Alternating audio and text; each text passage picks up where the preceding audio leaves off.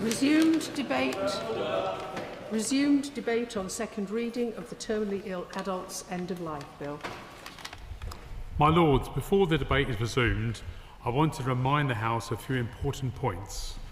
Firstly, I think the whole House will join with me in recognising, as the Senior Deputy Speaker did yesterday, that the first day of the second reading last week was the Lord's at its best. Noble Lords observed the advisory time limit, were courteous and respectful of every contribution, regardless of the wide range of views on the topic. The advisory time limit for backbench contributions remains at 4 minutes. As it was last week, I would ask all Noble Lords to respect that and each other by sticking to it closely. That means when you get to 3 minutes, you should start making your concluding remarks, and at 4 minutes, your time is up. Of course, as the openers did, the winders, including my noble friend Lord Falkner of Thoroton, will have longer as per the usual conventions. I'm sure, though, those colleagues will also make sure their remarks are considerate of the overall debate. I estimate that if Noble Lords follow this guidance, and after all motions are decided upon, we should be able to rise at around 4 p.m. today. I would also like to highlight the letter to the whole House from my noble friends Baroness Berger and the noble Lord, my noble friend Lord Falkner of Thoroton, which sets out their agreement on Baroness Berger's revised motion to set up a time-limited select committee. If that motion is indeed carried today, then I will arrange for a revised forthcoming business to be issued at the end of next week, advertising updated committee stage dates for the bill. I know the Senior Deputy Speaker will also be able to make provision for the resulting committee to be set up as soon as possible to commence its important work urgently. With that, I beg to move the debate to now resume. The question is that the debate on the amendment to the second reading of the Terminally Ill Adults End of Life Bill be now resumed. As many as of that opinion will say content. Content. The contrary not content. The contents have it. My Lords, it is indeed an honour to open the second day of our debate on the Terminally Ill End of Life Bill. Can I pay tribute to my honourable friend Kim Ledbetter, who is also represents the seat in which I was born, for bringing this bill to us in the Commons, and thank my noble friend Lord Falkner for the clarity and excellence of his introduction and his leadership of this bill. My Lords, last Friday's debate was, as my noble friend the Chief Whip has said, outstanding, and the House of Lords at its best. And indeed there were many questions to be addressed as we do our job in scrutinising the bill, and the questions posed came from both those of us who support this bill and those who do not. So I am greatly relieved that my noble friend Baroness Berger, the noble Lord Falkner, in their joint email to all peers, say their agreement will allow the bill to go through all its stages in your Lordship's House. Because, my Lords, for those who disagree in principle with assisted dying, I think it's important that we remember that this bill came to us from the Commons, has undergone significant amounts of scrutiny and change, and our job is to scrutinise it further and improve it if we need to do so. It is not our job to kill this bill, my Lords. And indeed I was saddened last week by the noble Lady Baroness May speaking about this being a suicide bill. People have written to me in the last week, very distressed, and they say things like, we are not suicidal, we want to live. But we are dying, and we do not have the choice or ability to change that. Assisted dying is not suicide. I hope today that the House will conduct this debate with compassion. And I'm going to read an extract from one of the many letters I received, which explains the importance of compassion, and I cannot better it. It concerns a woman called Pamela Fisher, who is a lay preacher in the Church of England and has terminal cancer. And with her permission, Pamela says, I live in terror at the prospect of how my final weeks of life may be. I have seen other members of my family, brother and father-in-law, at the end of their cancer journey, and I know what may lie ahead. Even the best palliative care has its limits. This is the dead weight of fear that I carry around with me all the time. I am not asking anyone to help me shorten my life. In supporting this bill, I seek to have choice to shorten my death. in my final weeks, should my pain and suffering prove unbearable. As a Christian, I believe in loving my neighbour as myself, and on this basis I seek the same choice for eligibility to others. As a lay preacher, I cannot reconcile Christian compassion with the status quo that obliges people to suffer a drawn-out process of dying in pain when it is against their will, and they have the capacity to choose. Church leaders often apply the concept of sanctity of life to resist assisted dying. The sanctity of life is rightly central to Christian faith. For me, the sanctity of life is about honouring the life of every individual, and this necessarily includes providing the care and treatment they need, including, of course, excellent palliative care. I reject the assumption that the sanctity of life requires terminally ill people to undergo a distressing and painful death against their will. I am asking you to support this bill. It would be tragic if the bill were to fail now, having passed through the Commons with a clear majority. It would be personally devastating for me and countless others. The majority of the UK population supports this bill, and there is a majority amongst Church of England congregations, despite the Church's leadership's energetic lobbying against the bill. Please remember, this is not about shortening life. It's about shortening painful and distressing ways of dying. Despite the best palliative care, around 20 people die in agony or awful distress every day. This is a plea for compassion. This is her plea for compassion, and mine too. House will know that I have a moral position on this, but I'm not going to talk about that. What I'm going to try to say is that this has been a most remarkable debate, and all of us have learnt from both sides from what has been said. And what has come out of it seems to me, first of all, that this is a very difficult issue. The second thing is that although other countries have tried to do this, no one has produced an example of saying that's where it works. What they have done is to say that needs to be changed, there's a problem, and yet we're trying to debate this very serious matter on a private member's bill which was inadequately dealt with in the Commons and which has been criticised seriously by two of our expert committees. And what we're trying to do is something which is momentous, because we are seeking to depart from what has always been an attitude, apart from the question of capital punishment, which I fought against for many years. We are empowering the state to kill. Now, you can argue it, but let's realise just how serious it is. I was an MP for 40 years, and I met wonderful people in both my urban constituency and my rural constituency.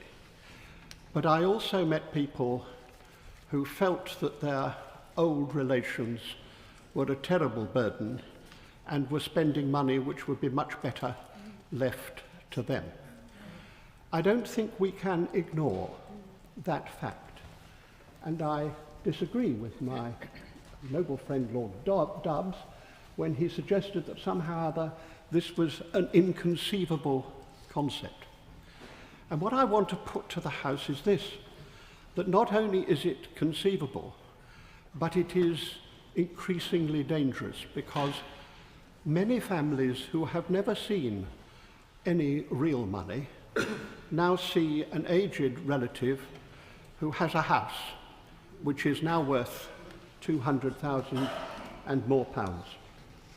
The temptation for those people that I know and have met to say to that person, you really have a duty to save this money for your family.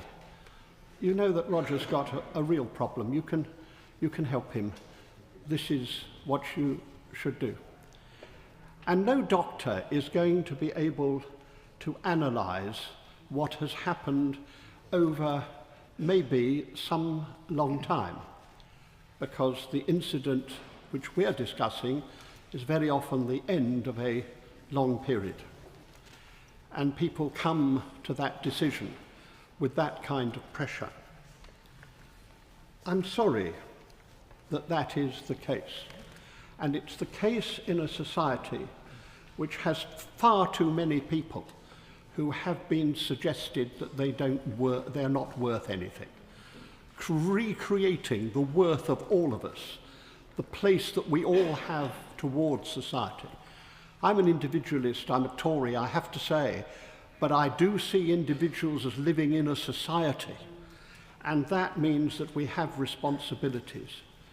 And it may be, and I say this with due humility, it may be that the contribution to society that someone in great pain may have is to protect vulnerable people by bearing that in order that they will not be destroyed.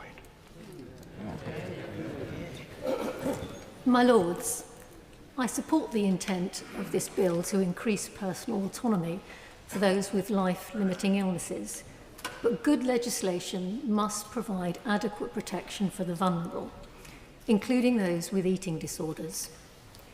The malnutrition that accompanies anorexia means, as the noble Lady Debonair said, that if treatment is delayed or refused, then the physical condition of someone with a mental illness can deteriorate to a life-threatening degree.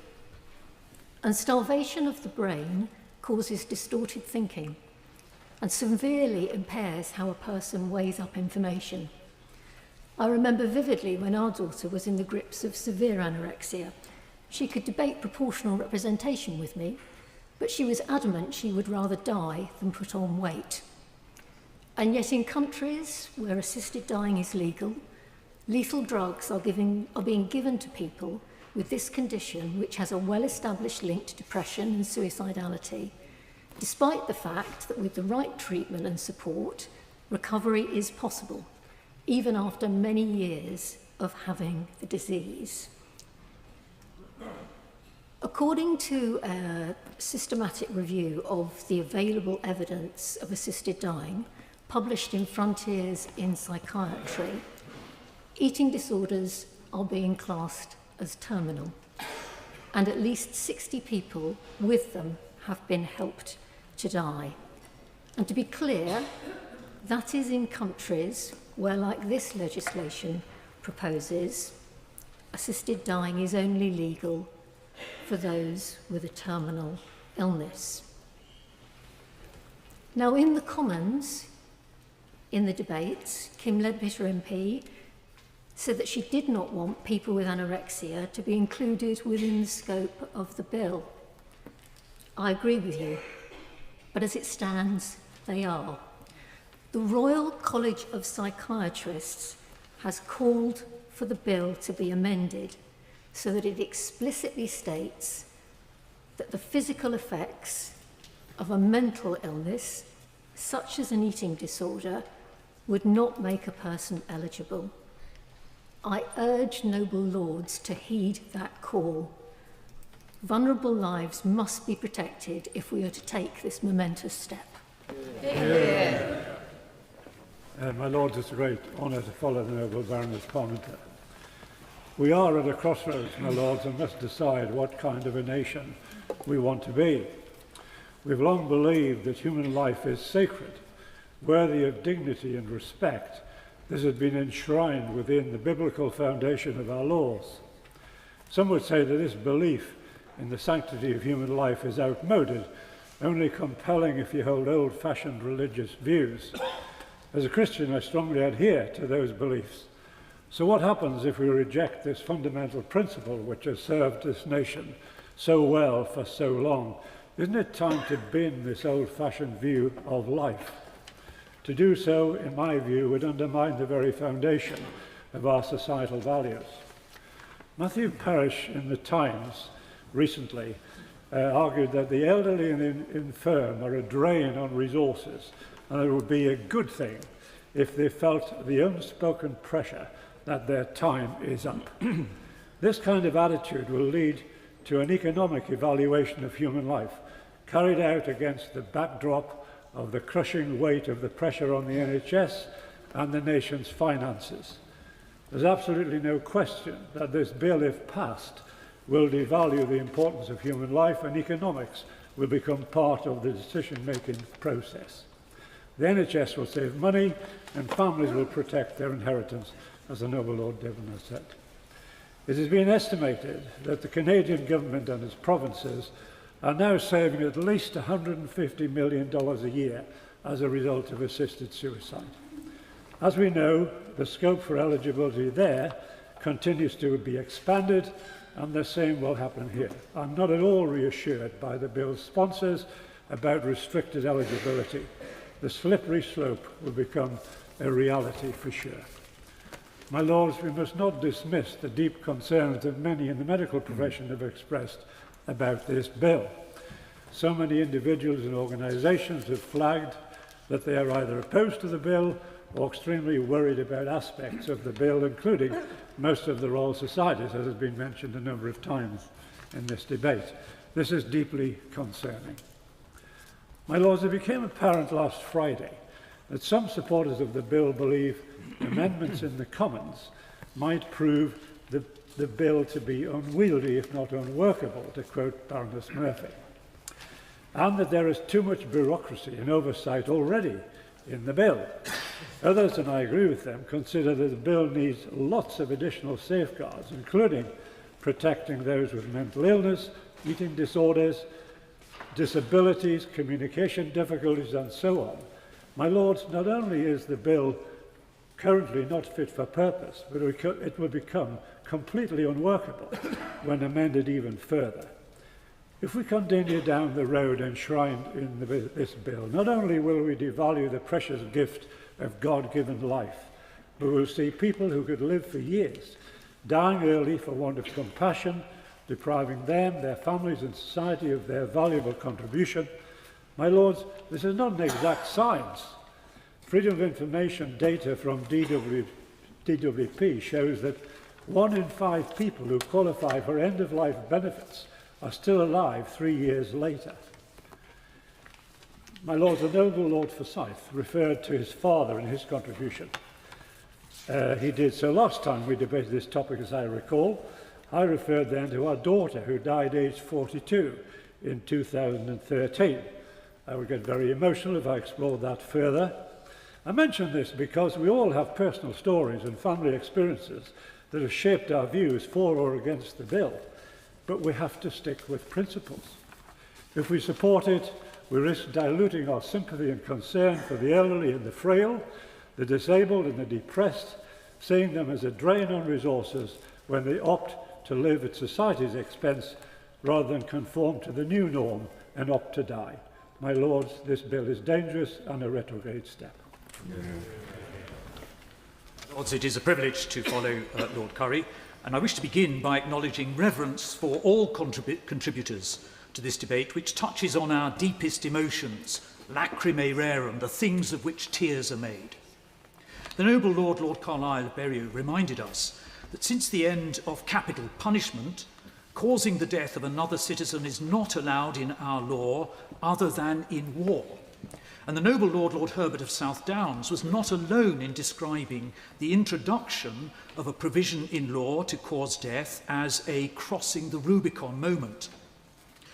Although the right to life enshrined in law is a moral principle consistent with the Christian faith, it should not be regarded as the imposition of Christianity upon the pluralist democracy we are proud to be. However, many Christians, including myself, see this bill as crossing the Rubicon, and this, I think, is why. Christians derive commitment to the sanctity of life from our understanding of the very nature of God as Trinity, 3 persons, not begotten or made of material substance, one in nature and omnipotence, but distinct persons in the relationship of Father, Son, and Holy Spirit. Distinctness and relationality in God also become characteristic of how and what, in love, God makes us to be as human beings, endowing us with free will and the capacity to use or misuse God's gift of life in all its dimensions. A unique likeness to God, which encompasses an immaterial spiritual dimension, subsists equally, we believe, in the flesh and blood of every human being. This is a foundational contribution to the common law prohibition of homicide, and it consequently inhibits us as Christians from supporting legislation to take the life of another person, as is envisaged in this bill. Furthermore, the Bible repeatedly identifies compassion as essential to the nature of God. And so human suffering, around the end of life especially, compels us to press ever more urgently for significant, increased and sustained investment in palliative care, and to learn lessons from the hospice movement's attention to the qualities of distinctive individual needs and relationships, in sharp contrast to the complex bureaucratic processes that are outlined in this bill. Our scrutiny of this bill must also assess its disproportionate effect on many people, which Lord Deben has already referred to, who already doubt whether they are valued and understood. People, for example, in the outer estates of coastal towns and the shadowlands of rural villages where I minister in Sussex. This bill takes from them the law's protection of their right to life. It's a fundamental assault upon their dignity. When Pope Benedict XVI addressed Parliament in 2010, he asked where the ethical foundation for political choices was to be found, and whether social consensus is a sufficient basis for addressing the moral dilemmas, considerable as they are, for the present age. My lords, beyond a limited degree of social consensus, I do not see a solid ethical foundation for what is presented in this bill. Human dignity demands of us better treatment. My lords, I've spoken in favour of assisted dying in previous debates in this House, and that is still my position. Therefore, I'm grateful to Kim Ledbetter MP for her work in steering this bill through the Commons. We must not forget that the elected House has supported it. Our task is to scrutinise, not to reject it. Like my noble friend Baroness Thornton, I was concerned that proposals last week for a select committee might undermine the agreed timetable for such scrutiny in committee. After so many years considering assisted dying, whether in a select committee or private members' bills, it is now important that we complete the process. Therefore, I'm grateful that my noble friend Baroness Berger has agreed to a committee limited in scope and time and allowing the bill to go through all stages before the session ends. With a view to improving the bill, I welcome the opportunity to look into procedures and safeguards, calling evidence from experts. I am impressed by many of the contributions made so far, including some speeches from those not in support of the bill. I do, however, regret the language used sometimes, such as references to the killing bill or the assisted suicide bill. Because of my personal experience, I am affronted by this. When my former husband, in hospice care, was dying of stomach cancer at the age of 44, in agonizing pain, with terrible nausea too, he desperately wanted it to come to an end, as he put it, and asked for my help. I tried to persuade his carers to speed up his death, but failed. Is this killing? Was his wish to die suicide? Surely not. He loved life and had not wanted to die, but he was dying, and when life became truly unbearable, he longed for death. Because of the law, I could not help him end his torture. My lords, as legislators, we have a duty to consider public opinion. Rigorous surveys all report high support for the bill, ranging from 73 to 80%. The Nuffield Council in Bioethics set up a citizens' jury on assisted dying earlier this year. Support for law change actually grew over the 8-week-long deliberations when participants heard views from all sides. There are also large majorities in favour of assisted dying among Christians and those of other faiths, as well as disabled people. Some speeches have referred rightly to the inadequacies of the status quo. Prosecutions of people who admit to helping a close relative die usually end in juries refusing to convict. Laws should not remain on the statute books where this is the case.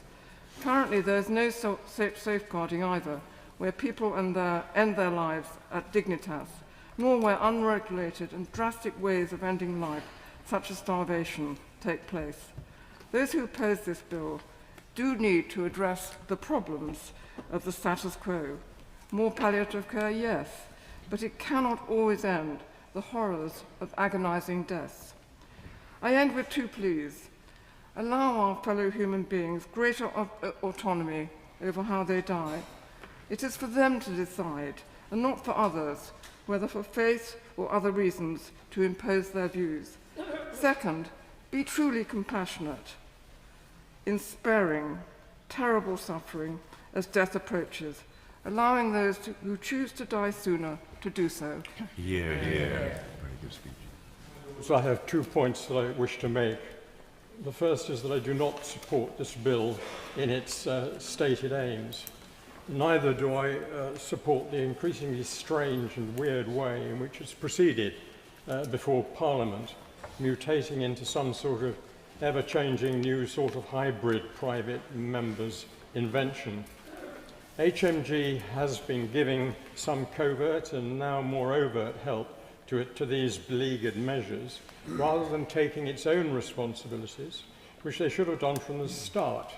It was truly prescient of Cardinal Nichols when he wrote back in February, on February the 5th this year, and I quote exactly, that there was, quote, something deeply lacking in a government that isn't prepared to guide and to sponsor, if it wants to, this process of legal change. If I may say so, I think His Eminence has been proved spot on in what he said then.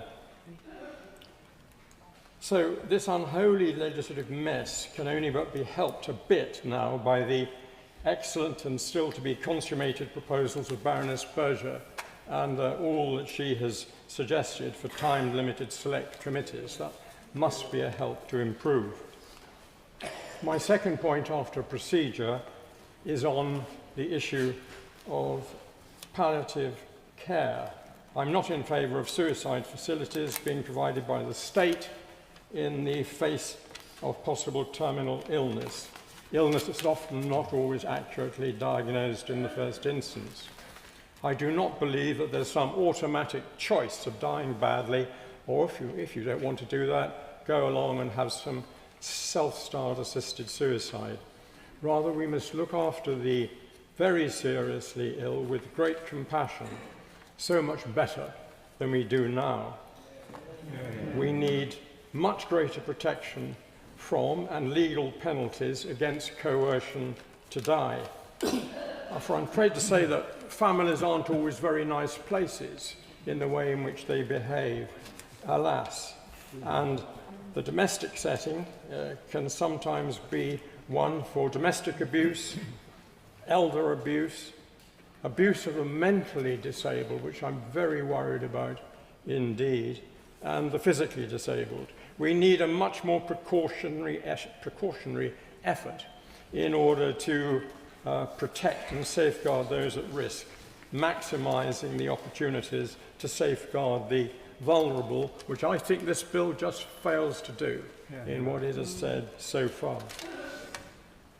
Lastly, I do not pretend that we can make death lose its sting. Of course we can't. But as Mother Teresa, who was prayed here in our chapel of St. Mary Undercroft, once so wisely said, real freedom is to value all people exactly the same and value them all, not to be thought of as trouble or a nuisance. So we need more palliative care, which is woefully underfunded in this country and has long been so, and it's a shame on us all. Its provision remains a patchy postcode lottery with current estimates of around 100,000 people a year who should be getting it, not getting it. And from my own entirely personal point of view, worst of all, if from now on death becomes the default solution to perceived suffering, to become the new normal, I believe this will have implications which will be more than just significant for the way in which we live now. I support this bill. I'm grateful to Kim Ledbetter for her extraordinary work and to advocates like my courageous friend Esther Ranson. Also, I'm grateful to my noble friend Baroness Berger for showing us a way forward in terms of a committee and for setting out a clear timetable.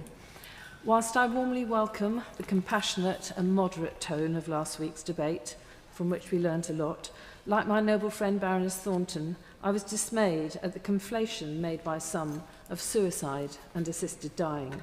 This isn't just about careless language. It is actively damaging to people who are already suffering. Let's be clear. People who choose assisted dying are not suicidal. They're dying and they want to regain some choice, control and dignity where it has otherwise been stripped away. We should heed the views of terminally ill people, some of whom had a letter published in the Independent this week, and I quote, "We're not suicidal. We want to live and to make the most of the time we have left with the people we love. But we're dying and we have no choice or ability to change that. We're not seeking to make a choice between living and dying, but between two kinds of death. To equate choice and control over the timing and manner of inevitable and imminent death with suicide is deeply insensitive to those of us facing this position. My Lords, Australia's leading suicide prevention organisations have warned confusing these terms can delay access to suicide prevention services for people in distress and complicate or delay care for people with terminal illness who are seeking an additional choice at the end of life.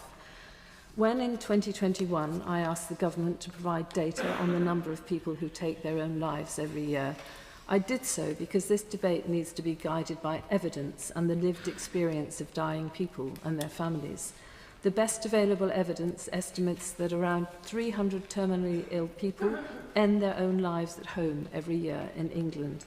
These deaths are recorded as suicides, but it's clear from talking to and listening to bereaved family members that these are not people who wish to end their own lives, but people who are taking drastic and often violent steps to control an inevitable and imminent death. There's absolutely no evidence that assisted dying undermines or runs counter to effective suicide prevention strategies, nor is there evidence to suggest that legalised assisted dying leads to a shift in attitude towards suicide. Figures from Victoria in Australia show a slight decrease in suicide rates since it introduced assisted dying. In 2021, in the second reading of Baroness Meach's assisted dying bill, I said that the current blanket ban on assisted dying does not eradicate demand for choice at the end of life. It simply forces people to take matters into their own hands in loneliness and in fear. Those words remain true today. We continue to hear of dying people taking their own lives, and we continue to hear about the devastating impact that this has on their families. It's time to change the law.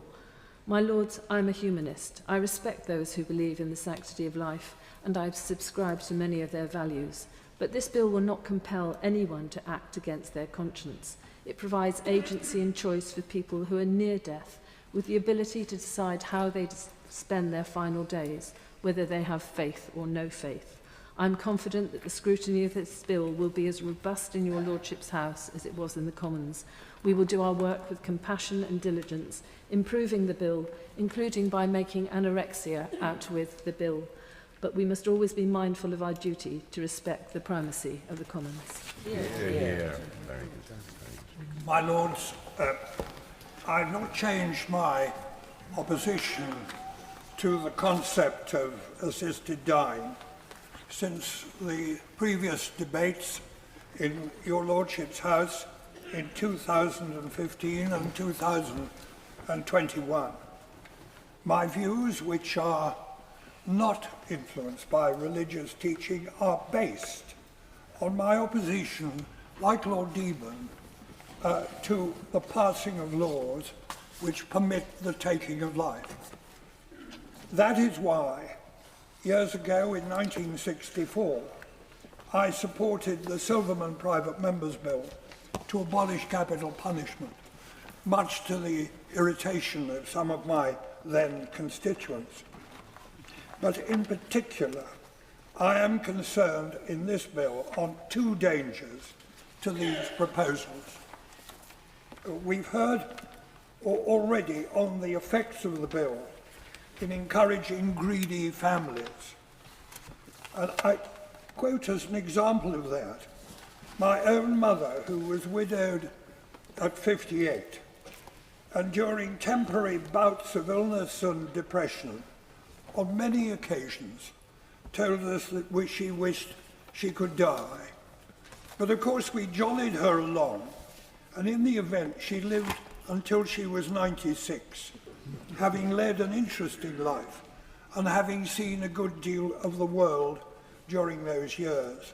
And I know that during those depressed moments, we could perfectly well have agreed with her and told her that we would try to arrange assisted dying if it had been then available. And the second concern I have is concerned at the issue of doctors for hire.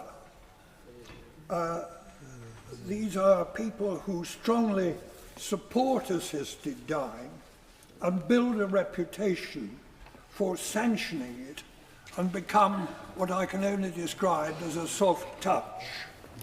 An example of this I noticed in the torrent of advice we have all had over this bill, that with regard to the Canadian situation, I saw one small sentence which said that in Canada 4% of medical aid in dying practitioners provide these services more than 30 times a year. And that is the sort of danger I'm concerned about when I talk about doctors for hire. And so on two previous occasions when we've discussed this bill, I've put down amendments in order to restrict the number of times a doctor can sign the particular certificate. And if provided this bill is given a second reading, which I'm sure will happen, I intend to put down again an amendment, this time to suggest that no doctor should sign a certificate more than twice in 4 years. That is a limitation which is open to discussion as to the frequency when a doctor might be restricted to signing the certificates. And we could discuss this between committee and report. And finally, I just remind the noble Lord Faulkner of Thoroton that when I have made this proposal on previous occasions, back in 2015, he told me that, and I quote, "I am very happy to discuss with the noble Lord the idea of there being some limit." And he went on to say, and again I quote, "However, I am completely engaged on how one seeks to deal with the issue of doctors for hire." I hope this is what I think would be a helpful amendment to this bill in preventing doctors setting up this type of reputation, which I think would be a mistake. Well done. I oppose this bill, but I do recognise there are arguments which we have heard, which many people support. So I'm particularly relieved at the motion of the Baroness Berger to get some proper scrutiny of this bill. My main concern is that it's a badly flawed bill, needs radical improvement, and, as many have already said, it is probably one of the most important bills that this House will ever have to consider. But this bill is not the right way to go into law. We start with 42 delegated powers. This will be dealt with by the Secretary of State, but obviously, more likely, by the civil servants in the Department of Health. We are not asked to consider nearly all the crucial details of this enormously important bill. You've already heard of the very real concerns of the Delegated Powers and Regulatory Reform Select Committee and the Constitution Committee. I don't remember ever before reading in such a report words like the power is inappropriate and should be removed, and among others, the highly inappropriate nature of Clause 37.7. The panel, is it intended to meet in public and hear evidence? Will they meet at all, or will it be a tick-box ceremony? Why no coroner check? Surely that is an obvious safeguard. Assisted dying will be paid for by the NHS. As so many have pointed out already, only 30% of the palliative care is paid for. So this is an obvious inequality.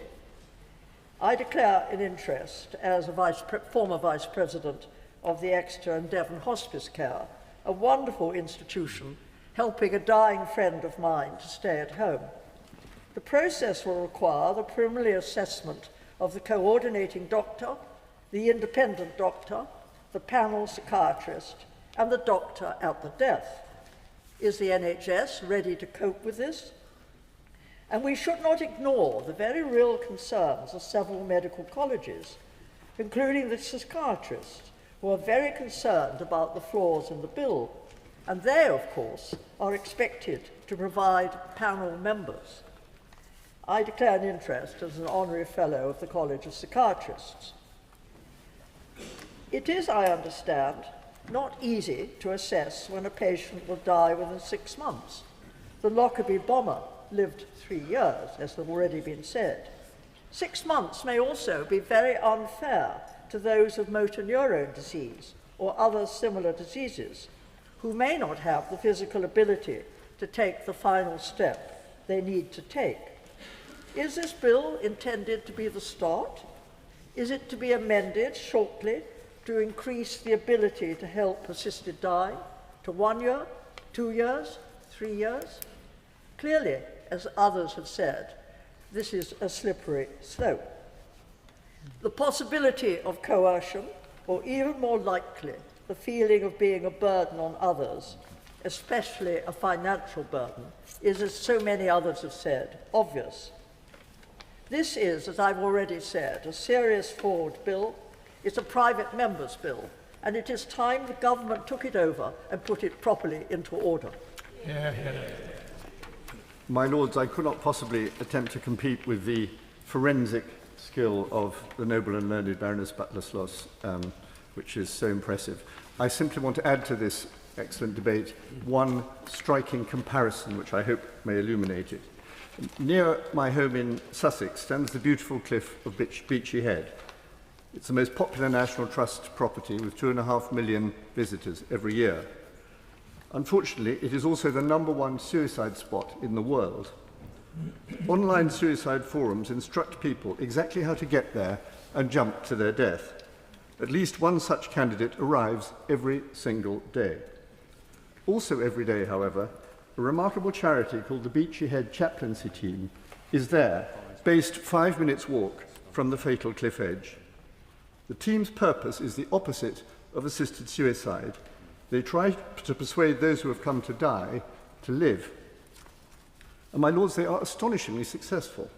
I have the latest figure from Jerry Howitt, the team's CEO. So far this year, they have engaged with 271 people who have come to kill themselves.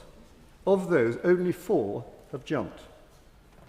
The chaplaincy team also worked tirelessly with Sussex Police, the council, clinical mental health professionals, the local pub, the local taxi service, and the National Trust at all practical measures of dissuasion. This means, for example, that lay-bys close to the cliff are blocked, pushing people to park 9 minutes' walk from the edge. Such preventative actions work. The total of those who arrive intending to jump has fallen by 32% since 2023. And as these potential suicides make that 9-minute walk, the chaplains, who are well trained in spotting symptoms and often carrying intelligence about individual arrivals, try to engage them in conversation. Their carefully honed technique starts by showing empathy and moves through establishing rapport to suggesting behavioural change and walking them down to the team's building for a cup of tea. Studies show that suicidal ideation, the overwhelming presence of thoughts of death and suicide, is never continuous for more than 4 hours, often for much less. Offered the right mixture of professionalism and human kindness, people do change their minds. Of those 271 with whom the chaplaincy intervened this year, only 57 even reached the cliff. And as I say, only 4 actually jumped. I'm sure your Lordship's House will admire this moving example of cooperation between private charity and public services, and this triumph for life itself. Indeed, the police intervene against suicide attempts under Article 2 of the European Charter of Human Rights, the right to life. Some may object that the sort of suicide being assisted by this bill before us is very different from that being prevented on Beachy Head, and in some ways that is true. But I would end by asking your Lordships to consider the following thought. This bill does not support the freedom to kill yourself, that we already possess. It confers a right to kill yourself with the active assistance of the state and doctors and at public expense. It also reverses the operation of that power of human persuasion which worked such wonders on Beachy Head. Under this legislation, the professionals will, by definition, be people wishing to fulfill a person's wish to die. No one will be present to advocate the choice of life. My Lords, I do not believe that our country, and particularly our National Health Service, can successfully contain such a contradiction in public policy and morality. If this bill is enacted, the same hospital whose professionals help rescue potential suicides will contain other professionals who give gravely sick people the substances to kill themselves. On Beachy Head, the chaplains say, please don't jump. And in regard to this bill, my Lords, I say the same to you. 1,500 people will die in the UK today. Of those, nearly 500 will be from cancer. Death does come to us all, and of course we want to make sure that people have a comfortable death as possible. But in the legislation before us, we're being asked to agree that someone be enabled to be given and use a concoction of chemicals to take their own life, and we are being asked to require the government to provide services for that to happen. I recognise we have heard a lot of distressing stories where people have suffered pain, intolerable pain, at the end of their life, and the suggestion is that introducing this assisted dying or controlled suicide, that pain could be avoided.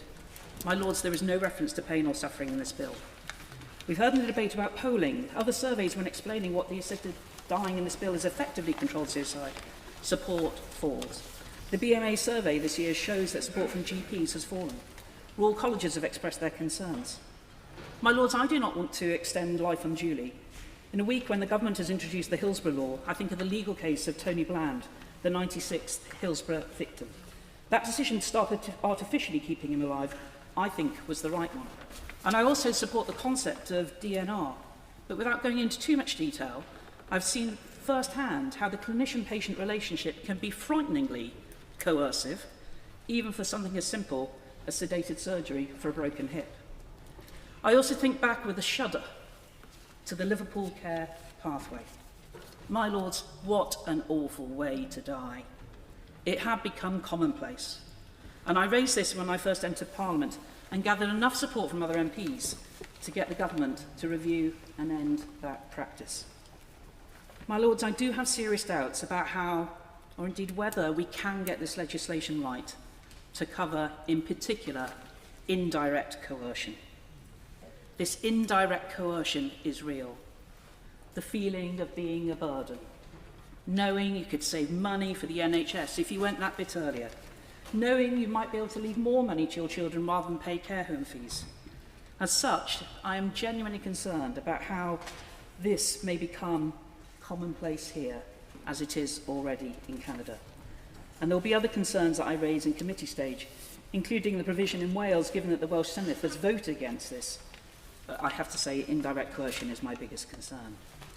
Now, I followed proceedings of the bill since it was introduced in the Commons, and the bill has changed considerably since it was first introduced, so I welcome the proposal for a short, targeted select committee ahead of our consideration at committee stage. One change the Commons did make at report stage, which I welcome, was not to allow doctors to raise this option with a child, which the promoters of this bill opposed. It got through against their desire. Now, addressing my noble friend Lord Forsyth's amendment, which I'm pleased he has already indicated he will withdraw later, I don't need to dwell on the differences in processes between the Commons and Lords in its consideration, but I do not agree that this private member's bill should get particularly special treatment in your Lordship's House. This private member's bill has already received substantial support from civil servants. I'm not questioning that, because I appreciate that they have to get this in a way it can be delivered. But as has already been exposed by the 2 select committees already that have considered this bill, that has led to an extreme number of regulations and unlimited powers.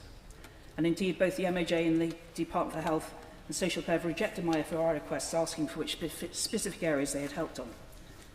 My Lords, I take you back some time, but on a much shorter bill of 5 clauses, with a majority of 275 in the Commons, not just the 23 this bill enjoys, which, by the way, fell from second reading to third reading, but your Lordships did stop consideration at the committee stage. The government then put that bill in its manifesto at the election, and it passed eventually through both houses. This private member's bill should not be turned into a government bill now. It's going to take a lot of fixings, and I hope we will actually ask the Commons to start again, rather than let this bill pass. But I assure Lords, I will be doing my best to scrutinise and try to get something that may work, but I fear it may not.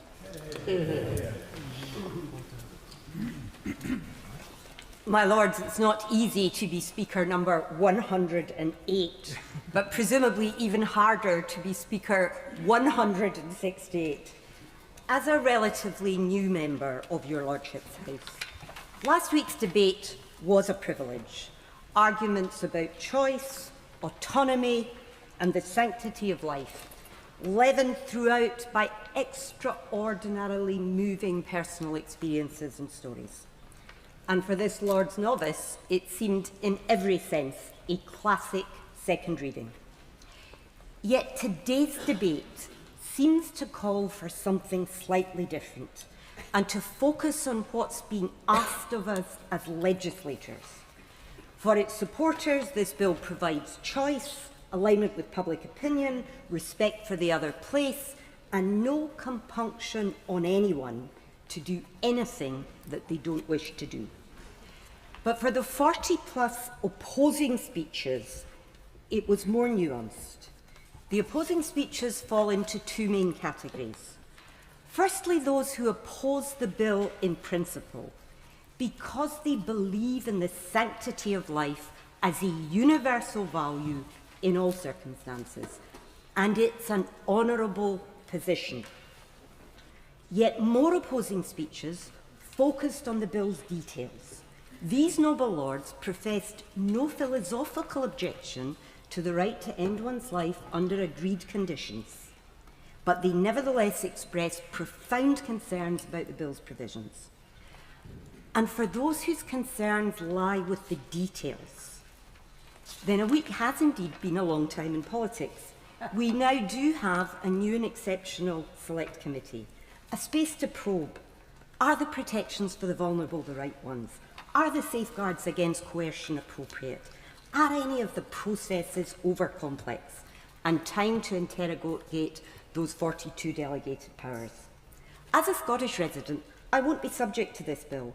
The sister bill, making its way through the Scottish Parliament, has different safeguards. For example, it also involves 2 doctors, but no panel and different timelines. As a supporter of the bill, I recognise all these aspects and more will be up for scrutiny at the Select Committee, at the committee stage, at the report stage. And our scrutiny really matters because our postbags are heaving with legitimate but also with misplaced anxieties. It's proper to be awed by the responsibility of scrutiny, interrogating the detail, making the bill as good as it can be in our less than perfect world.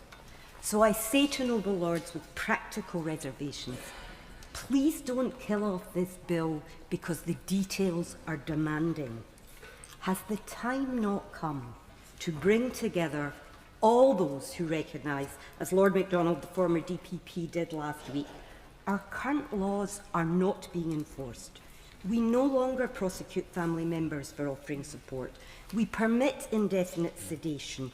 People take their own lives, as we've just heard, and those who can afford to do so go overseas. It's time to bring the law up to date. To conclude, I recognise that for some this bill is a personal moral red line.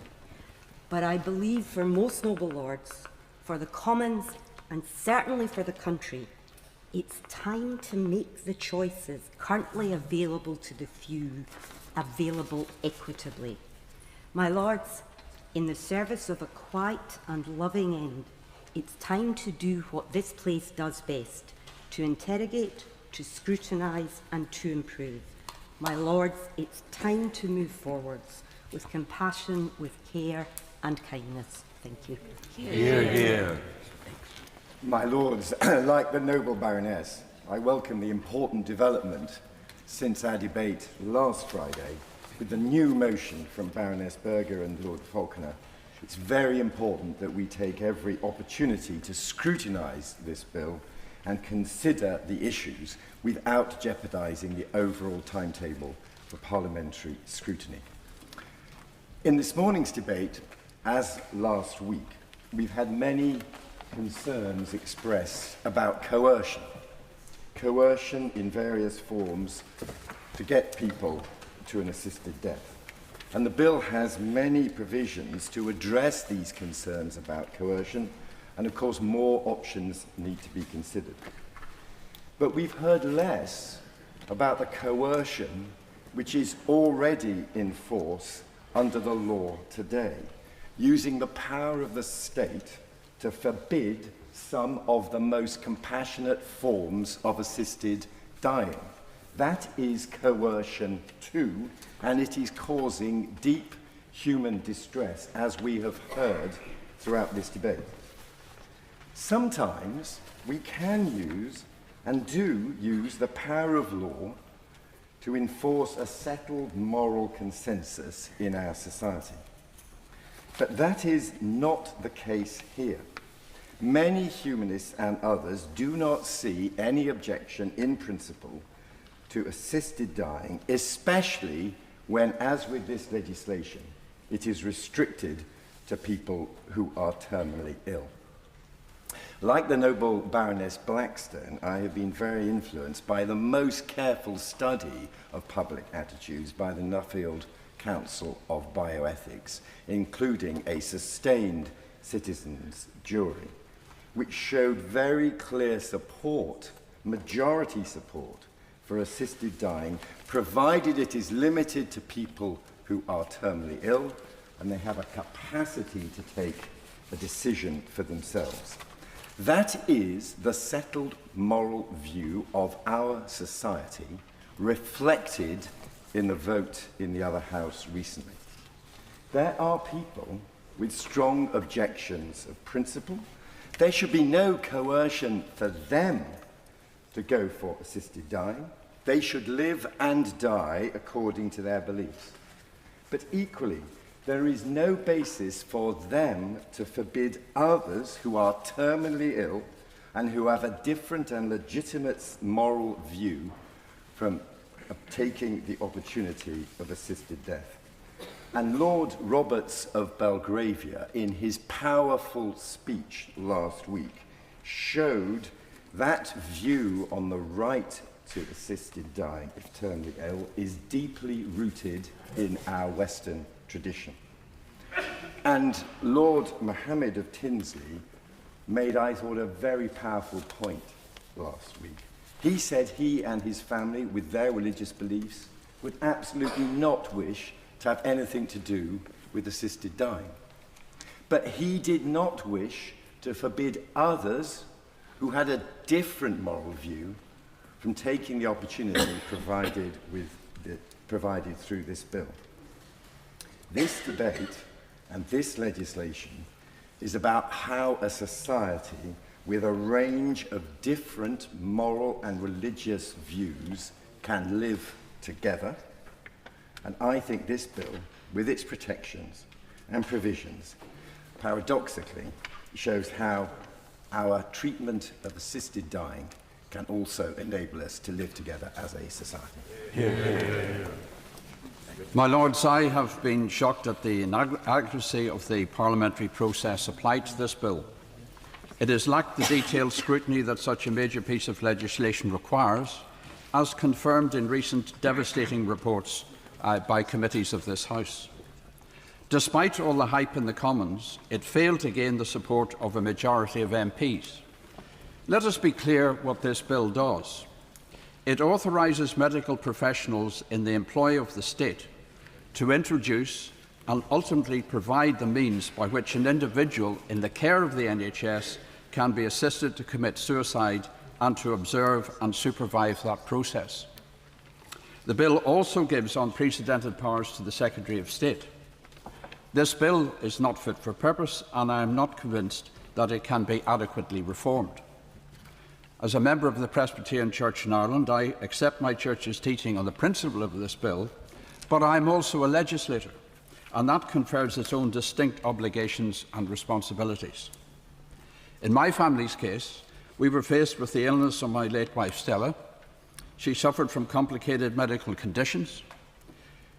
In January 2023, she was very unwell to the extent that the consultant called the family together and said that she was not going to pull out of it this time. Had he been asked to say she was terminally ill and would die within 6 months, he would have said yes. Would he have signed her off expecting her death in 6 days? I believe so, as that's what we were told. 9 months later, I was still taking her out most days, and she was able to enjoy that time with our children and grandchildren. I am also aware that she felt that she was impacting on the ability of our children to get on with their careers. I could sense the anxiety she felt at impacting on her lives. This is the pressure point that is glossed over in this bill and the discourse around it. Doctors don't get it right all the time, and this arbitrary 6 months timescale, in my view, is a dangerous nonsense. The bill would fundamentally change the relationship between the medical profession and patients at all levels. Gone would be the days of do no harm. Doctors could be seen not only as healers, but as instruments to end the life of a patient in hospital, maybe spurred on for financial reasons. Families aren't always welcoming environments. They can be toxic, with competing pressures, especially over money. It is in these circumstances where subtle pressures to end a life can be generated. Some of the basic practicalities have not yet been investigated because of this mad dash to get this bill through. I know all of us in this chamber want the same thing, to reduce and minimise suffering. None of us know how our days will end, but I believe we are adding to suffering by introducing massive anxiety to patients at the most vulnerable time of their lives. Our mailbags have been characterised by messages from disabled people, the elderly and others who feel a sense that they are no longer valued by society, surplus to requirements, mere cost centres. I know this is not the intention of the sponsors, but that is the inevitable outworking. To involve the entire NHS and turn its ethos upside down is a serious mistake. People also may be afraid to present themselves to doctors for fear of getting a one-way ticket. Those of us with the financial means to get the best advice can do so, but for those without the resources, it's the NHS or nothing. It's time to think again, my Lords. We have underinvested in palliative care for years, thus reducing rather than enhancing choice. Surely it makes sense to follow that route, as emphasised by former Prime Minister Gordon Brown, rather than risking nearly 80 years of the embedding of a life-saving NHS in our nation's DNA. Well said, Ben. My Lords, I'm aware that many of your Lordships will, knowing that my life has been spent as a Methodist minister in pastoral work, will have reached an assumption that they know what I'm going to say. It's not necessarily the case. I have tried, knowing that that awareness would exist, to give my best attention to the material that has flooded our way over the last month. And I've tried to make sense of it in as rational a way as I possibly can. If I have a qualification for speaking in a debate of this kind, It is simply the fact that my experience of the phenomena we've been describing has always or often begun when symptoms presented themselves, moved through to diagnosis, went into treatment, saw the last days and end of a particular person's life, and dealt with all the emotions that were released after the death amongst the nearest and dearest of the people who's died. It's a long curve of being with people directly affected by the phenomena we're talking about. And I have to say that families are not good places, necessarily, that within families you have views that put pressure on people for the money, but also others who take a much more humane view of things. Blame after the death, you could have done better, we shouldn't have done this, and so on and so forth. Choice is not an individual making a decision forensically separated from all the circumstances and contexts within which that happens, but surrounded by complexity, predisposed attitudes. And I just therefore wish that we could look again at what we think we mean when we say choice. The choice for the person who needs or wants to die is not a choice exercised for the most part in isolation from other factors. I'm delighted that Baroness Berger and my noble friend Lord Faulkner have come to an agreement about a committee stage to look further at the sorts of issues and phenomena that we are describing and concerned with and taxed with in a debate of this kind. For that reason, I mean, her letter with her associates was the lodestone for my making sense of all the material I was wrestling with. And I'm glad that we received this subsequent letter to suggest there may be a proper place where we can look into the proper worries that have been expressed here in this chamber. I myself doubt whether November the 7th is too near to the starting point, but we can look at that in due course. All I know is that a person who dies may want to or may not want to, may be led to want to, or averted from wanting to. There are near and dear people who turn out to be quite problematical in the total pastoral situation. This is not an easy matter. And I have to say that at the end of the day, I will vote, I suppose, with all of us now that this situation is emerging, for the amendment. But I can't dismiss from my head what a senior doctor said, that this will change the practice and culture of medicine in ways that no amendment of this bill can prevent.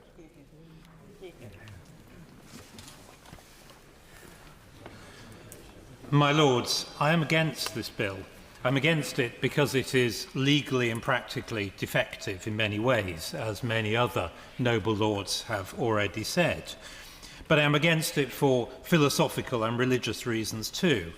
For the first time ever, this bill seeks to give a person of sound will and mind the right to act contrary to a fundamental element of the ethical tradition that has been fundamental to this country, that is, Judeo-Christian morality. The view that our life is not our own possession to dispose of as we see fit, nor to be taken from us by others, even at our own request. Now, my lords, many noble lords may ask, and many have done so already, why does this matter to me? I am not religious, they say, and I do not share that ethical system. Such noble lords, and as I say, we've heard some, say they have the right to free choice, to autonomy over their own life, the right to protect the dignity, as they see it, of those close to them. Now, I want to briefly explain why I don't think this argument is sufficient, and why even those of no religious belief should still be concerned by the prospect of going down the road set out in this bill. Now, my lords, the problem, as I see it, is that the values used to justify this bill, the values of ensuring dignity, preserving autonomy, personal freedom, are themselves also derived from that Judeo-Christian ethical system. As my noble friend Lord Roberts of Belgravia reminded us last week, there have been in the past, and there still are today, many societies that don't fully share those values. They are not self-evident, however much many of us would wish they were. Now, what we're proposing to do in this bill is to dismantle part of that inherited ethical system by allowing the state to engage in killing innocent people at their request. But, my lords, once we've dismantled one part of that system because we think we know best, what then is the status of the rest of that moral and ethical system? Once you've introduced utilitarianism into our society's decisions, where do you stop? The ultimate destination of this journey is a utilitarian society with a utilitarian government, one where there are no freestanding inherited moral principles of any kind, but only the principles that we think we are clever enough to create. And my lords, the problem is that in such a society, none of us are really safe.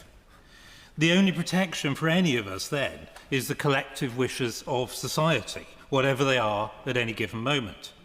In such a society, the rights of those who are inconvenient, the disabled, the ill, the elderly, or maybe those who are just unpopular, have no robust defence and are potentially vulnerable. Any of us might one day fall into any of those categories. At that point, your only protection against the general will of society comes from an appeal to the same ethical system that you've just decided is merely contingent, capable of being disposed of if it's inconvenient.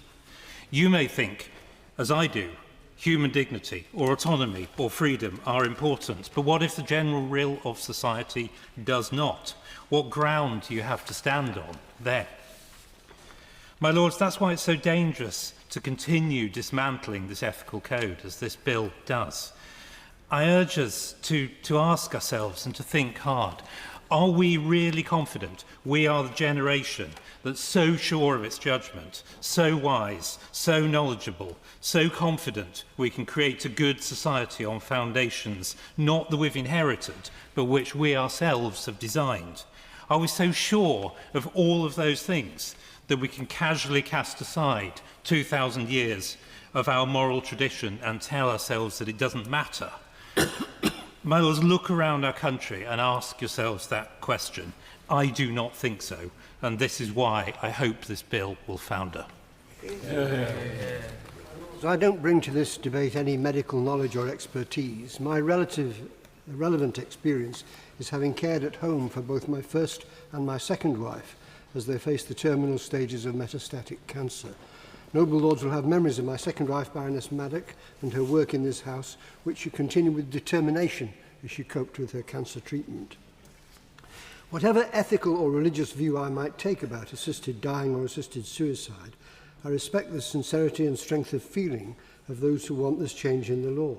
And whatever view I individually take, as a liberal, I cannot simply deny that freedom to others, unless granting the freedom causes or could cause so much harm to others that it justifies the intervention of the law. But I think the debate has demonstrated that there are potentially very significant harms to others which could result from this bill. So whatever our personal view, we are duty-bound to assess the harm and consider whether it can be successfully mitigated or is so great that the bill should not proceed. I won't list all the numerous dangers already identified, but high among my concerns are the fear that many people will have that they and others will be put under or feel pressure to end their lives. They may feel they should take this course rather than being seen as a burden to their families, the health service or society, and that is envisaged in the impact assessment. I am concerned that this will severely damage the way medical staff interact with patients, and I think it would be quite wrong to offer an unequal choice to patients between assisted suicide and palliative care, when the suicide help is available, but the necessary level of care may not be. I have met wonderful people working in palliative care, but there are not enough of them, and the service varies greatly in availability and quality in different areas. I'm also concerned that existing palliative care practice could be adversely affected by the bill.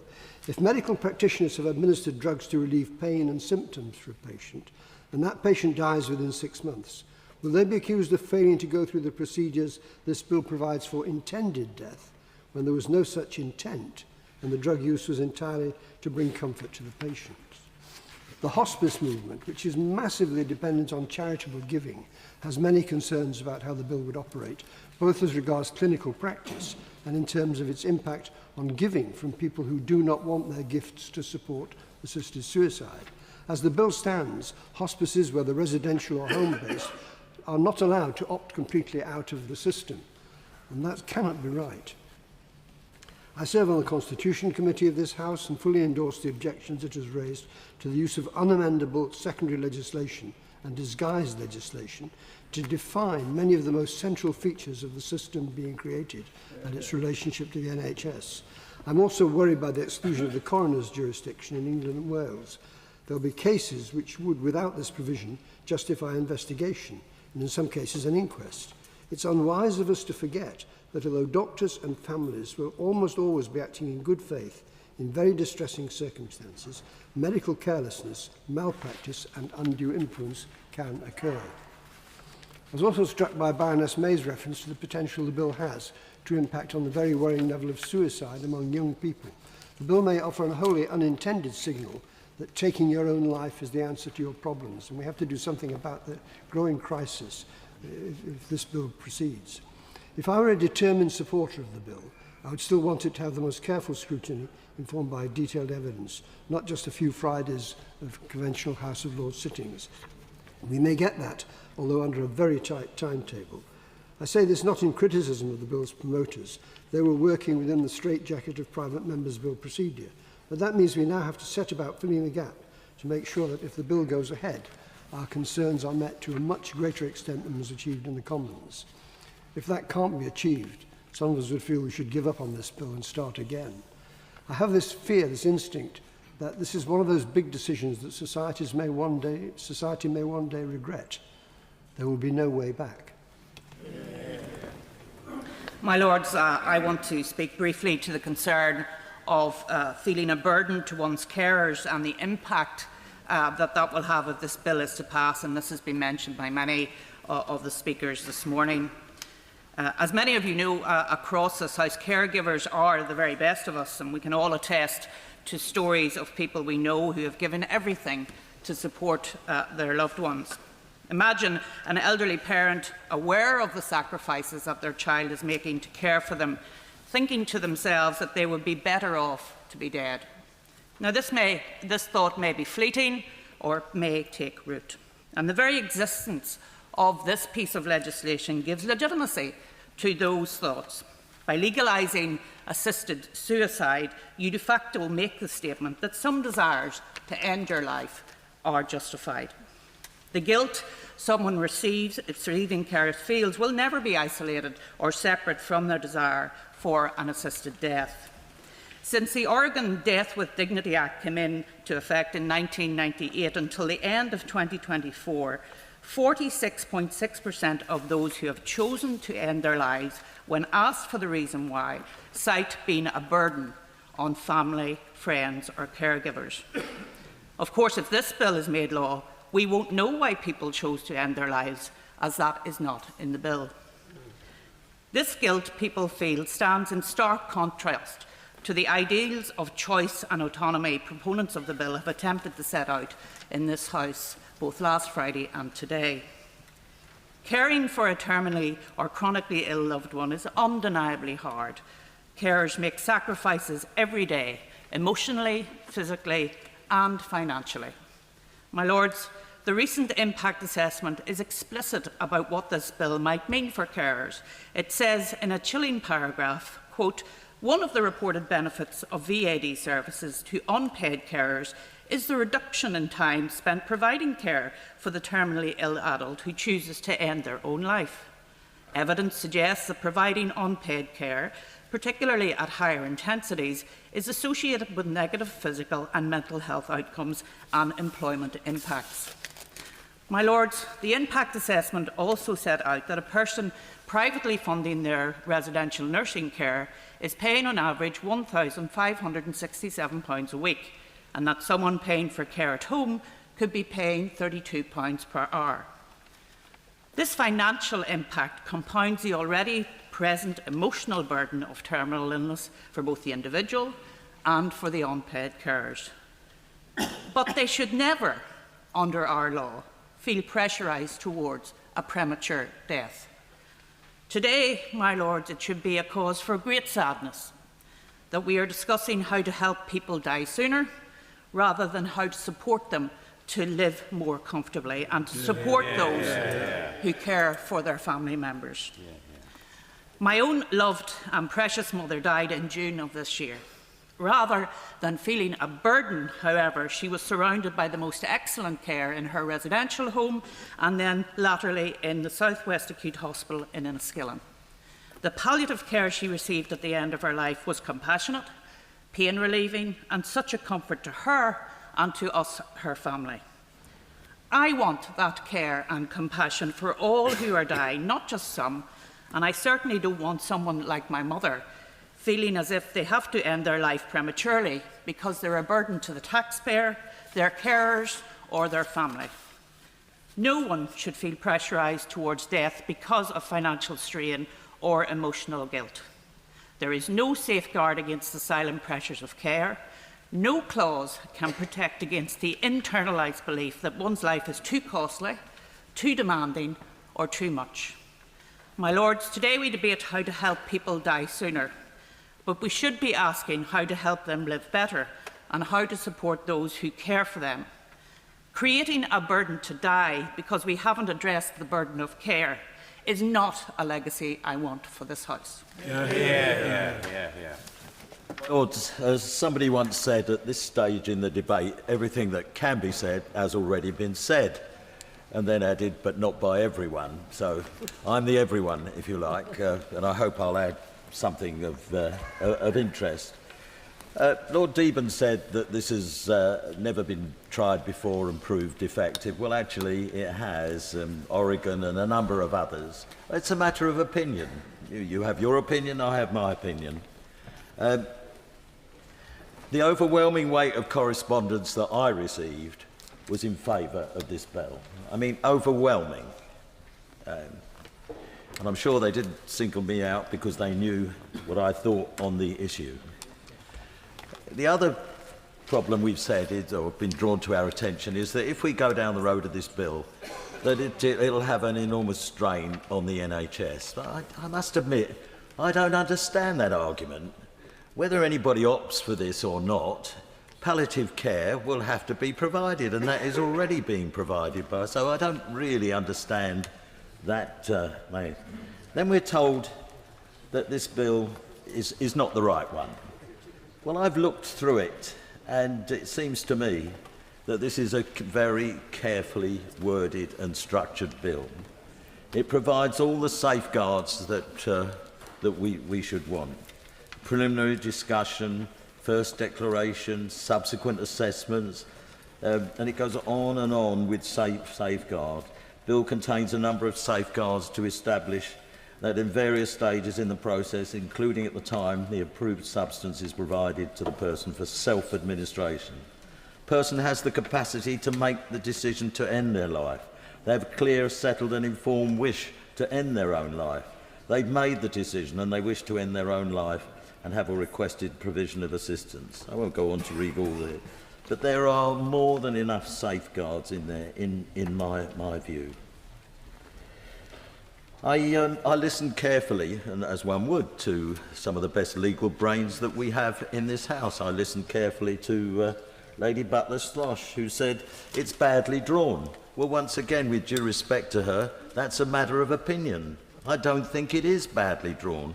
This is a carefully thought out, well-drawn bill that has been developed over a significant period of time. And I would say this to the House, that what are the alternatives that present themselves to somebody in this situation? Are we really saying that that's what you want people to do? you want them to take a choice and go to Switzerland, to Dignitas, with the rest of their family feeling anxious, concerned and worried. I don't think that's the sort of choice that we should be inflicting upon people. Now, I'm in favour of scrutiny, and this House will do it. There's a select committee that's going to look at it, but not in a way that will prevent the eventual progress of this bill. So my view is that I hope the House will recognise that this is a good and fair bill that gives people the right to choose at a very difficult time in their life, without coercion, but with support and help. My Lords, the powerful speeches in this debate have shown compassion and seriousness and reflect the depth of feeling on all sides. It is a privilege to take part. Like other noble lords, I thank all who have written to me on the subject. Let me begin with the law as it stands. The Suicide Act 1961 is shot through with contradiction. It makes suicide lawful, yet criminalises assistance with a penalty of up to 14 years imprisonment. That contradiction does not just fall upon private individuals. It is the daily terrain for doctors, nurses, police officers, coroners and prosecutors who must operate within rules whose boundaries are blurred. Patients, families and professionals are all left to navigate an area of law where the line between compassion and crime can be perilously unclear. In practice, we have combined a lawful right to end one's life with a criminal prohibition on the assistance that may be needed to exercise that right safely and humanely. That is the very tension our clinicians and our prosecutors are asked to manage without clear parliamentary settlement. My Lords, the human cost is all too real. Families live in fear and uncertainty. If a person, because their suffering is intolerable, wishes to exercise their lawful right to end their life, the law pushes them towards doing so alone, too often in messy, improvised and traumatic ways. Others are driven overseas. Hundreds of our fellow citizens have travelled to Switzerland to die, and those who book tickets or accompany them risk investigation on their return. Under the Forfeiture Act 1982, it is entirely plausible that if they are a beneficiary under the deceased's will, they could also be deprived of any inheritance. My Lords, this is not a humane or dignified settlement. Since the CPS began collating cases in 2009, well over 190 suspected assisted suicide cases have been referred. Enforcement is arbitrary because the framework is incoherent. No family can know in advance whether an act of love will be treated as a serious crime. The courts have done what they properly can. In the cases of Diane Pretty, Debbie Purdy, Tony Nicholson and Paul Lamb, judges recognised the failings of the law but concluded rightly that only Parliament can resolve them. And my Lords, we have also heard about the morality of assisted dying. I honour and respect those who differ from me, especially when their views are grounded in personal religious faith. But we should respect the decision of the elected House on the principle, a decision that reflects the settled view of a great many of our fellow citizens. In our democratic system, the proper role of this House is to improve the bill so that it gives effect to that decision with the greatest possible care. The bill before us is not perfect. No private member's bill on a question of this magnitude ever could be. Noble Lords have raised serious concerns about process, about safeguards, about palliative care. And ideally, this should have been a government bill drafted with the full resources of Whitehall and the time such gravity deserves. But the constructive path is not to block the bill. It is to engage with it, to strengthen it and improve it. I pay tribute to the noble and learned Lord Faulkner and the noble Baroness Lady Berger for their agreement to set up the Select Committee to hear further evidence, and that it will report back in time to allow the whole House to consider the bill through all its stages. My Lords, we should, in the same spirit, match the quality of this debate in our approach to the bill, not by defending an indefensible status quo, not by closing the door on the elected House, but by doing what we do best: rigorous scrutiny, honest debate and constructive amendment. I've no interest to declare other than I booked the Lord's Residence Room 2 for Christian peers of all denominations to meet weekly for interesting conversations and study. The meeting starts at 1 p.m. and runs for 45 minutes. All are welcome. So, my lords, at least I've found something new to say that has not already been said. My lords, I'm a believer that there is some higher power, some spirit or energy of creation. It was there before humans came along and their religions came along, and it's here now with us. And if the human race disappears, as it might, faced with AI and climate change, that power which gives purpose, goodness, beauty and love will continue indefinitely. And for me, it is my source of hope. That power, however, also gives me the freedom of choice. I've been here since 1997, so like the noble Baroness Hayman, I've been involved in numerous attempts to change this law. But unlike her, I voted against Lord Joffe's bill in 2004, and I voted against other similar initiatives, and in 2014 I spoke and voted against Lord Falconer of Thoroton's bill. But much has changed since then, and God moves in a mysterious way, in my experience. I have come now to take a decision to change my mind. Experience has shown over recent years that change does happen to churches, and it happens to me. When I first came here, there were no women bishops. The Lord's Spiritual Women Act of 2015 changed that. That's a minor change compared with this century's growth in the world population from 6.1 billion to 8.2 billion. A 25% increase in 25 years.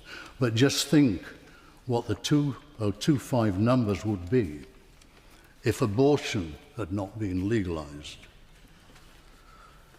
or there had not been wide-scale usage and advocacy of contraception. And indeed, the growth of homosexuality throughout society has reduced the number of children we would have had the churches had their way. We would have had a very much bigger population than we presently have, facing the difficulties we have with climate change. So we all have change taking place around us, including the churches. My lords, for some, dying is welcomed and is peaceful and serene. For others, it is full of difficulties, is full of great difficulties of pain, anxiety and misery, notwithstanding all the admirable efforts of palliative care. People with terminal illnesses, in my experience in recent years, I've seen dying in fear, acute pain and misery. Of course, this can be avoided, as has been said by others, if one has the money. Anyone can go to Switzerland to Dignitas for assisted dying at a price. Further, you can go virtually safe in the knowledge that it's highly unlikely that any punitive action will be taken against you. Why? Why isn't such action taken? Isn't it because most people see assistance with dying for the terminally ill is an act of caring, compassion and love? For those without the funds for that, this bill, amended as the House sees fit, provides just that, for them to do it at their homes. My lords, who am I to deny that those less able to afford it should not have that choice? Lords, as legislators, all sorts of laws pass through our hands, the good, the bad and the ugly. All are consequential for our fellow citizens, but rarely does a bill weigh as heavily as this one. Wherever we stand, this law change could have a seismic impact on social attitudes to life, illness and death. Our task is formidable because of how many norms the bill will overturn. Just to mention a few. The bill unsettles century-old medical ethics. It rebrands assisting someone to die as a medical treatment, upending its understood meaning. The bill rewrites the role of doctors. They will no longer be guided by the do-no-harm ethos of preserving and protecting life, and instead the bill mandates that they actively engage in taking a patient's life by supplying lethal drugs that will kill them. The bill especially shakes the foundations of society's attitudes to suicide. And yes, that's the accurate word. And we know that because at present, intentionally assisting someone to end their life is a criminal offence. So this bill is forced to amend the 1961 Suicide Act to allow medical professionals to intentionally plan, prepare and assist in ending the lives of a particular group of citizens. My greatest dread is that this state licensing of suicide could unleash a regressive culture change. For decades, we've made concerted efforts to deter people from taking their own lives, as brilliantly documented last week by the Noble Lady Baroness May and the Noble Lord Jackson. But now just a pause. For any of us who've known family or friends who've committed suicide, it's gut-wrenchingly tragic and brings an especially visceral and raw grief. This is compounded by a guilt as loved ones endlessly soul search, totally unfairly blaming themselves. What more could we have done? It's why if we see someone about to jump from the bridge, even if they give us 100 objective reasons why their life is not worth living, even that they've only got a few months to live, we don't just shrug and walk on. We cling on to them and we plead, don't do it, don't jump. All this reflects our deep humanistic intuition that when a person acts to end their life, it should be resisted with all the energy society can muster.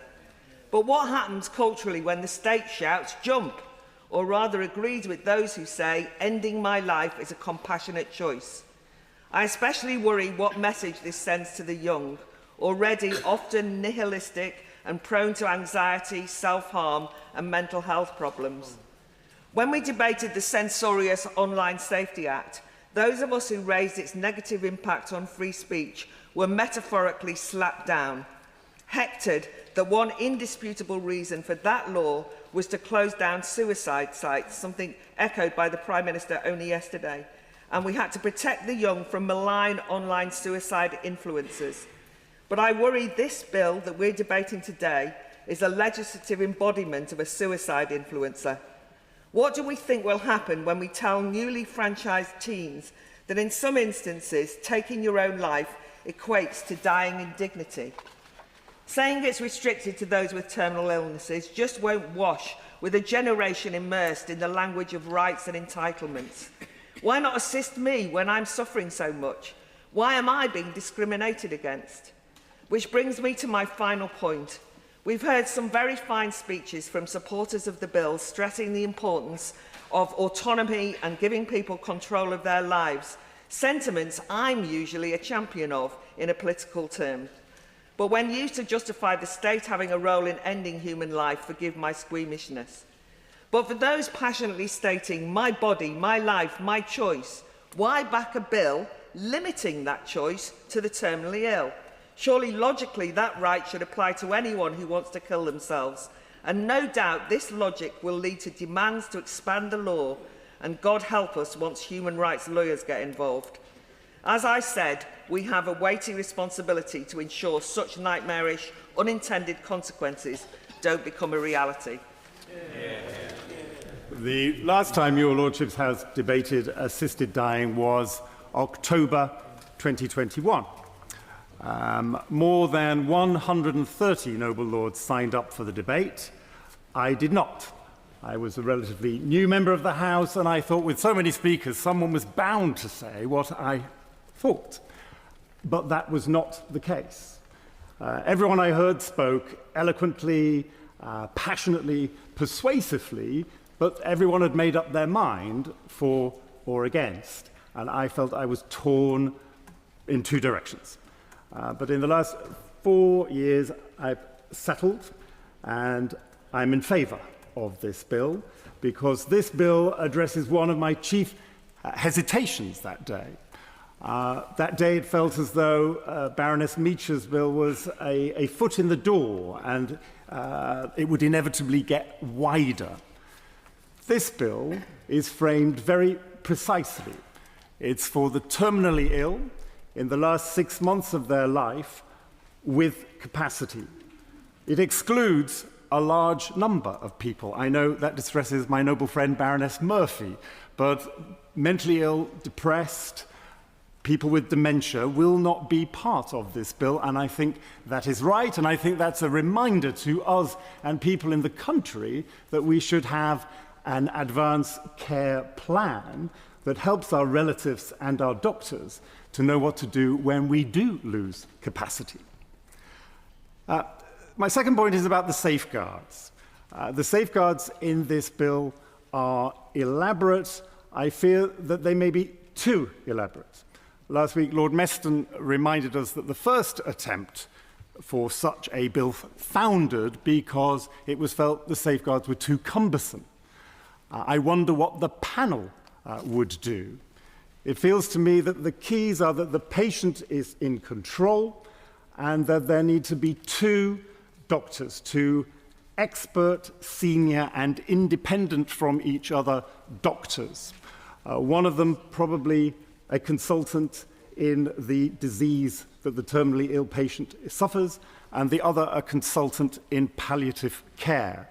And with that amount of assurance, I think people at the end of their lives should be able to proceed rather quicker than all this bureaucracy would suggest. I was a bureaucrat. The idea that bureaucracy makes things safer, I think, is sadly wrong. But one bit of safeguarding that I ask to be included is what happens to the unused doses. Last week, Baroness Heyman reminded us that up to 40% of doses in Oregon are not used. Could there be a line about whether they are destroyed, whether they are kept by the doctor for future use? It feels to me that that needs to be addressed. My last point, my lords, is about that this bill is so important that we need to get cracking. A lot of people hesitate because it's a private member's bill, but I would remind your lordship's house that usually these societal issues start as private members' bill. Sidney Silverman has already been mentioned, and his efforts were a private members' bill. This is the same, but this clearly needs greater government help and attention if this is to become law. I hope it does become law. I hope we can improve it, but even if it's not changed, I would vote in favour. In a house packed to the gunwales with legal, medical and moral experts, it's almost impertinent to intervene. But along with many noble lords, I have had unprecedented lobbying on this bill, and it is only respectful to those who have contacted me to say a few words. In one of the most significant second readings in my 27 years in this House, we have watched loved ones die, my lords, sometimes peacefully, sometimes in drawn-out struggle. And like many noble lords, I am conflicted on this end-of-life bill. I voted against the last bill to come before us some years ago. However, in the intervening years, I have tried to see the arguments for self-determination at the end of one's life and acknowledge the current, totally inadequate position of the law in this area. After all, in nearly every other aspect of our lives, my lords, we are able to practice autonomy in our decision-making. Well, those of us with agency are. So why not self-determination in death? If that is our wish, and if life has become unbearable. Yet still, my lords, I can't dismiss the misgivings I have when it comes to my noble friend's bill. Not religious misgivings, I'm afraid I'm a collapsed Catholic, but ones of the bill's underestimating the coercive factors in society that could affect people at their most vulnerable time, be they personal or financial, and the bill overestimating people's ability not to feel a burden on their families and caregivers. I know that in Clause 11 of the bill, regulations are to be set out to avoid this happening. But the whole issue of the bill relying so much on regulations yet to be seen has been rehearsed in the report of the Delegated Powers and Regulatory Reform Committee, and they have a point. I worry we haven't yet had time to listen to those professional bodies that are hesitant about the bill and ask them about the reliability of a 6-month diagnosis. I worry about the lack of learning from other countries where assisted dying is already the law, and where we have been given examples of assisted dying being offered too quickly to those who simply need greater support. I worry too about the economics of healthcare under this bill, that assisted dying will be fully funded in our overstretched NHS, while palliative care is only partly funded, as Lord Stevenson of Birmingham highlighted last week. Choice is squeezed out in such a scenario. I do not wish to see a future where palliative care withers on the vine, while assisted dying becomes the default and cheaper option. Having said all that, my lords, the Commons has spoken and sent us this bill. And it is our responsibility now to take this bill and to make it as workable as possible for our most vulnerable citizens. As seen in the compromised reach between my noble friends Lord Faulkner of Thoroton and Baroness Berger. My lords, we have a job to do in the coming months, and the whole country is watching. Not something you often hear about your lordship's house.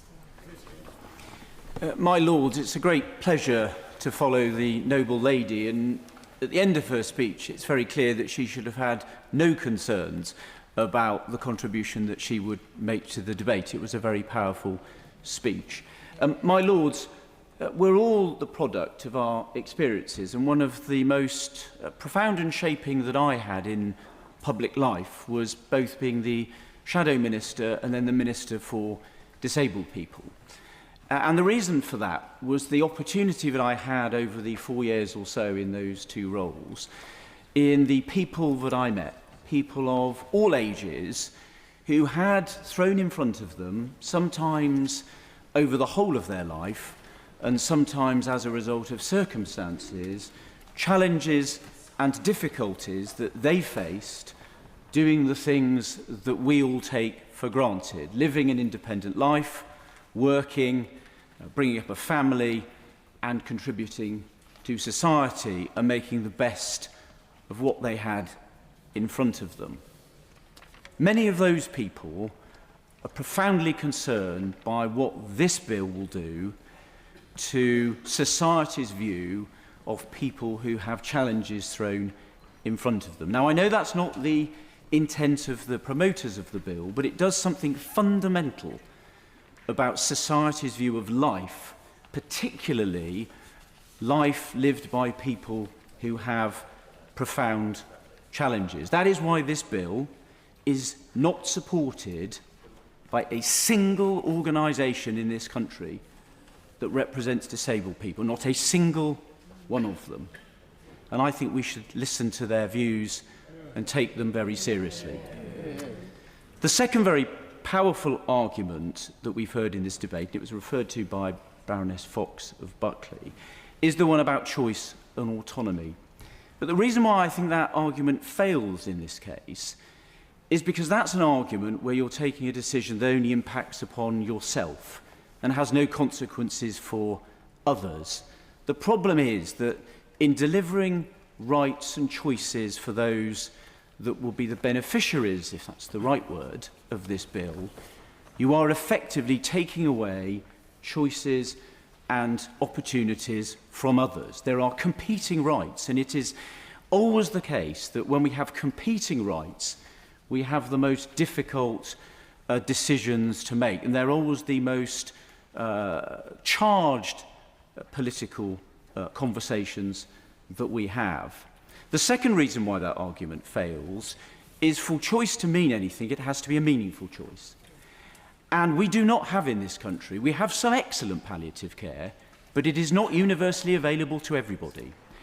And in the government's 10-year plan for the NHS, there is no plan and no ambition to make it so, not even at the end of that 10-year period. And I'm afraid, my lords, a choice without, where you have a choice for an assisted suicide, but you do not have access to good quality palliative care, is no choice at all. And the final thing that I would like to say is about being clear about what we're doing here. As Baroness Fox said, and my noble friend Baroness May of Maidenhead said last week, this is about assisted suicide. We are amending the Suicide Act to provide a defence for people taking their life. And if the promoters of this bill and those that support it find plain and clear language uncomfortable, rather than attacking those that use that plain and clear language, as they have done with my noble friend Baroness May, they should reflect perhaps upon what it is they wish to do. My Lords, I begin by thanking the hundreds of people who have written to many of us about this bill. Their letters, often deeply personal, deserve our attention and respect. Diolch yn fawr iawn, thank you. I have also listened carefully, both last Friday and again today, to the many thoughtful contributions from noble lords, each informed by personal and professional experiences. As this is a matter of conscience, I will share my own perspective. My view on the principle of this bill has been shaped, in part, by my own experiences as a carer for my late father and by the experiences of my friend, Claire O'Shea, who recently passed away at the age of 42. Claire was initially misdiagnosed with IBS and was later diagnosed with terminal gynecological cancer. In the face of her devastating diagnosis, she founded Claire's Campaign, turning her own difficult experience into a campaign for change in Wales and building a platform to amplify the voices of women who had long gone unheard. Claire said last November, this bill legislates for people with a terminal illness diagnosis and 6 months to live. Thankfully, there aren't many of us who are facing those circumstances imminently. So for those of us who will face this reality sooner rather than later, this bill offers something really important. I have excellent palliative care, but it doesn't address all my needs and how I imagine a good death. It's not just about pain management. And for many people facing the end of life, simply having the choice, even if they never act on that choice, can bring immense comfort. And for those reasons, I support the principle of this bill.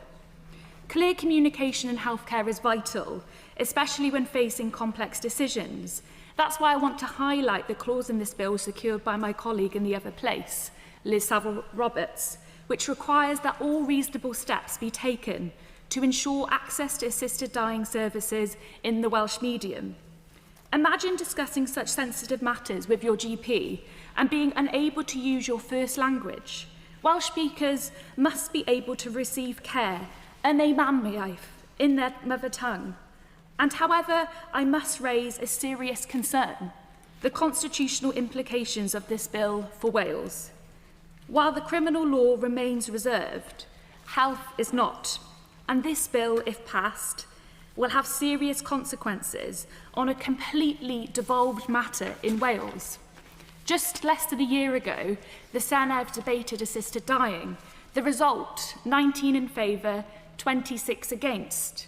Those voting against included the First Minister and the Health Minister. So I ask the House, if this bill proceeds here at Westminster, are we comfortable asking a Welsh Government Minister who has voted against the principle of assisted dying to make the decision on whether to deliver this service within the NHS in Wales? Shouldn't the Senedd have the first say on whether such a service should be introduced in Wales at all? It is the Senedd's role to scrutinise the delivery of health services in Wales, and it is the Welsh Government's budget that would fund any new service. In committee in the other place, a provision was inserted to reflect the need for devolved consent. Regrettably, this was removed at report. This is deeply problematic. There is a strong argument that this bill, in its entirety, engages devolved responsibilities. Restoring a requirement for the Senedd's consent makes sense, regardless of what your view might be on the bill's principle. My Lords, as this bill continues its passage through this House, I urge all noble lords to reflect carefully not only on the moral weight of the matter before us, but also on the constitutional responsibility we bear. We must respect the role of devolved parliaments in matters that are clearly in their responsibility. My Lords, it is a privilege to speak today and contribute to a debate that has been characterised by such thoughtful, considered and respectful speeches from all points of view. However, I rise to speak to the dangers of this bill and to add my voice to those who believe this bill should not proceed. This nation was founded on the principle that every human being is not just of value, but of infinite value. It is what has led this nation to be a world leader in our care for the poor, the refugee, for children, for the elderly, and for those with disabilities. It is all too easy to make laws that are well motivated, but that have unintended consequences. All of us are moved when we hear stories of people who are experiencing significant suffering and who feel that they cannot go on. But this bill does not address that issue. And there is a danger that this bill will put vulnerable, the elderly, the poor, the lonely, and people with disabilities, particularly at risk. I know that many in this House are sympathetic to this bill. We are people who are used to being in control. We're used to being listened to and to being heard. It is why many here do not fear this legislation, in fact, quite like this legislation. The idea of being in control right the way to the end of our days is an appealing one. But life is not like that for most people. And this ought to be of particular concern to us as we face a future with increasing pressure on social care and the NHS as more people live for longer and the cost of care increases. It is not hard to see how assisted suicide could over time be portrayed to the elderly or people with disabilities as a way not to be a burden to loved ones. We need to listen to the voices not just of celebrity endorsers of the bill, but of the vulnerable too. There is a reason why over 350 disability groups oppose this bill. I'm also concerned about people feeling a burden to the state. A Canadian report, as we've heard this morning, has projected savings of up to nearly $150 million each year as a result of the country's medical assistance in dying programme. In a context where there often aren't enough hospital beds and there is a shortage of hospital and care staff, it is not impossible to imagine vulnerable people feeling a duty to choose assisted suicide or being subtly coerced by a misguided or even sinister word from a frustrated family member or a medical profession. In fact, a professional colleague recently said to me that in Canada, the common recommendation has become that if you're over 60, don't go to hospital on your own. That's a pretty drastic state of affairs. Where good palliative and social care are lacking, demand for assisted suicide will grow, and the danger is it will fill a gap in places where palliative care services are inadequate. Last week, as we've heard, there was an oral question on the suicide prevention strategy. I listened to the concerns from all corners of the House and the determination from the government front benches to ensure that everyone had the appropriate support so that no one would ever be tempted to choose a suicide pathway. And yet here we have a bill being debated in the same chamber wanting to legalise this pathway. This bill passed the Commons with a small and decreasing majority before the summer. Over the summer, we were given a moment to pause and to stop and examine ourselves as a nation. Is this the sort of nation we want to be, where protection is removed for the vulnerable, the poorest, the elderly, and those with disabilities, where budgets for health provision can be cut because the vulnerable are being encouraged to choose death? I can just hear the Department of Health working through the budgetary reductions with the OBR based on the percentage increase of those expected to choose assisted dying. I believe this country can be better than this, that we should be having a different conversation, and that the palliative care we provide for those who are terminally ill could be developed to become a world leader. Now that would be an ambitious vision that would be worth voting for. My Lords, my reason for rising to speak in this debate is that I also feel that the very many people who've written to us all deserve to know where each of us stands. I support the introduction of a carefully circumscribed assisted dying regime along the lines of this bill. I have seen two very severely ill immediate family members have the times of their deaths determined by a combination of medical practitioners and other close family members. And if such decisions can be made on behalf of individuals who are very ill but who are not capable of making the decisions themselves, I ask myself, why should we deny a similar right to people who can make such decisions? My Lords, I firmly believe that any moral or religious Rubicon over the determination of the time of a person's death in this country was crossed long ago. If I have significant doubts over the bill, it is very much those of the noble Lord MacDonald of Salford, over whether the safeguards within it risk imposing excessive bureaucracy to the detriment of effective protection of the individual. Now, many have criticised the bill for the extent of its delegated powers, and if this was a government bill, of course I would also be appalled. But in this case, of a private member's bill, where it is clearly not a question of the promoters taking powers for themselves without proper scrutiny, I am not unduly concerned. The committee raises important questions, and quite properly and importantly, those delegated power issues will be carefully considered, I know, in committee.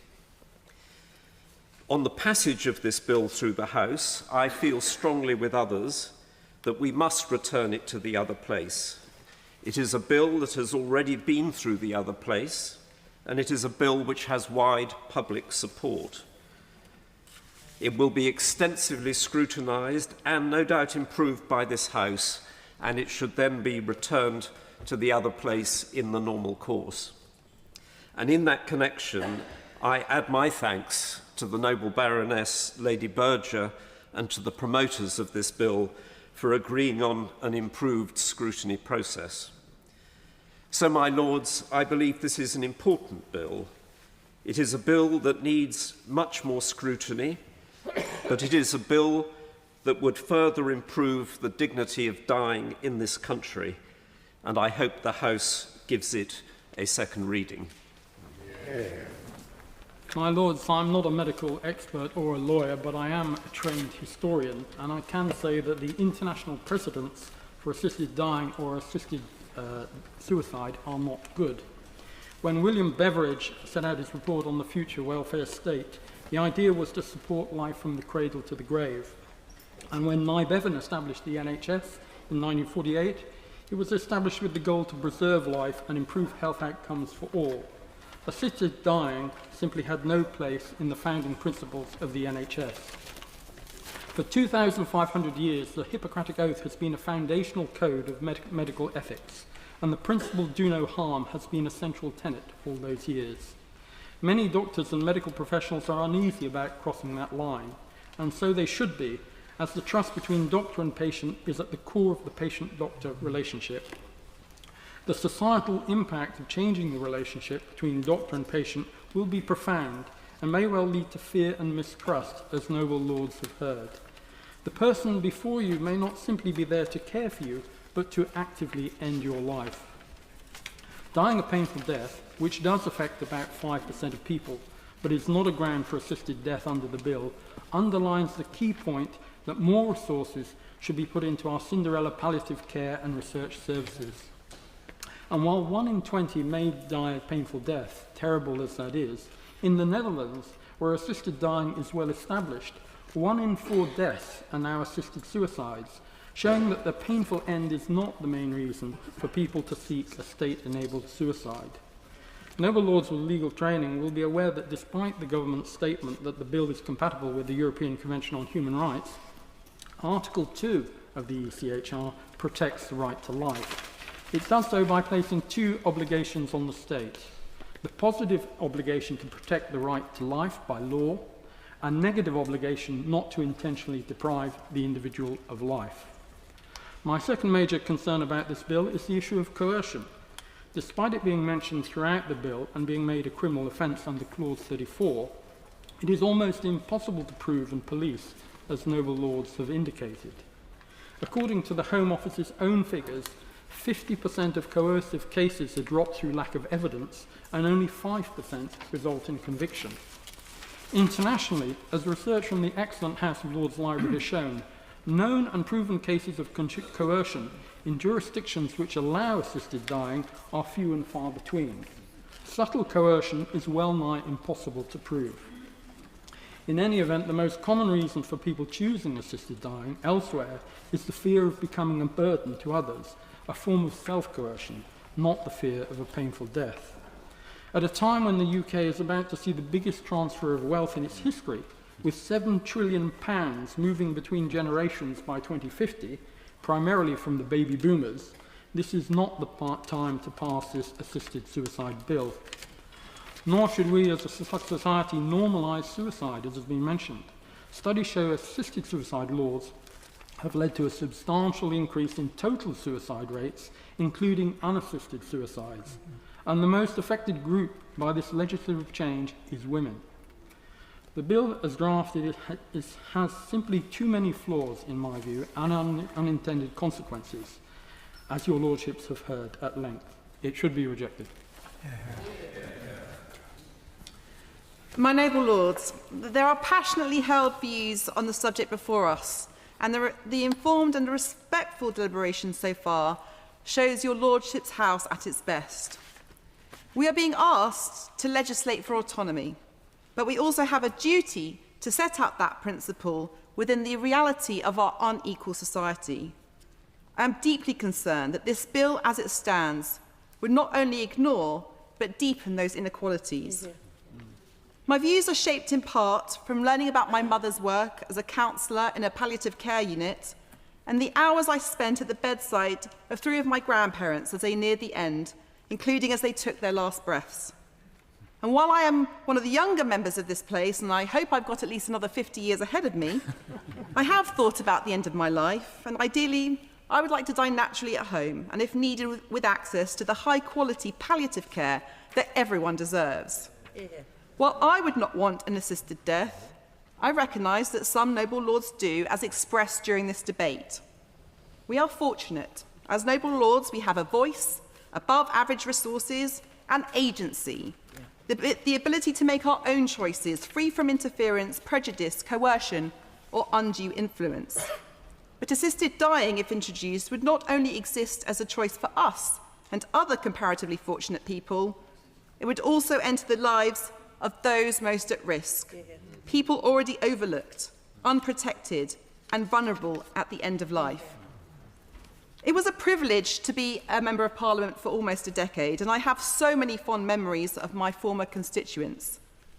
But some of the most searing moments I experienced as a member of the other place came at my weekly surgeries. The first time I heard someone speak openly in the most unsavoury terms about wanting a family member dead, I shook. I was appalled, and I could not believe what I was hearing. I was naive to think that this would be an isolated case. I have also not forgotten the words and realities of too many former constituents, people isolated and abused in their own homes, sometimes for decades, in fear for their own lives, people who felt like a burden because of long-term illness or serious mental health conditions, especially the elderly, and people treated as though their lives were worth less because they had a disability. Many were from low-income backgrounds, facing not only poor health, but the crushing stress of unaffordable care costs. These voices still ring in my ears and motivate me profoundly as I consider this bill, alongside the many powerful representations we have heard in recent weeks, including, as we have heard from other members, there is no organisation of or for disabled people in this country who support this bill.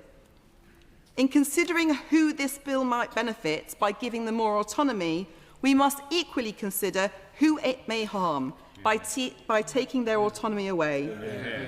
We have a duty in this House to test the bill's safeguards when they meet reality. And I think we must also consider the role of family members and carers. This bill does not require their involvement. It does not even guarantee they will be informed.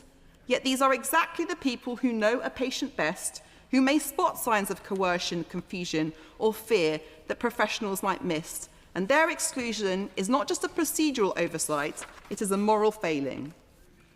In conclusion, if this bill passes, the relationship between vulnerable people and their doctors and the state would change forever.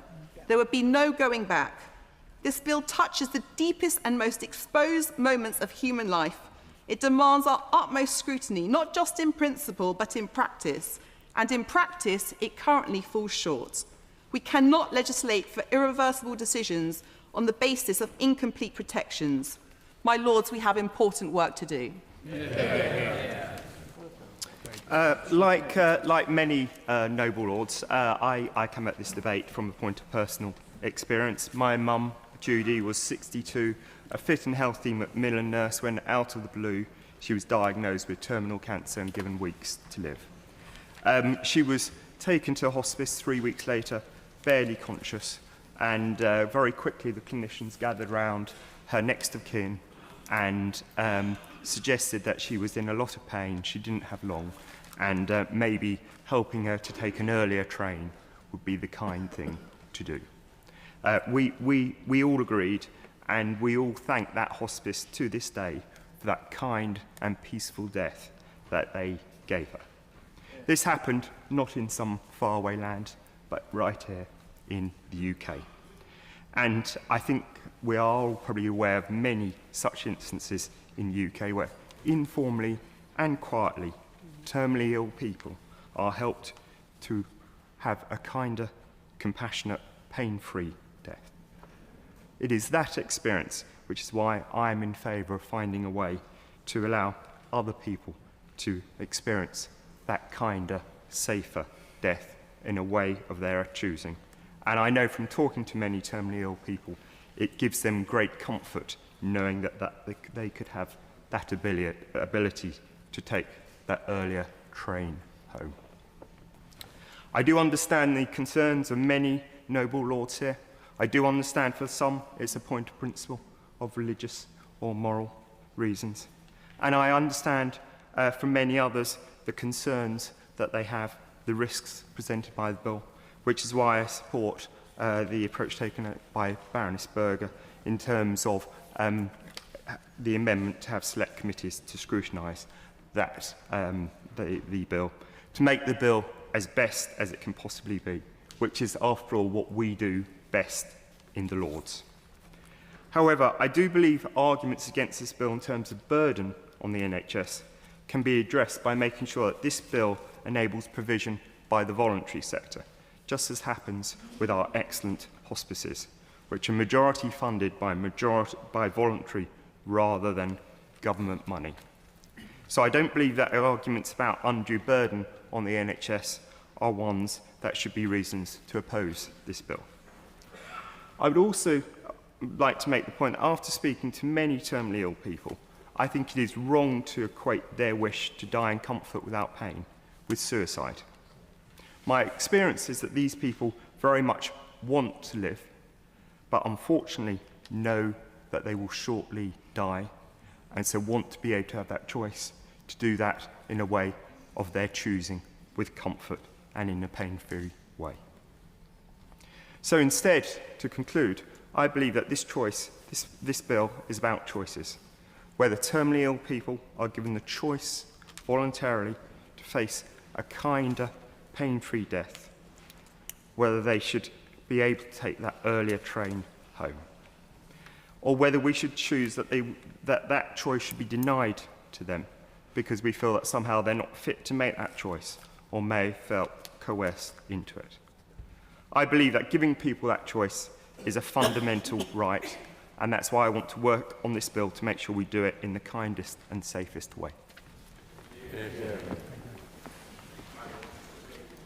Honour to participate in the debate this afternoon. I want to thank particularly Baroness Thornton for her excellent opening speech. My Lords, I support this bill, and as many know, some know, that I've been on both sides of this debate over the years.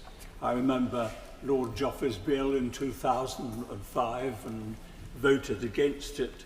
But then, as I went deeper into the subject, I began to realise that the Christian faith had very little to say directly about this modern issue.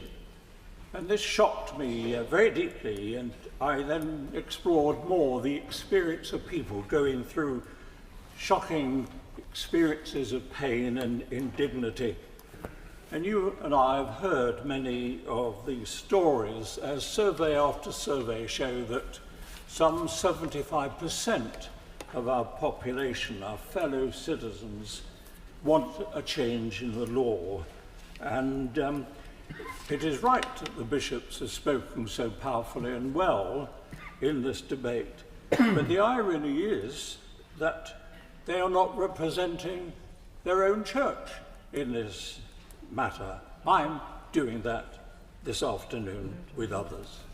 While in addition, there are many, many Jews, Muslims, Hindus, Sikhs, and other worshippers who are also in favour of the legislation led by Rabbi Jonathan Romain, the Religious Alliance for Dignity in Dying. My Lords, the bishops will know this. I'm not haranguing them this afternoon, but they will know that in Christian spirituality there is a prayer called the Jesus Prayer. It stems from a blind man, Bartimaeus, calling to Jesus from the wayside, "Lord, have mercy. Eleison me, have mercy upon me." And this cry, my Lords, we must hear in this debate, and we have heard it. Compassion, mercy, the act of kindness with the art of healing is that of accompanying a pain-ridden person to the point of death, alleviating their sufferings, even if it requires powerful opioids to give them the peace they seek. My Lords, secondly, in this debate there's been some questioning of the legislation. The Right Honourable Baroness May used the graphic phrase "licence to kill" to describe the legislation. Much as I respect the Right Honourable Lady, and I indeed do, I resist this description, and I believe that this bill gives safeguards and protections that without question will resist abuse, and we may want to add to those safeguards. My Lords, may I add with temerity a rhetorical question addressed to the bishops' benches, but I think to us all. Do we really want to stand in the way of this bill? It will pass, whether in this session or the next. It has commanding support from the British public and passed the elected House after an unprecedented period of scrutiny. Both this House and the Church are in the midst of renewed public debate as to our role in society. And I pray, and indeed pray, that both these institutions, which I hold so dearly for the importance of our role in public life, do not risk our legitimacy by claiming that we know better than both the public and the other place. It's an honour to follow the noble Lord, Lord Carey of Clifton. Declaring my membership of the Constitution Committee, I say first that the delegated powers in this bill are excessive. Clause 41(4) permits the Secretary of State to amend the National Health Service Act by delegated legislation to enable that fundamental legislation dedicated to prolonging life, to enable the minister to do the exact opposite, namely assist death, with no detail as to how that new function should be discharged, is not a proper exercise of delegated powers. Yeah. My Lords, turning to fundamentals, this bill is not in fact based on suffering, as others have pointed out. According to the impact statement, other regimes are based either on intolerable suffering, that is Canada, Belgium, Netherlands, etc., or terminal illness, that is some US states, Australia, New Zealand. Under this bill, those with terminal illness but are not suffering may request assisted death, but those who are suffering intolerably but are not terminally ill may not do so. Given that so much support for this bill depends on the avoidance of suffering, and so that we are all clear, may I respectfully ask the noble and learned Lord as a sponsor to put fully on the record why this bill is not based on suffering. Next, we are told that in the impact statement, by year 10, that is in 14 years' time, given 4 years of preparation, this bill will give rise to somewhere around 7,000 assisted deaths in England and Wales a year. Given that roughly 570,000 people die every year in England and Wales, that is only around 1% of deaths. That, to my mind, raises two quite opposite questions. The first question is, if so few people are to benefit from assisted dying, is that sufficient to justify the profound change to society and to the role of the state which this bill aims to bring about? But the second and opposite question is whether we can credibly trust this 1%, apparently and perhaps somewhat bizarrely based exclusively on the experience of the largely rural state of Oregon in the western USA. If we cannot trust this estimate, is this bill the thin end of the wedge? Once the principle is conceded, will pressure to go further inevitably increase? May I ask the supporters of the bill to give the House reassurance on that important point? Finally, as many have already said, individual autonomy, which is the other main argument in this debate, cannot be exercised in isolation from the rest of society. Once the principle is conceded, everyone's doctor-patient relationship is affected. It affects all our relationships with our doctors. Similarly, the vulnerable, the inarticulate, those for whom autonomy, in inverted commas, is largely illusory, are all affected. Given these very difficult questions, including those of mental capacity, the bill's complex bureaucracy, and the role of the coroner, to give only a few examples, my Lords, in my view, we need much more substance in this bill before we can proceed any further. My Lords, like all in this House, I have been inundated by a flood of mail by post and online on this bill, more than I have ever experienced in my almost 30 years in your Lordship's House. Unfortunately, it's not possible to answer all individually, but I would like to put on record here my appreciation to all who sent their opinions and shared personal details which were often emotional to read and most certainly must have been very emotional to write. My Lords, I lived for 3 years in the Netherlands, and recently my closest Dutch friend of many years, an intelligent, attractive, brilliant linguist and a professional interpreter, became ill with terminal cancer and was undergoing treatment. For some time, when she decided to end her suffering and her life. And her wishes were granted after she had fulfilled the necessary required procedures. I spoke with her brother, a retired doctor in the Netherlands, by telephone on the afternoon of the day she had died. He told me that that morning he had brought his sister home from the hospital. He said all the decisions were completely hers. She was in her own bed and in her own house, and he added movingly, and she was still a beautiful woman. My lords, I was of course very sad to lose my friend, but I felt contentment for her having the end that she wanted. And a point I would like to make clear is that my support for this bill does not in any way affect my admiration and respect for our excellent hospices, for those who wish and need hospice care. A shining example of which I'm familiar with is St Christopher's in South London, founded in 1967 as the first UK hospice, whose purpose was and is to link pain control with compassionate care. Finally, my lords, we all know that legislation on the choice of ending life, of dignity in dying, has been debated in Parliament over a number of years.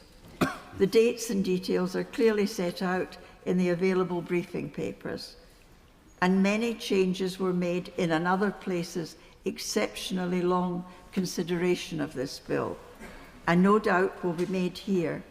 But the fundamental decision we are trying to make here is whether to give individuals the choice of ending their own lives with whatever safeguarding requirements Parliament decides.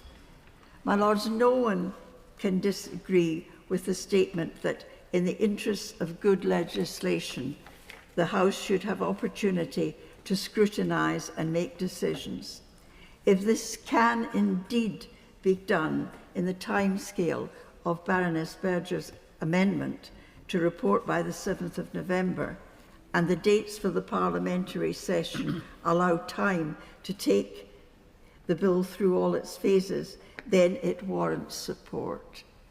But, my lords, please let us not forget that the fundamental question that we are looking for we're looking for the answer to, that time has come. My lord, so much has been said about the principle and the technicalities of the bill that I thought I would use my few moments to return to the language used in the bill. Now, I realise that's a controversial thing to do because I've seen the reaction to the speech of my noble friend, Lady May, but I wish to express some solidarity with her because the argument against her has been that people wishing to access an assisted death do not actually want to die, but suicides presumably do. And I think that is a mistake. I think if one looks at the case of suicides, most of them don't want to die. Most of them want their girlfriends or their families back, or they want their fortunes restored. They want their pain taken away. The distinction is not collapses when you look at it closely. They are very much in the same position as people who are trying to avoid pain at the end of their life. So I do want to express my solidarity with the noble Baroness. But there are other points about the language. It's notable that the words death and dying hardly appear. The poison to be used is described as an approved substance. The still mysterious contraption by which it is to be administered is called an approved device. And the business itself, when you get to clause 25, you'll find it's headed administration of assistance, provision of assistance. Assistance, in fact, is the term used throughout the whole of the bill. Is this something that's going to become part of our daily language? Have you considered assistance, Mrs. Smith? My lords, we know what this is. It is euphemism, an old ancient Greek device for hiding from the gods through the use of flowery language, something of which you are ashamed. And that's what the language of this bill is constantly expressing at every turn. My lords, I think we are right to be ashamed of what is in this bill. I think we should take the opportunity not only to scrutinise it, but if we see fit, to give the Commons an opportunity to consider it in a second parliamentary session and see if their view remains as firm as it is now, which is not very firm after all, purely on the numbers.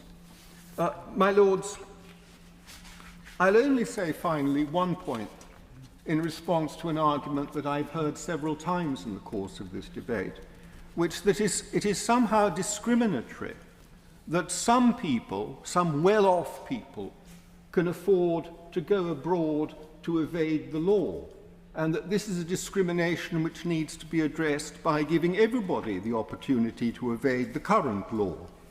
But we never use that argument on anything else, do we? Have I ever heard that argument used when it comes to tax evasion, for example? It's a very strange argument indeed, and one that I don't think does credit to those who promote it. So with that, my lords, I would say I think this bill is one which, yes, indeed, deserves scrutiny, but we are not in any way committed or obliged to pass it. It is a private member's bill, and if it is the view of the House that it should not pass, then that is the view the House should take. My lords, sadness and sympathy are palpable in our inboxes and in this chamber. Your lordship's house is a sobering scene. But I begin with what is missing from the bill. The letter S, the plural. As the noble Lady Berger has outlined, there's no mention of family or relative. Its premise is the Western Enlightenment view of the self and individual autonomy, which is alien to parts of the UK, let alone some of our ethnic minority communities. On the latter, I can put it no better than an article by Chinny MacDonald, Director of Theos, to The Times on the 26th of November last year, and I quote, "Many people will be familiar with the South African term Ubuntu, which means I am because you are. In her community, the Igbo of southeastern Nigeria, there's the concept of umuna, the fraternity or the community. There is the strong sense of existing not as an individual, but knitted into a family. The idea that someone who is facing death might not want to be a burden is an anathema to the West African tradition. You can't be a burden because you're not a separate entity. You're part of a whole. And anyone who has visited the northeast of England might attest to a similar thick community. But I did hear, though, also the compelling story of someone with PTSD after watching the huge syringes of drugs go into their father. There's no duty here under the bill to warn them.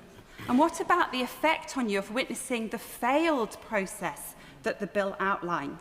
Or are they just not allowed to be there? Another S, my lords, subtle.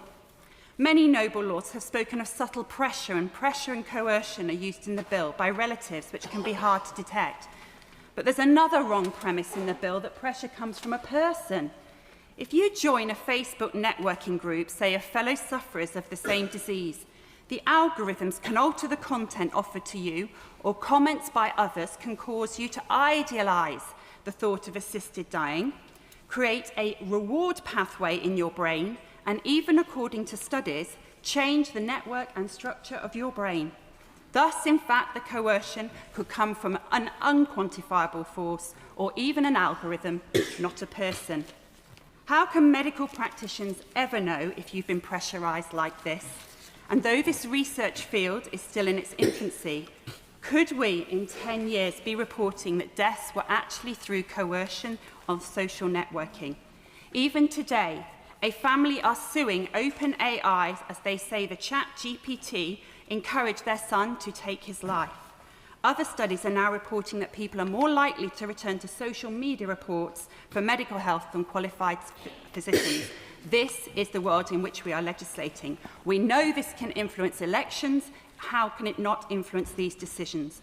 The clause to prohibit advertising is insufficient.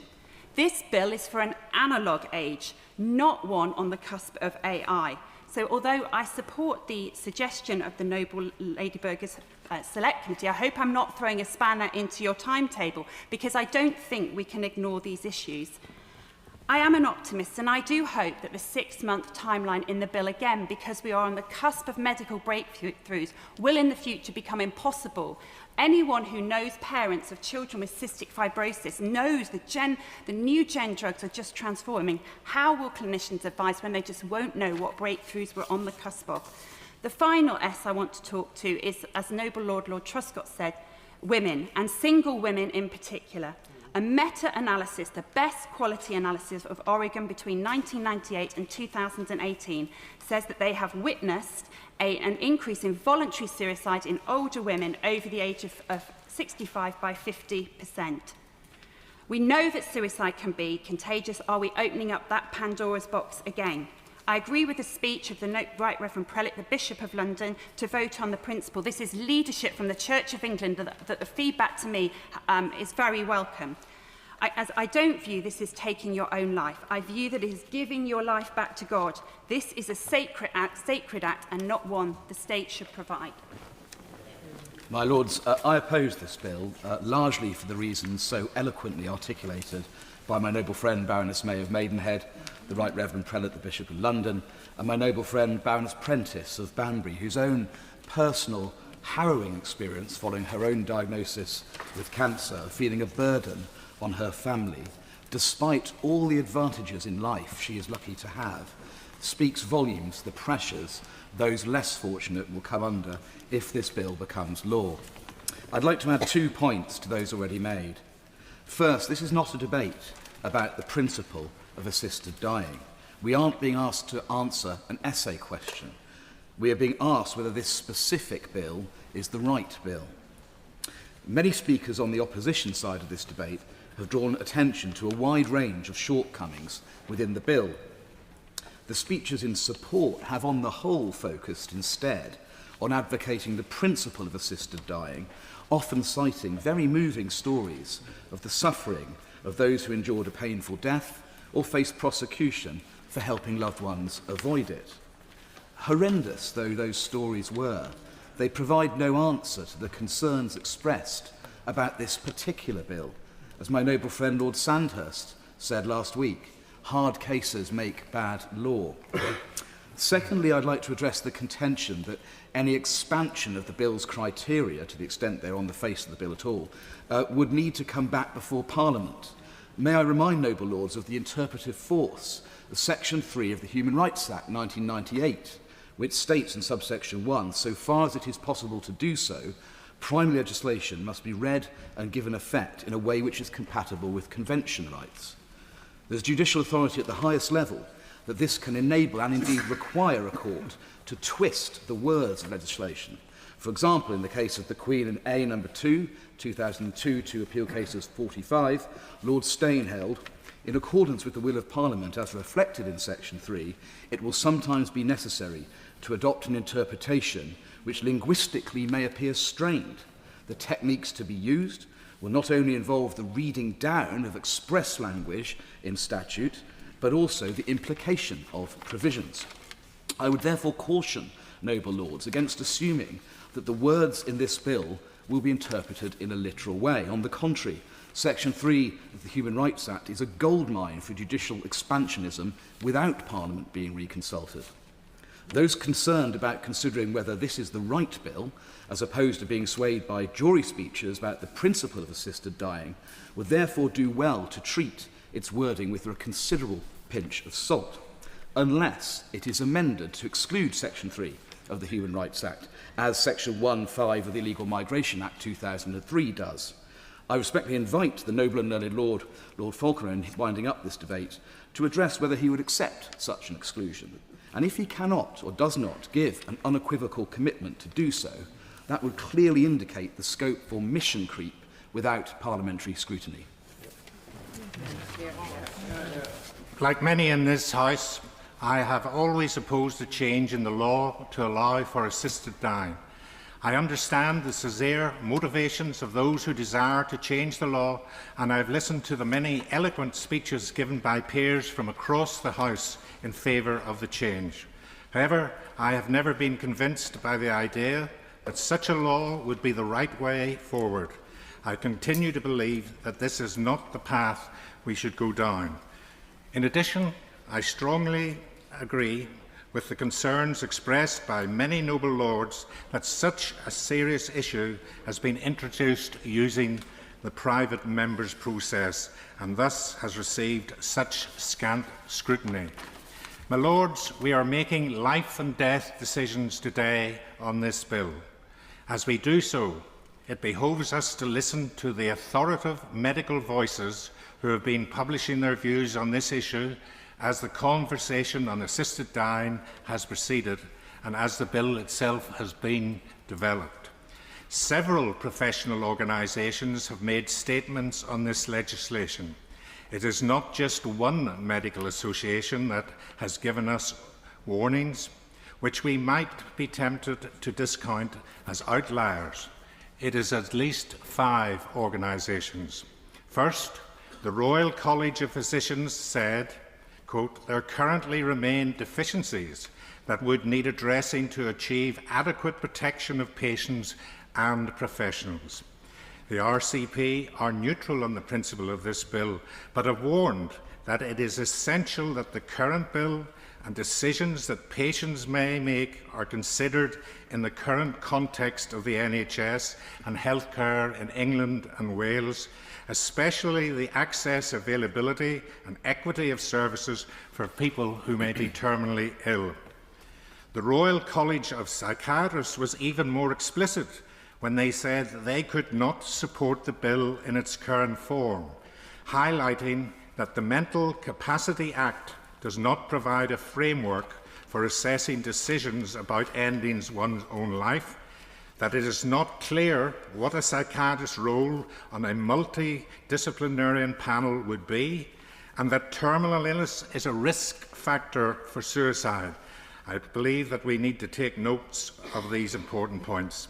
Second, the Royal College of Physicians joined forces with the Royal College of Psychiatrists on the 12th of June to warn this House again about the impact of this bill, expressing concerns about safeguarding and fears that the NHS workforce does not currently have the resource required to meet these additional demands.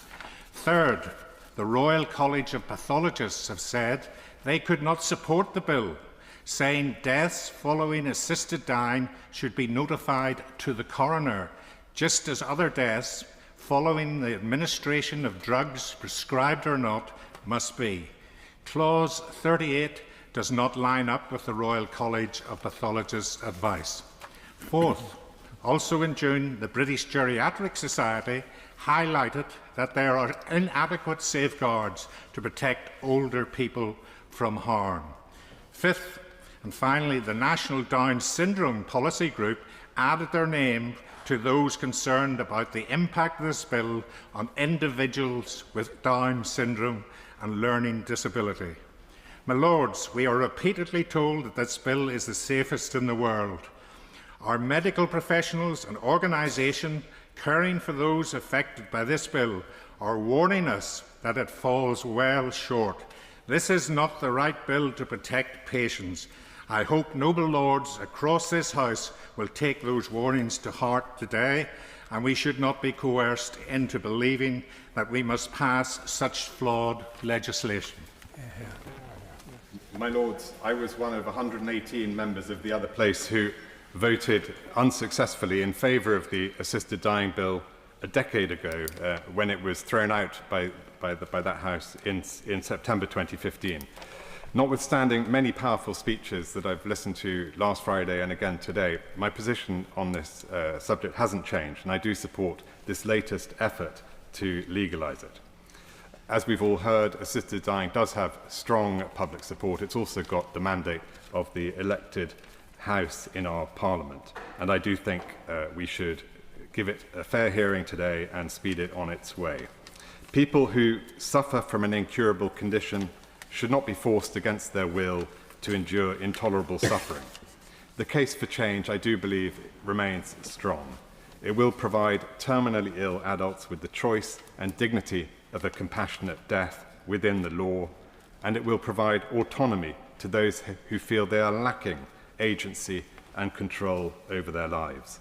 My Lords, there is also in this House a strong agreement, I believe, that this bill is not yet perfect, and also a desire, I think, to use this House's best efforts to improve it. And I think that is what we should all focus on in coming weeks.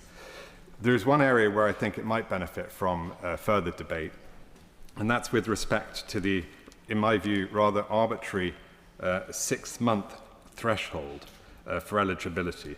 I think it's worth us debating carefully whether there isn't a case instead to have a test based on clinical progression, so that assisted dying is available to adults with a progressive disease, illness or condition from which they are unlikely to recover and which can be reasonably expected to cause their death. Either way, I'm confident this House will do its job and scrutinise this bill carefully and improve it where possible and where necessary.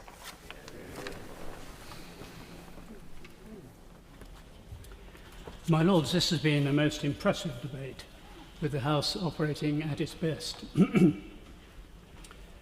We now, however, face a challenge, because the bill as drafted, frankly, is a bit of a shambles. An enormous amount of work needs to be done, both on the detail that's been raised and also on its central issues. I would add that it also contains the risk that some people will feel that they must end their lives because they fear that they've become a burden on others. The noble Lord, Lord Cucker, described this bill as, quote, a very complex and serious issue that will ultimately change the relationship between the citizen and the state, and indeed between patients and doctors. And that point's also been made today. Lord Cucker pointed out also that passing this bill that makes provision for the state to pay entirely for the dying service, but not fully funding palliative care, would have wider implications, which is rather tactfully put, if I may put it like that. Indeed, this may be partly the reason, for this reason, that a clear majority of palliative care doctors are opposed to the bill in its present form. My Lords, one cause of concern which I share is the disappearance of the High Court judges from the oversight system, for reasons that are entirely understandable. But as a result, those panels are likely to be staffed mainly by those who favour the new arrangements. And we've seen in Canada how rapidly the number of assisted deaths could grow. In 7 years, they've increased from 1,000 a year to 15,000 a year. My Lords, a further major difficulty in the present bill is that while doctors can decline to be involved in the new system, hospices and care homes cannot, as bodies, opt out. Indeed, some care homes might well feel obliged to close. That would be a very serious blow to a lot of people. My Lords, this bill even includes a requirement for medical professionals to, quote, signpost, unquote, signpost patients towards information about how to access an assisted suicide if they so wish. That's an extraordinary requirement, not so different from the ordinary suicide websites which we rightly seek to prohibit. My Lords, this bill would also permit doctor shopping, where a patient refused by one doctor could simply find another who was willing to sign the documents. And there could indeed be money to be made by some people in those circumstances. My Lords, it's even the case that such suicides will be explicitly excluded from a coroner's investigation. yet another point that needs to be looked very carefully at as this goes forward. I trust that this House will now address itself to the many amendments that are needed. They were brilliantly summarised by Baroness Butler-Sloss, while Lord Carey of Clifton spoke very powerfully on some wider issues. So that leaves me in two minds, and I'll see where we get to and before I decide to vote. My Lords, Lord Shinkwin is taking part remotely. I invite Lord Shinkwin to speak. My Lords, it was a day much like any other when I was diagnosed. A busy day at the office was followed by a hospital appointment to find out why, within months, my face had effectively shut down on the left side. Nothing prepared me for what came next. An MRI scan showed that a succession of mini strokes was killing me. I had 6 months left to live. The only hope was neurosurgery. I asked the neurosurgeon my odds on making a full recovery. Her reply was direct. She said, "I can't give you odds on survival." What she didn't say was, "I can help you to die." This bill would fundamentally alter the conversation a patient has with the doctor whom they trust to do no harm, as the noble Lord, Lord Truscott and others have highlighted. Notwithstanding an excruciating and painful long recovery, the surgery was a success, although I have to speak slowly to be understood, and I'm grateful for noble Lord's patience and understanding. Ironically, my shock then, and subsequently becoming, 20 years later, a member of your Lordship's House, have something in common. They were both unforeseen. And that brings me to some wise words from the 12th of March 2007, Hansard columns 451 to 456. I quote, "Our role in scrutiny is vital. We are a legislative chamber. There will no doubt be unforeseen consequences, but they would all need to be considered." I thank the noble Lord, Lord Faulkner of Thoroton, as the words are his. It is indeed our duty to scrutinise this bill and consider all its unforeseen consequences, for they are legion. My Lords, I wonder if we have any idea of Pandora's box this bill would prise open. Many noble lords have referred to jurisdictions where assisted dying has already been introduced. The precedents that those jurisdictions provide clearly show the chain of events that this bill would set off, not just for disabled people, but older people, young people with mental health issues, and young women with eating disorders. It is the start of nightmares. My little friend Baroness May of Maidenhead told us how her friend referred to the bill as the license to kill bill. She's right. It gives the state a license to kill the wrong type of people. My lords, I am the wrong type. As the noble Lord Faulkner pointed out in his speech, there are savings to be made should assisted dying be introduced. This bill effectively puts a price on my head. Indeed, should it become law and precedents set elsewhere apply in the UK over time, then I face the realistic possibility as a severely disabled person of being killed as a result of legislation passed by this House. As my noble friend Lord Harper reminded us, no organisation of or for disabled people supports the bill. My Lords, I close with a plea that we do not allow anything to deter us from doing our duty and subjecting this bill, with all its unforeseen and irreversible consequences, to the scrutiny it not only deserves, but so desperately needs. I support Baroness Berger's motion. Found the dignified words of my noble friend Lord Shinquin most powerful and persuasive, and he used the phrase Pandora's box, and I too oppose this bill. It is said that one of the lessons of history is that we do not learn lessons from history. So we must learn lessons from the history of this important matter.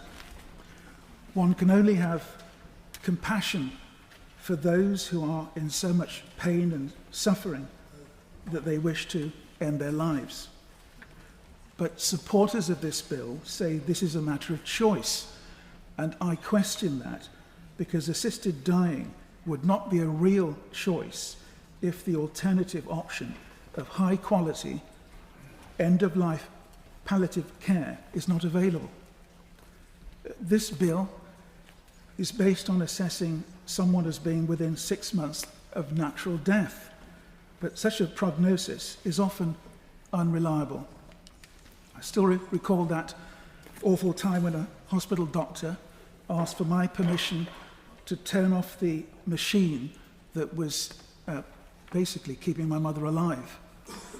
But I was aware of the fact that her church was praying for her and her family were praying for her. So I said no. And he said, well, that's your choice. She went on to live for several years longer, enjoying her family, in particular, her grandchildren. And as that doctor said to me some years later, wow, it was a miracle. There must be power in prayer. And I said, yeah, that's right. Those who accept a time limit of 6 months now to get the bill passed could come back again in a few years' time to shorten or even remove a time limit. And I believe in this bill there is a lack of genuine safeguards for vulnerable people. There is no longer judicial oversight, namely that a High Court judge should approve assisted suicide. And I use that word suicide not to cause offence, but I think this is really what it is. So the original key safeguard has been replaced. Psychiatrists and social workers who are to be included in the panel system have warned that there aren't enough of them to fill this role. And unfortunately, there are very well-meaning and experienced social workers who miss the abuse of children and babies. And yet this bill seeks to put even more pressure on that profession. And evidence from countries where assisted suicide is legal and available, for example in Canada, New Zealand, and the Netherlands, indicates that it's likely there will be a move from assisted suicide for the terminally ill only to those with other health conditions. The National Health Service is already under huge pressure, struggling to meet targets. This bill would put even more pressure on the NHS at precisely the wrong time.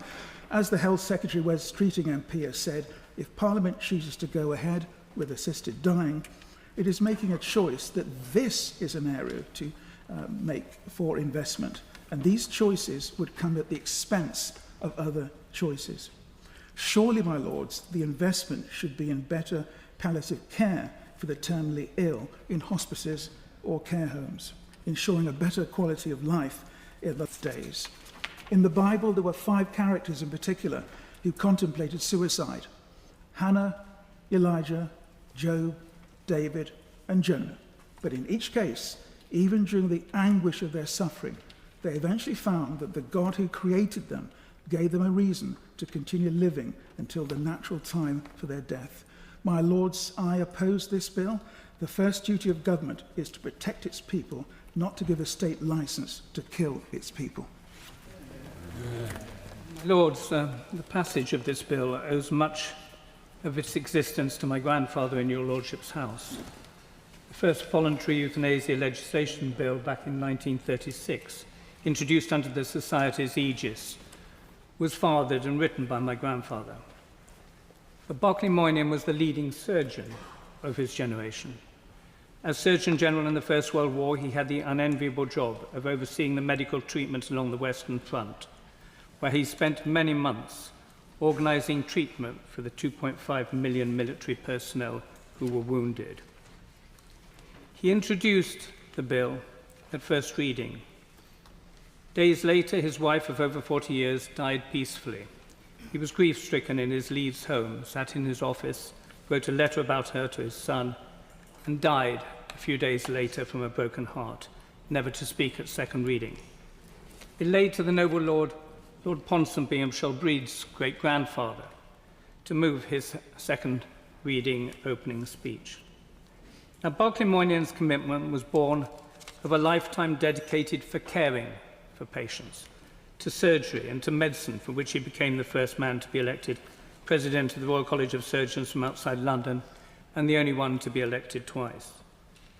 Like him, I believe the right to die within the law is a matter of the ultimate importance and the ultimate compassion and human dignity for those approaching the end of their lives, with any decision to exercise that right to die to be taken only with the most robust legal safeguards possible, and above all, to protect the vulnerable. And if I may quote him, briefly, our desire is to obtain legal recognition for the principle that in cases of advanced and inevitably fatal disease, attended by agony which reaches or oversteps the boundaries of human endurance, the sufferer, after legal inquiry and after due observance of all safeguards, shall have the right to demand and be entitled to receive release. Now, of course, medicine has moved on, and we're blessed with ways to address many instances of the agonies which were suffered by those fighting in the Great War. In no case is it a question in this of a trade-off of palliative care or whether palliative care should be made available or not. All cases should be availed from palliative care. And I believe it's for those facing imminent death to choose to do so at a time and place of their choosing, rather than in ways which they fear and may cause intense suffering. This is not a bill compelling anyone to act against their conscience. My lords, I was deeply moved by the speech of the noble Lord Alderdice, a man of deeply religious beliefs, who comes from a Christian perspective and can reach a different view to that of the Right Reverend Prelate, the Bishop of London. I welcome the decision of the noble Baroness Lady Berger, working with Lord Faulkner, that a select committee should be set up to hear evidence. Her proposal respects the right timetable to allow, should both houses wish, to make sure that the bill goes through all its parliamentary stages. I believe my grandfather was right about providing a patient who is terminally ill, where all the legal safeguards are met, that they, like us all, should have the choice about how we die, and that is why I support this bill and the opportunities we have to improve it. My lords, I'm grateful to all noble lords for the sincerity and the seriousness of this debate over these last few days. It has been illuminating and moving to hear so many family stories and personal testimonies. I note my interest as a carer for my father, Roy, who suffers with dementia. This time tomorrow, my dad will knock on the door of the care office in his supported living complex to address an issue of singular importance.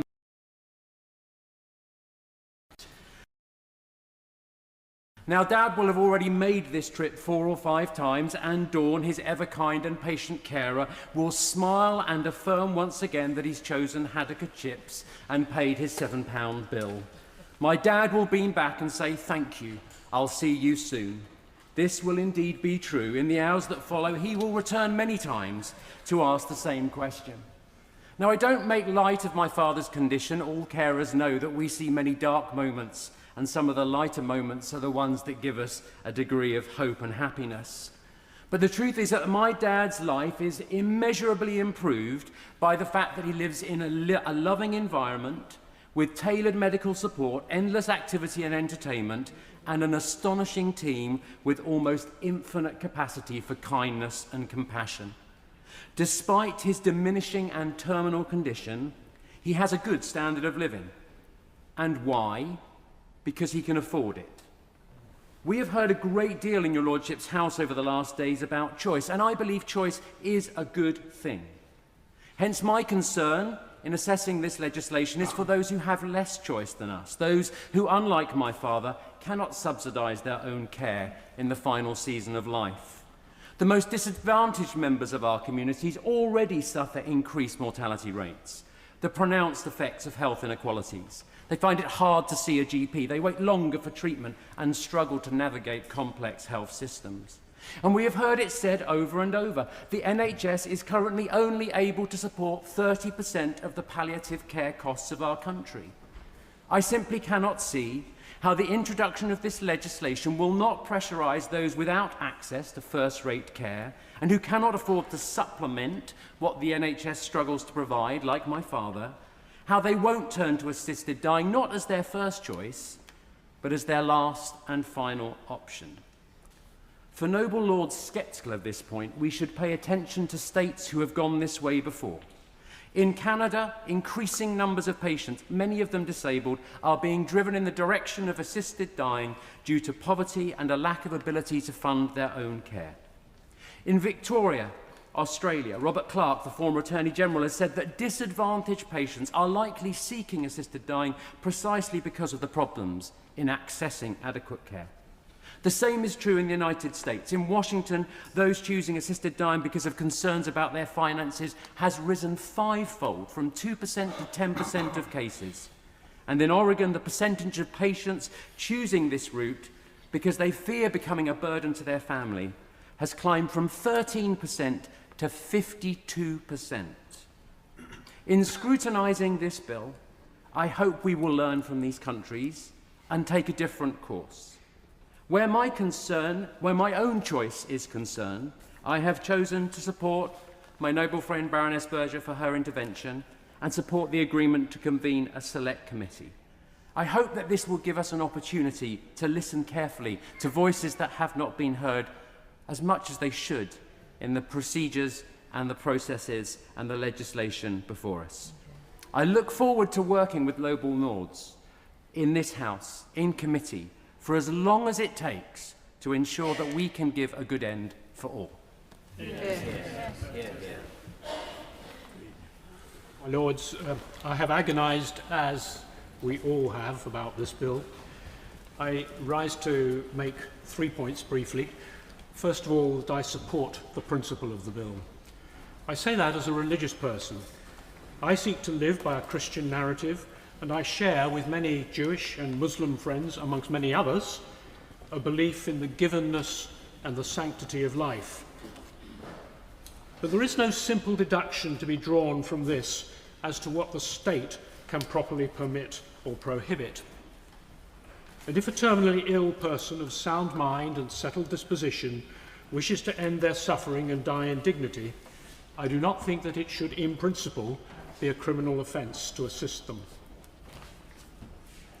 Secondly, though, I share the worries of many of your noble lords about encouraging a climate of suggestibility which subtly or not so subtly influences the vulnerable.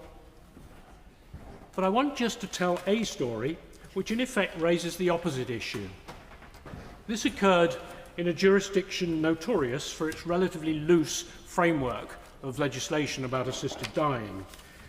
I disguise the details somewhat because this is still raw for those intimately concerned. But a person with terminal cancer decided to die in dignity. A family meal was held to celebrate their life. All drank a glass of champagne, and then the person went to the next room where the doctors were ready to administer the dose. In the aftermath, the spouse was grief-stricken and depressed. The grandchildren were in floods of tears and demanding to know why their grandparent had done this. And the parents, struggling with their own bereavement, had to cope with the emotional distress of 3 generations. Now, in the last analysis, we may want to acknowledge that it is the person's decision. It is their life, their death. But I can't help asking what this says about those precious human relationships being terminated along with that life. Martin Luther is said to have said that we believe alone and we die alone. Well, yes and no. So thirdly, we can only hold our heads up in defending the principle of this bill, I believe, if we ensure not only that its constraints remain robust, but that it is holistically focused on how to end life as well as possible. Above all, and so many of us have already said this, palliative care must be integral to any satisfactory approach. To that, I would add the crucial importance of mature societal discussion of what dying well means. We need to move beyond the bare assertion of a libertarian principle and beyond our sanitizing euphemisms about death. There is no way of making this simple, and it cannot just be a matter for lawyers, legislators, and care professionals. It's surely also a matter for conversation in families, in schools, in religious groups, of course, in humanist discourse, for all of us, in fact. I will support Baroness Burge's motion, not in order to delay the bill at all. I want to see an appropriate act on the statute book in a reasonable time frame. But if this is as important as we all say it is, then we should devote the time needed, including, dare I say, and I am not an expert on procedures, including, dare I say, the Fridays in the new year that we might need, if that is what it takes, to getting this right. My Lords, I refer to my interest in the Register as a founder and director of an adult social care business of 25 years. And over those 25 years, there have been many times where we have seen people who have to be looked after at the end of their lives. My Lords, I've got only a few points to make because I've listened to the excellent contributions from around the House, but my mind still remains firmly that we need to be a society that is willing to care to the last minute of every single human being that comes into this world. I'm a Sikh, born a Sikh with Hindu practices, and in the core of my faith, it is to serve, to protect, and to uphold the law. I would not want to uphold a law that takes life, because for me, life is absolutely the most precious thing that we have. My Lords, I do not want to see a change in relationship between the medical practitioners and the patients. I feel that we are really slipping down a very slippery slope if we start introducing things that afterwards we have very little control over.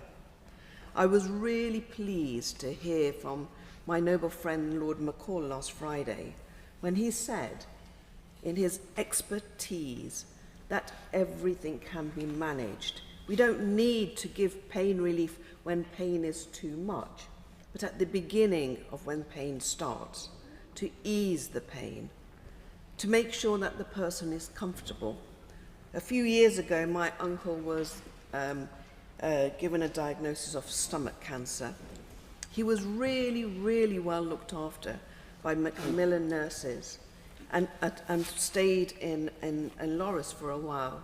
And then when he felt he wanted to come home, because he knew he was coming to the end of his time.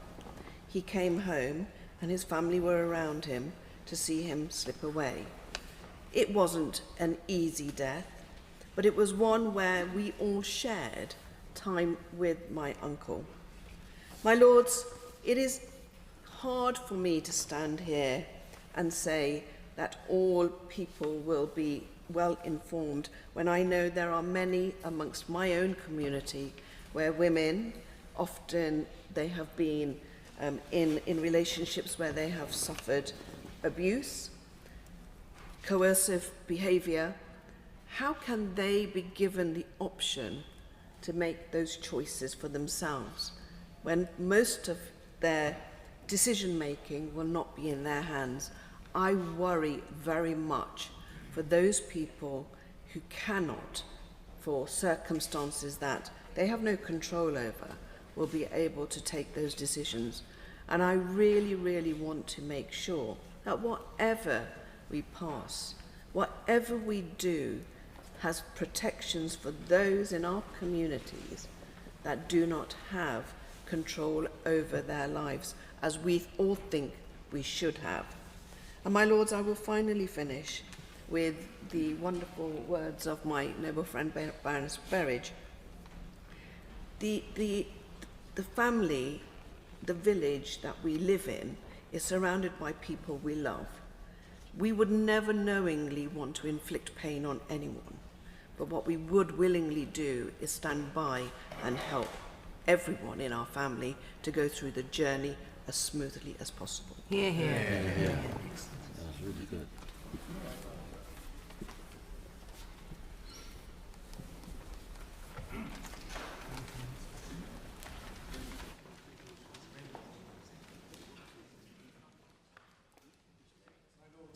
I am opposed to this bill partly on principle and partly on specific matters of detail. On the issue of principle, firstly, I believe this bill will radically alter our society's view of the value of life by introducing a utilitarian calculus of value. As the noble Lord Frost and others have said, if assisted dying is to be determined by that calculus, then very quickly what appears to deliver seemingly the most efficient outcome for the NHS and patients will become acceptable. That will fundamentally change the culture of medicine and the therapeutic role of doctors and carers, which we have accepted for millennia. Assisted dying is not a medical treatment. Ending life is not a therapeutic act. Most people do not believe, and have never believed, that doctors should be allowed to recommend a dosage of lethal substances. Secondly, the supposed defence of autonomy or optionality is perhaps not what it may seem at first sight. Once you have legalised the option for assisted dying, within no time you will have created a right to die. My lords, not one of us has exercised an option to be born. Indeed, an ancient Greek thinker in one of his gloomier moments suggested that if we could be offered a choice to be born, we should be best advised to refuse it, on the grounds that suffering is endemic to humankind. Once we establish a choice to die, then to withhold such a right will amount to discrimination against a person. And once discrimination law rises in the ascendant, there is no limit to its zenith. On matters of detail, I, like many others, have very severe doubts about the criteria for eligibility in this bill. In other countries, as we have heard, we see the rapid expansion of eligibility criteria. It has become discriminatory to restrict assisted dying to the terminally ill. We learn of assisted dying being offered to sufferers from many non-terminal physical and mental afflictions. As it stands, I now wonder whether we may have to reject the bill itself, effectively to prevent incremental expansion of eligibility criteria alone. Secondly, there is abundant evidence that there is no possibility of providing 100% safeguarding against coercive influence, whether overt or covert coercion. This is probably one of the biggest questions to which this bill cannot offer an answer. Coercion is always likely to be present if you cannot get the basic care you need. We have spoken already a great deal about palliative care. The noble Lord Baker has told us that investment in palliative care is not a political alternative. Is that so? He may be right in the short term, but I do not think that to abandon such an aspiration can be endorsed as a justification for inaction. The strongest motive among terminally ill patients for requesting or desiring assisted dying is not so much insufferable pain, but their feeling abandoned, unvalued, cast aside onto a scrap heap for which no society has a care. If they can be helped to feel valued, their mentality can entirely change. Feeling a burden is one of the strongest motives for suicide. If this bill were explicitly to address intolerable suffering, then perhaps assisted dying could more respectably be presented as a last resort for intractable suffering. But in that case, palliative care should assume far greater prominence. Of the 500,000 people who die in this country every year, thousands and thousands do not have appropriate palliative care in their last 2 months. These are the people who most need our attention, and the bill as framed does not address this issue at all. Many speakers have already rehearsed several other procedural defects to this bill, including conscientious objection and opt-out clauses, the consequences for hospices, delegated powers, the certification of drugs and lethal substances, and the absence of a coroner. Many speakers have argued that the present law is untenable. Yet I believe that as it stands, this bill, if passed into law, will be seen to have numerous untenable consequences over the years.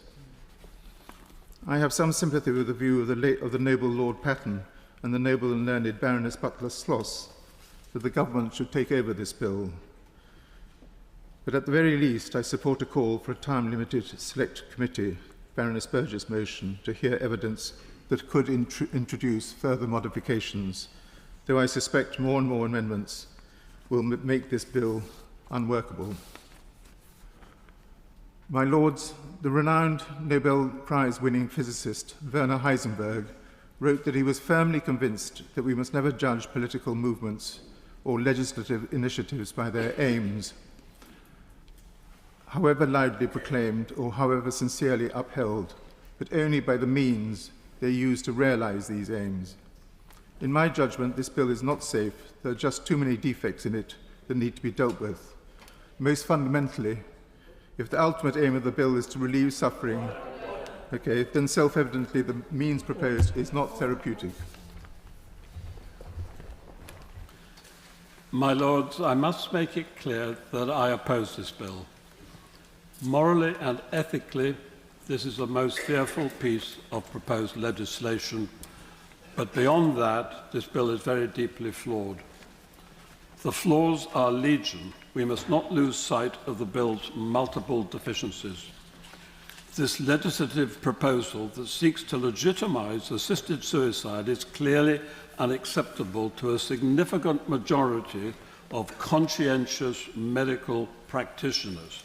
It is no surprise that so many leading medical organizations and medical schools have expressed very significant concerns. The bill itself includes no requirement for a person to be suffering or in pain to be eligible for an assisted suicide.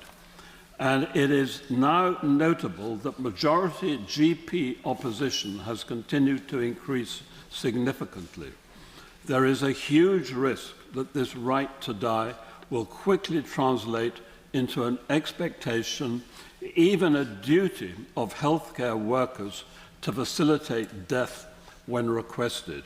And there are no effective legal safeguards to protect the elderly and the vulnerable. The overriding necessities for the provision of universally accessible, high-quality, supportive and palliative end-of-life care have been swept aside. It is particularly striking that an overwhelming majority, between 70 and 85% of palliative care doctors, are opposed to assisted suicide. Crucially, my Lords, there are no built-in checks to protect against the inevitable risks of coercion. People with disabilities, particularly older persons, may feel subtly pressurized to end their lives. the replacement of High Court judicial oversight by a judicial panel, lawyer, psychiatrist, social worker, brings an uncontrolled risk that such panels will become staffed by those who favour assisted suicide. And such judicial panels are clearly not qualified to overrule the joint view of two expert medical practitioners. Further, those who are not actually dying would be eligible for assisted suicide, and the term terminal illness is not clearly defined. The law could be applied to those who have years of life ahead of them. We must also recognise that there has been totally insufficient pre-legislative scrutiny of this bill. No public consultation and no proper engagement with the medical profession. Most of the amendments tabled in the other place were not even debated. My Lords, there is silence as to where necessary funding will come from. Most likely it will have to be found from existing overstretched health budgets. Removing funds from palliative support that actually relieves suffering and saves lives. And there is also a real fear that funding will be subcontracted out, leading to a rapacious and callous profit-driven system. My Lords, it is now unsurprising that, contrary to Lord Faulkner's contention, support for assisted suicide from the general public is significantly waning. My Lords, really has our role in this House as a scrutinising and revising chamber been so important? It is imperative that we do not give succour to this charter for the culture of death. What a privilege, but what a responsibility to be a part of this debate. And I think it's clear from every speaker that we all feel that responsibility. My Lords, if this legislation passes into law and subsequently proves, like all legislation, to be defective in some respects, there is no way that subsequent revisions can restore the lives of those who have succumbed to its provisions. Nearly all noble laws, for or against, express huge anxiety about the so-called safeguarding clauses in the bill. I urge your lordships to reread these clauses. Surely they must alarm us all. Why are these clauses necessary at all? Because I think all sides agree there are real dangers of coercion, mistakes, wrong judgments, undisclosed facts that surface after the death warrants are signed. These clauses are not and can never be a guarantee of fair play. No drafting can eliminate the life and death risks arising from this bill. My Lords, these clauses represent an acceptance that there will be circumstances where mistakes, greed, ignorance, coercion, and other factors unknown are at play after enactment. Despite the fatal consequences of drafting errors and omissions, supporters of the bill are asking this House to believe that their safeguarding clauses will work exactly as drafted, that doctors can always know when you will die. No, my Lords, this bill, like all bills, will not be perfect when enacted. In real life, it is certain to prove defective, in some ways unforeseeable. Unlike other legislation, there is no redress, certainly not from the graveyard. I cannot support this bill. It is a risk too far. I've listened to the frontline palliative care specialists whose concerns easily outweigh the eloquent pleadings of the lawyers and others a long way from the front line. These are my practical objections and the reason why I believe this legislation should be put out of its misery. I will finish with some words on the underlying principle. Not my words, but the words of one Mr. James Wicks of Esher in Surrey, who wrote to the Daily Telegraph as follows: Sir, assisted suicide is not a private medical matter. It is a moral line. If Parliament crosses it, the message will be clear. Some lives are no longer worth living. No person, institution or machine is worthy to make that judgment. Yet we now find ourselves debating it as though it were just another healthcare policy. The Terminally Ill Adults End of Life Bill is not about compassion. It is the logical end of a society that has relaced shared moral foundations with individual subjectivity and duty with personal preference.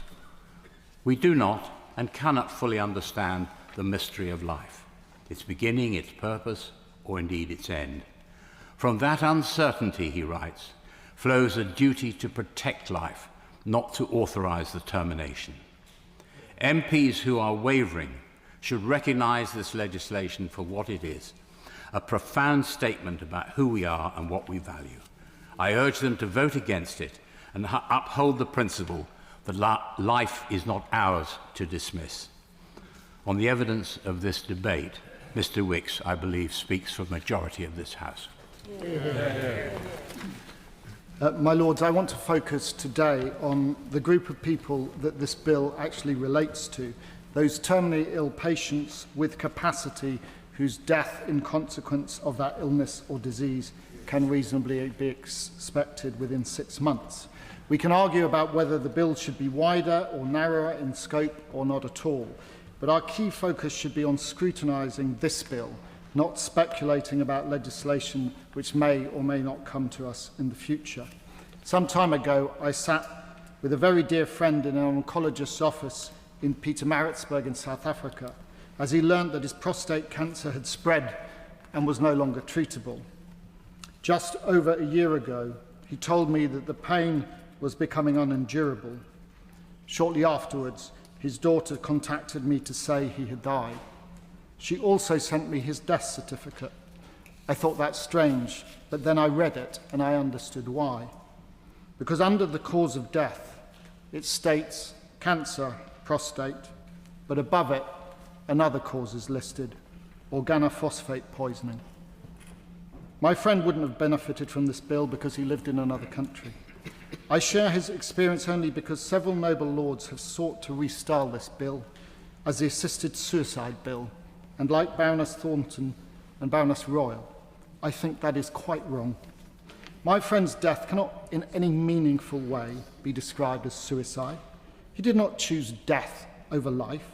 He wanted more than anything to live. But that was not an option open to him. His choice was between the kind of death he was to have, an immediate and tragically painful one, or the prolonged and agonizing death he had decided was unendurable. So we should be clear. We are discussing an assisted dying bill, not an assisted suicide bill. My Lords, although I believe strongly in the right of individuals to take decisions about their own lives, particularly when denying such rights may make them suffer intolerable pain in the way my friend did, I do not discount the concerns of those who oppose this bill, because alongside my belief in individual autonomy, I have an informed scepticism about the state and its institutions. I take seriously the concerns raised by the noble Lord Rees of Easton and others last Friday about inequities of NHS treatment, particularly impacting black and minority ethnic groups and people on lower incomes, and the dangers of introducing assisted dying in such a system. I was struck by the compelling speech of my noble friend Baroness Parmenter, which alerts us to the risks to people suffering eating disorders, and I also worry about the lack of value that is often put on the lives of older people and the serious concerns expressed by disabled groups. Clause 5.2 of the bill, which allows a medical practitioner to initiate a conversation with a patient about assisted dying, is particularly problematic to me, not because I believe the medical profession is full of people who want to end the lives of their patients, but simply because I know it's full of human beings. As such, it will have its share of bad actors, but more pertinently, it will have far more than its share of tired and overstretched professionals juggling competing priorities and resources. Finally, my Lords, there's the issue of coercion. Of course, most families act in the best interests of their relatives, and many make huge sacrifices to do so, but there will always be some that do not. We must make sure that the safeguards in the bill are workable and effective. My Lords, I close by thanking all those who have written to me or spoken to me with great conviction on either side of the debate. In many ways, I envy their certainty, not because I lack clarity on where I stand on the principle of the bill, but because I find it harder to discount the flaws both in the existing state of the law and in the bill that is before us. I therefore welcome the agreement to hold a select committee to take evidence, and I look forward to detailed deliberations on the bill. My Lords, over the past 2 days of debate, we have heard sincere and often moving contributions from every side of the House. The arguments for and against assisted dying touch on the most profound questions of life, death, autonomy and compassion. I have also received a large number of letters and emails from the public, some urging reform, others expressing grave concern. What unites them is a strength of feeling and the urgency of this issue. The case against change is serious. Many fear that legalising assisted dying would undermine the sanctity of life, send the wrong message to those who feel themselves a burden, or erode the doctor-patient relationship. Some point to examples abroad where over time laws have been expanded and ask whether we can ever be certain that similar pressures will not emerge here. Others remind us of the patchy provision of palliative care and argue that real choice does not exist until every dying person can be confident of the very best care at the end of life. These concerns deserve to be heard with respect. And yet the arguments in favour are no less compelling. For all our advances in medicine, palliative care cannot always relieve suffering. Too many families have watched a loved one endure a prolonged and degrading death, or else travel abroad, often alone, to places like Switzerland, because the law here forces them into exile. Those who cannot travel sometimes resort to desperate means. In these cases, the current law does not protect the vulnerable, it abandons them. It is regrettable that no government has yet established a royal commission to examine this question fully, despite clear and enduring need. For over 20 years, efforts to legislate have drawn on international evidence and proposed careful safeguards, but each has faltered, leaving the cost borne not by us in Parliament, but by dying people and their families. That failure of political will should not prevent us from addressing the issue now. But alongside reform, we must also act to strengthen existing provision. I therefore hope the government will do more to ensure palliative care is properly and fairly funded, so that nobody feels forced into a choice by a lack of support. And in taking this step, we can draw on the experience of others. We are not without guidance. Over 300 million people worldwide now live in jurisdictions where assisted dying is legal for the terminally ill. No country has taken this cautious route, has ever reversed its law. And the evidence shows that, far from undermining palliative care, such laws often strengthen it. This bill seeks to offer choice, not compulsion, under the tightest safeguards ever proposed. Multiple medical assessments, an independent multidisciplinary panel, and new coercive offences carrying life sentences. It has been scrutinised for over hundreds of hours in the Commons, amended repeatedly, and now comes to us for further examination. I therefore welcome and support the initiative of Baroness Berger and Lord Faulkner to establish a select committee so further evidence can be gathered and considered without delaying the bill's progress. My Lords, the question before us is not whether dying people should suffer.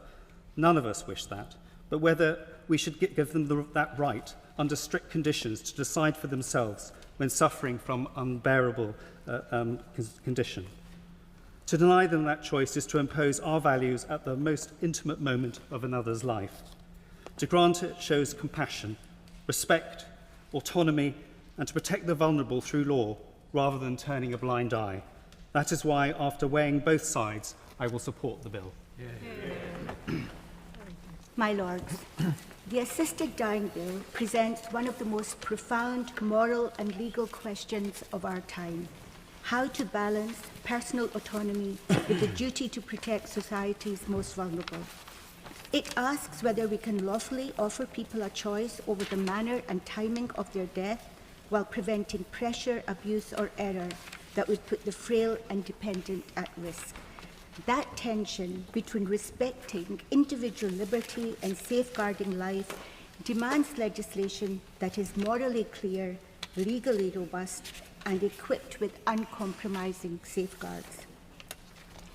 This bill is presented as compassionate, but it sets us on a dangerous drift. In other countries, what began for the terminally ill has widened to include the chronically ill, the disabled, and people with mental illness. In Canada, legislation led to a 15.8% increase between 2022 and 2023 under medical assistance in dying. One point that has been made numerous times in this debate is that vulnerable old people could be coerced by their children or other relatives driven by selfish interests into prematurely choosing assisted suicide. My concern is for those who have no children, because in reality, most children love their parents deeply and would go to any length to protect and shield them. That love is a safeguard in itself.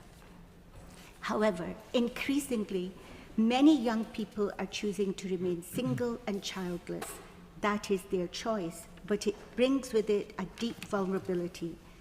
If safeguards erode, we risk reaching a point where strangers, doctors, officials, even the state could decide that certain people are expendable, especially when there is no one left to protect or speak for them, and they are merely seen as a burden and a cost to the state. This bill leaves too many safeguards unclear. At what precise point would professionals have legal permission to end a life? How can we ever be certain that consent is genuine and not born of fear, depression, or loneliness? These are not minor details. They are matters of life and death. And let us not assume assisted death means a good death. We know from documented cases of state executions in the United States that lethal injections can take far longer than intended, with visible suffering. If even executions by professionals sometimes go horribly wrong, is it unrealistic to assume that assisted dying under this bill will always be safe or dignified? On a personal note, my late parents, who were exceptional people of strong faith, would say that the time of death, the place of death, and the manner of each person's dying are preordained. Far from being a cause of fear, such belief allows one to live with courage, knowing that the end is not ours to determine. I'm aware that even as we speak, there are those in terrible pain and suffering, but true compassion is not found in offering death. It is found in ensuring no one dies in pain and no one dies alone, with proper investment in palliative care, in pain relief, and in social support, especially for those who have no family to care for them. My Lords, this debate is not just about individual choice. It is a question of what future generations will inherit, whether we remain a society that protects the vulnerable and honours life in all its frailty, or whether we enable a quiet erosion of the value of life. Our responsibility is to preserve the intrinsic value of every individual, and that is why I cannot support this bill. My Lords, I watched as my late husband and partner of 31 years died, knowing there was a better, more humane way. When my dear friend of many, many years suffered for months, she knew there was another way, and she implored me to help, and my Lords, I did.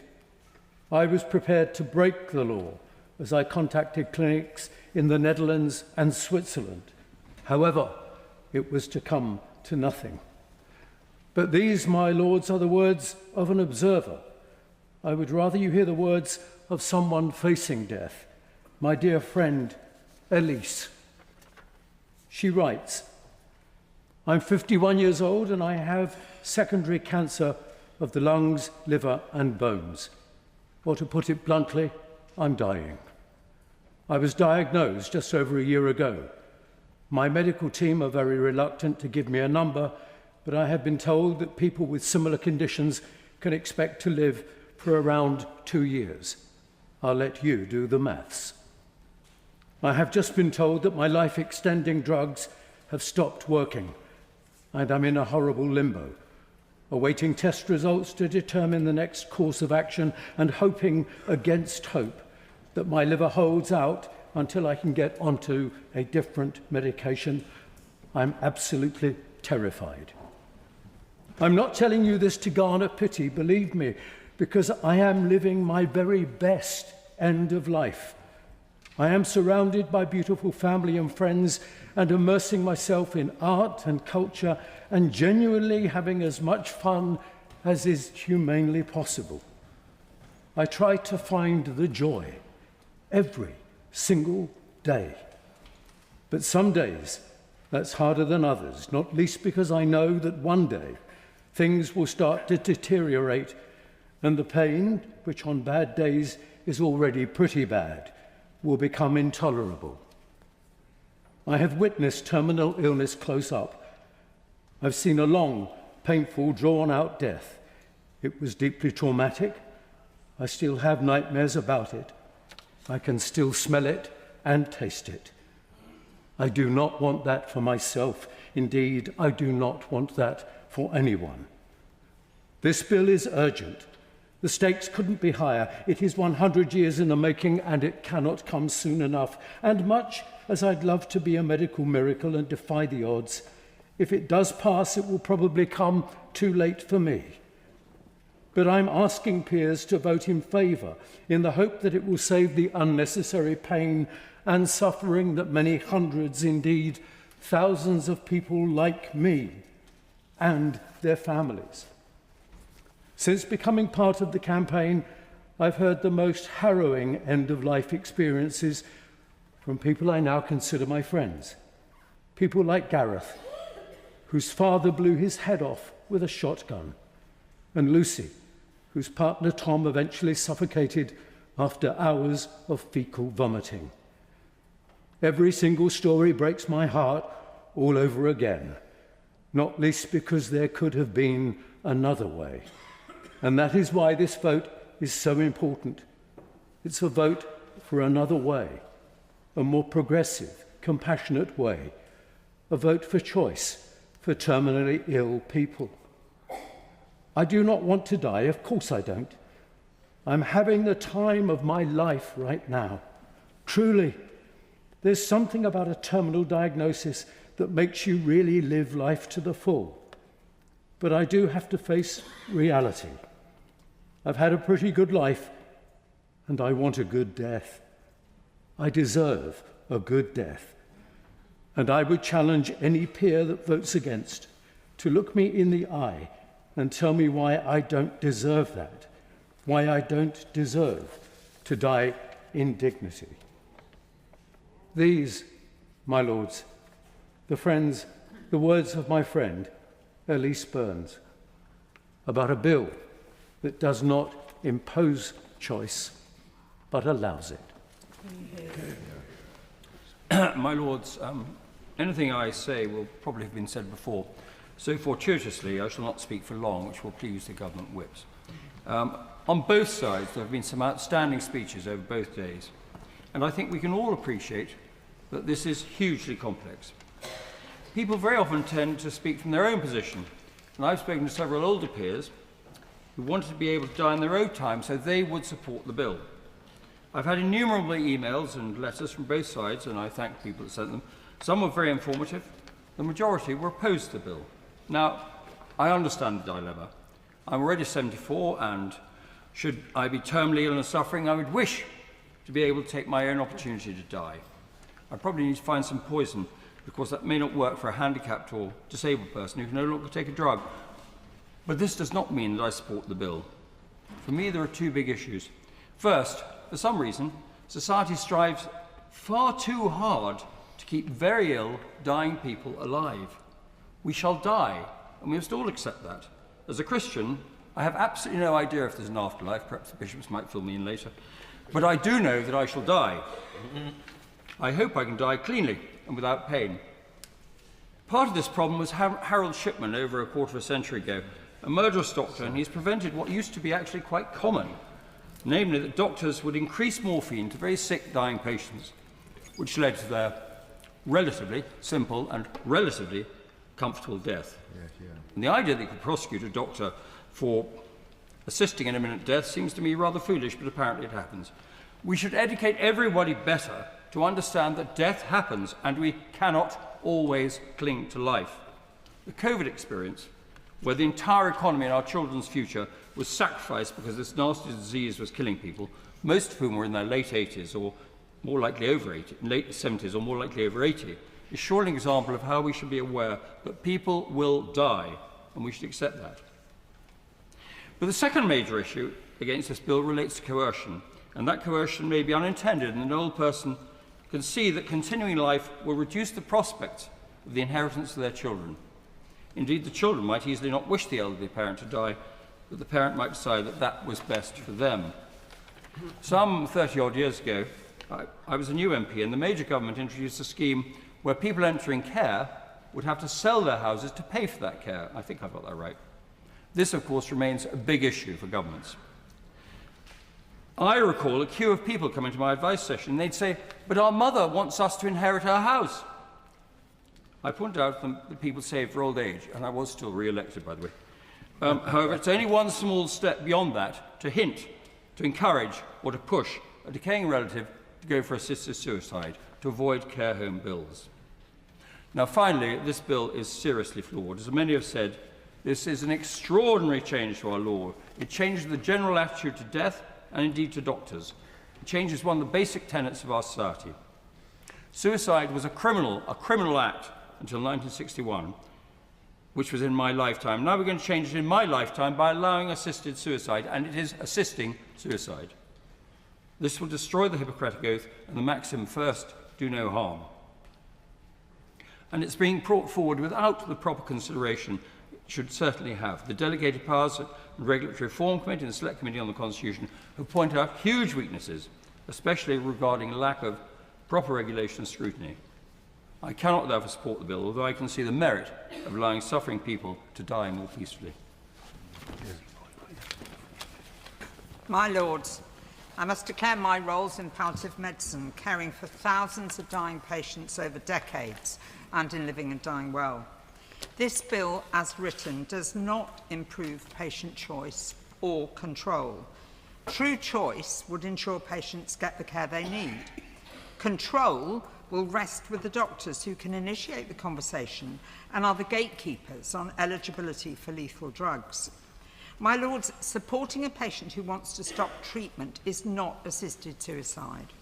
Stopping unwanted treatment allows life to close in a timely way. The person dies of their underlying disease. It is good care. Training in palliative care is lamentably poor across most of healthcare. Ignorance of pain and symptom control management is widespread across the globe. Morphine to control pain does not kill, although some mistakenly think it does. It provides comfort as life slips away. Specialist palliative care can save millions a year to the NHS through care that meets needs, substantially improves well-being and comfort, and avoids unnecessary interventions. It does not keep people alive who do not want to keep living. The bill's impact assessment suggests there will be up to 4,500 assisted deaths by year 10. This bill does nothing for the over 500,000 people dying each year on whom it will have a profound impact. Many with needs not addressed, but wanting to live better right to the end of their lives. They are unheard, already often made to feel a burden, fear being persuaded to take lethal drugs, and they face their local services further eroded to fund the assisted death service. It is unethical for us to pass poor legislation for a state-provided NHS assisted death service while leaving the care of 500,000 dying people to be patchy, often inadequate, and at best subsidised ad hoc by struggling charities. Throughout, we've heard horror stories of bad care, inadequate or appalling management, especially out of hours. The bill doesn't require any attempt to relieve pain or suffering, even if they're present. It puts the power in the hands of the two assessing doctors who may know nothing about the conditions of the person, who cannot detect undue influence or coercion, and whose motivation may be opaque. Prognosis is a guess, and diagnostic errors are common. These doctors do not need to be certain. Only on the balance of probabilities do they need to believe the criteria are met. With no oversight of their assessment, how can a panel approve the death with any certainty when there is no ability to appeal against a panel approval and no coroner oversight? How many wrongful deaths a year is acceptable? No system can be 100% safe. Providing massive drug overdoses in an unlicensed way to end life is not a therapeutic act and has no place in health and social care provision.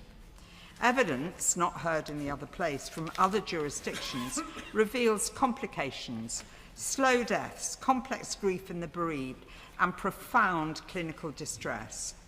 Whether or not you feel some people should be able to have an assisted death or even euthanasia, this bill, as written, is deeply flawed. It must have essential scrutiny. My Lords, some Lords have suggested that a timetable has been agreed. That isn't the case. It has been agreed to have a select committee to complete its work in November, allowing the Committee of the Whole House to get underway promptly, to undertake that scrutiny, which is absolutely essential. My Lords, it is a privilege to participate in this important debate and a pleasure to follow Baroness Finlay in her excellent speech. And I would like to add my words to those of many colleagues who have already spoken of their deep concerns about this assisted dying bill, not out of a lack of compassion, but worry about the legal, moral and practical consequences of what it proposes. Effectively, it says the government should take on a new role which requires it to lay out rules and procedures to facilitate what is in essence suicide, with the cooperation of the medical profession. This would be a profound and troubling move. Once the state begins to legislate for the ending of life, however well-intentioned, it takes on the responsibility for deciding when life is no longer worth living. At the moment, it would only apply to patients with terminal conditions and a prognosis of 6 or fewer months of life left. But in other countries, where those governments have already gone down this route, the conditions of eligibility have been constantly widened over time to include other non-terminal conditions. It is highly likely, if this assisted dying bill were to succeed, we would also in time see constant pressure to widen its scope. I seriously doubt that the medical profession as a whole would wish to participate as a matter of course. Indeed, many in the medical profession have already expressed their concern. Doctors, after all, train to save life and to heal where possible. The Hippocratic Oath still remains, do no harm. My Lords, there is another crucial dimension here.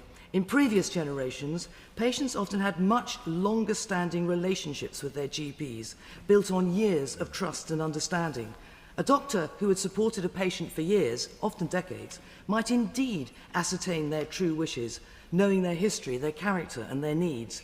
It would have made them well-placed to navigate end-of-life care sensitively, including when a patient was truly ready to go. But, as we all know, that reality has all but disappeared in today's NHS, where quite often patients are lucky if they see the same doctor twice. This means decisions about assisted dying could easily be made by professionals with little or no personal knowledge of the patient making the request, which must increase the risk of misjudgment. Meanwhile, it's pretty clear to us all the NHS is already under immense strain, as we've been hearing, with chronic staff shortages, long waiting times, and huge gaps in palliative and end-of-life care. Surely, this additional procedure would create considerable new demands on staff and facilities, which could only throw doubt on the smooth and gentle manner of support which anyone would want for those undergoing the assisted dying process. And this leads me on to perhaps the greatest concern of all. How do we safeguard the process against coercion? How can we ever be certain that a person seeking assisted death is not doing so because they feel a burden on their family, on society, or even on the system that's keeping them alive? The choice to die under conditions like that is a fragile thing. It can be heavily influenced by illness, fear, or indeed loneliness. No set of procedural safeguards could fully take account of that complexity, particularly without the input of a GP who properly knows the patient. Surely, the true mark of a compassionate society is not whether we give people a way out of life, but whether we support them to live with dignity even when life becomes difficult. We need to ensure that sufficient funding is ring-fenced for high-quality palliative care with far greater access for all who need it, rather than legislating for death to become a treatment option.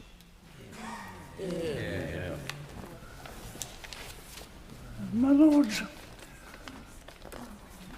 Saturday last week, the Times newspaper, in a centre-page editorial, had the headline, "The flaws of the assisted dying bill may prove irreparable. It should not have fallen to the Lords to protect the public." What follows is, putting it kindly, harsh, putting it bluntly, necessary to be done by this House or in some other way. This bill in its present form is not conducive to the common good for the following reasons. One, we have no idea of its scope in medical terms. Cancer, cardiac, cerebral, immobility, mental, where's the end? Who's going to be trained in these different specialities? Which one is going to be preferred if preference is suggested by the government? None of the Royal Colleges has adopted plainly support for this bill. The psychiatrists are against it, particularly the mental state of a patient to whom assisted dying is offered and what the effect is.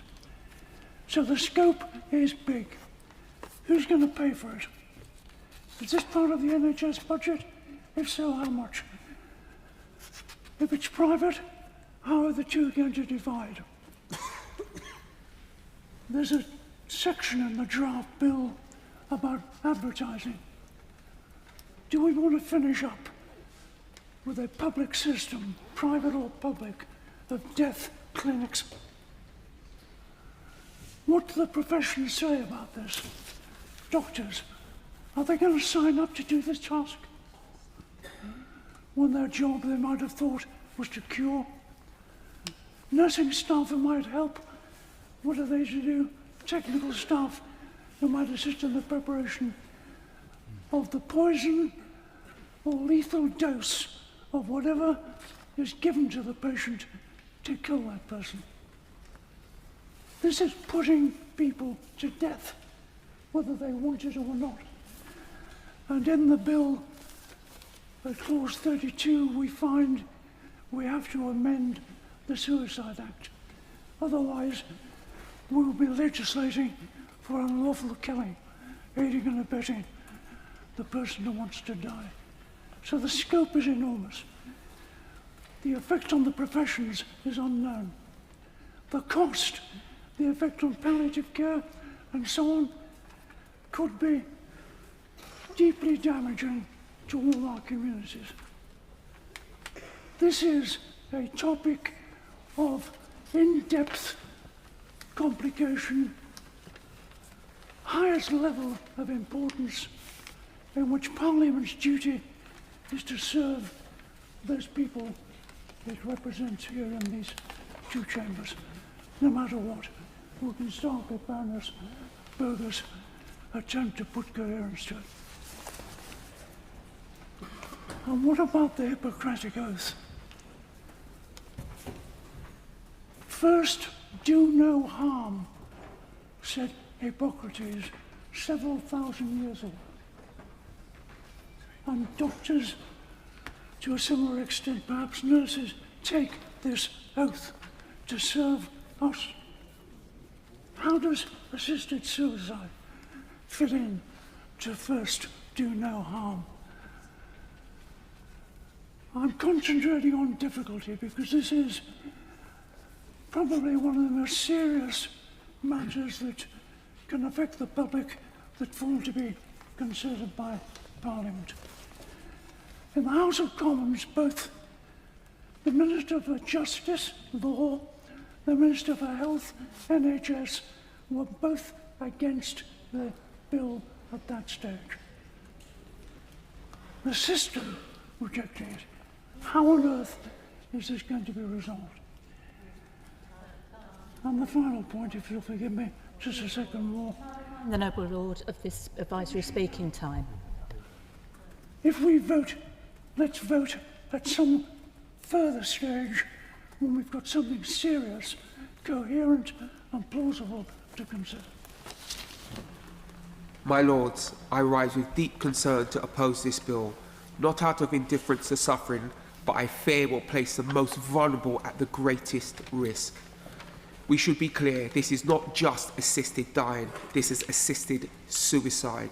Far from offering genuine choice, it risks becoming a pathway where people struggling with poverty, poor care or depression see it as their only option.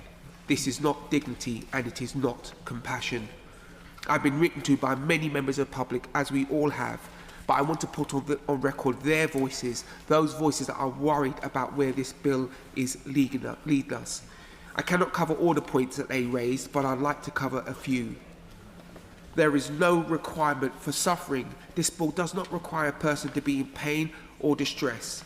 The only requirement is an irreversible illness and a prognosis of 6 months.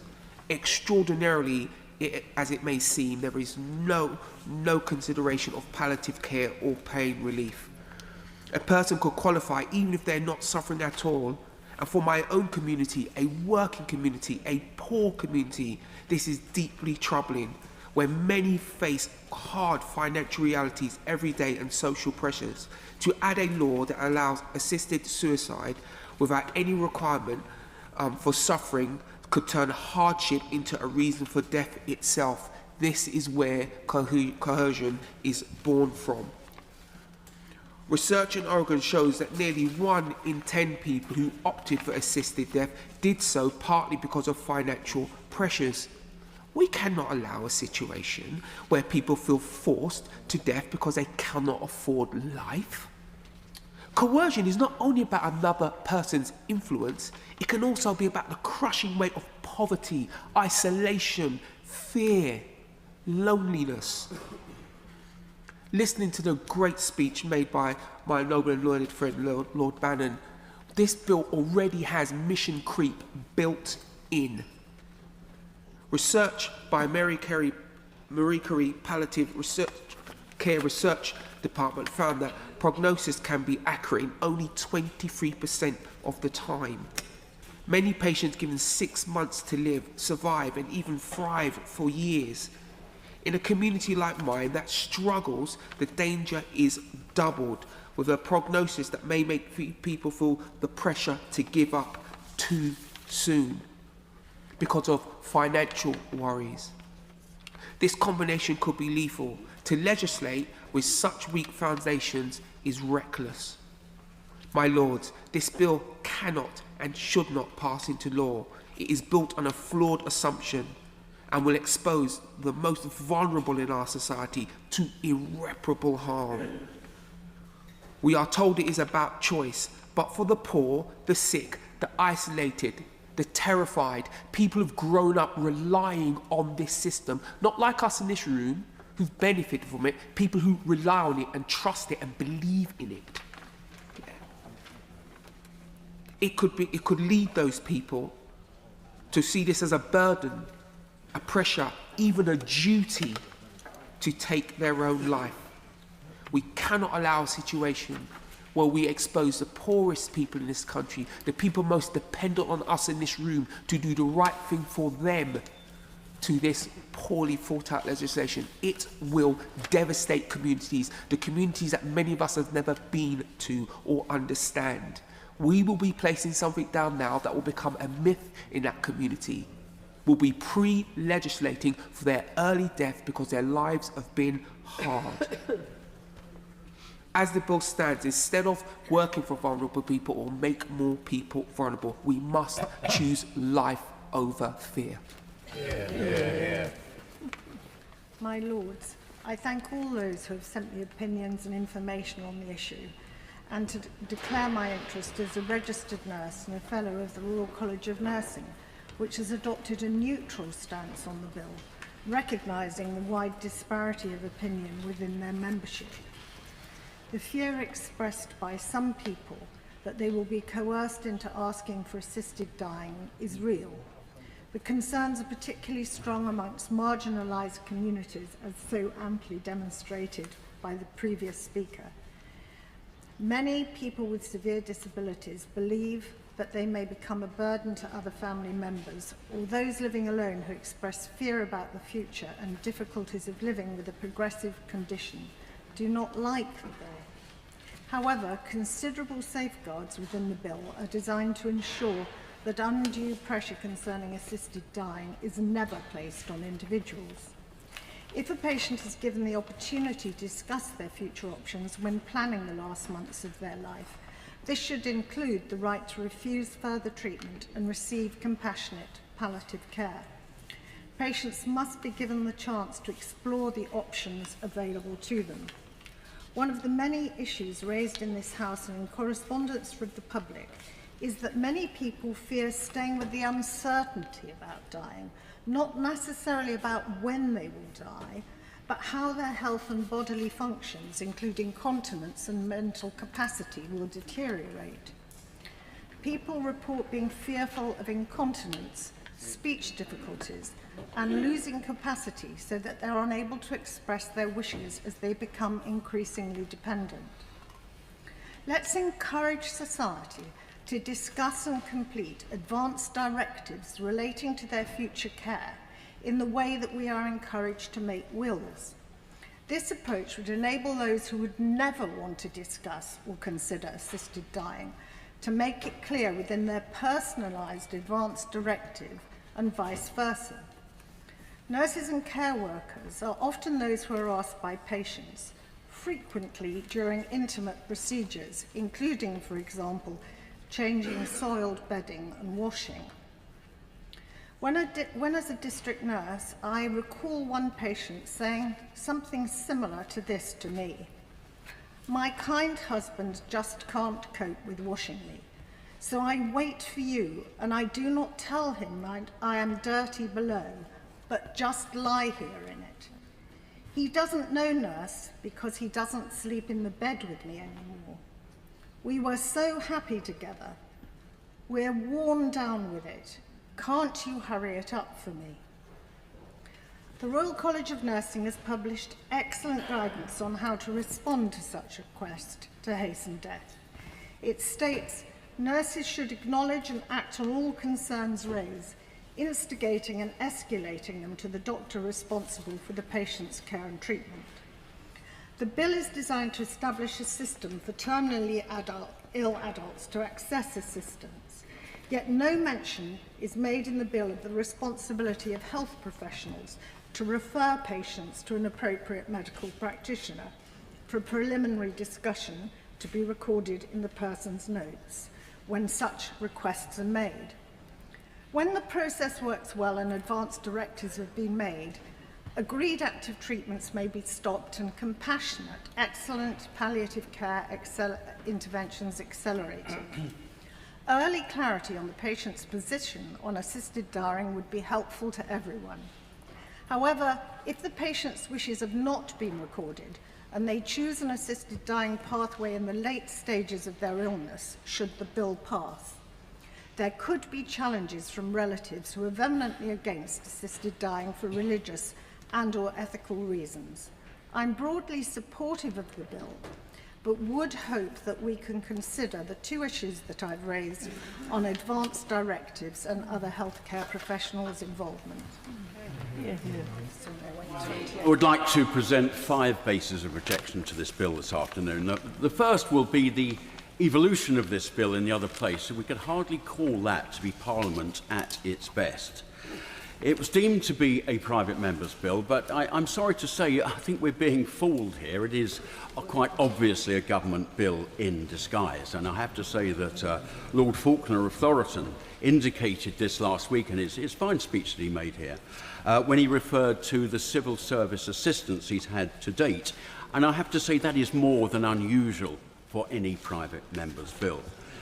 The committee stage from the start in the other place was stilted in its composition, and the fact that many respected institutions that will be operating in the space of this bill were denied their opportunity for input. But I think what worried me more than anything else was the joyous, the tear-flecked celebrations by some parliamentarians of the passing of the bill in the Commons, which is a bill of death. I found that quite bizarre. I found that quite chilling. But then I suppose I shouldn't be surprised, as many of the same people are jubilant in a similar way for the opportunity to home conduct abortions up to full term without sanction. I rather celebrate life rather than death. Now, the bill as it was originally drafted had 16 Henry VIII clauses. It's now grown to 42.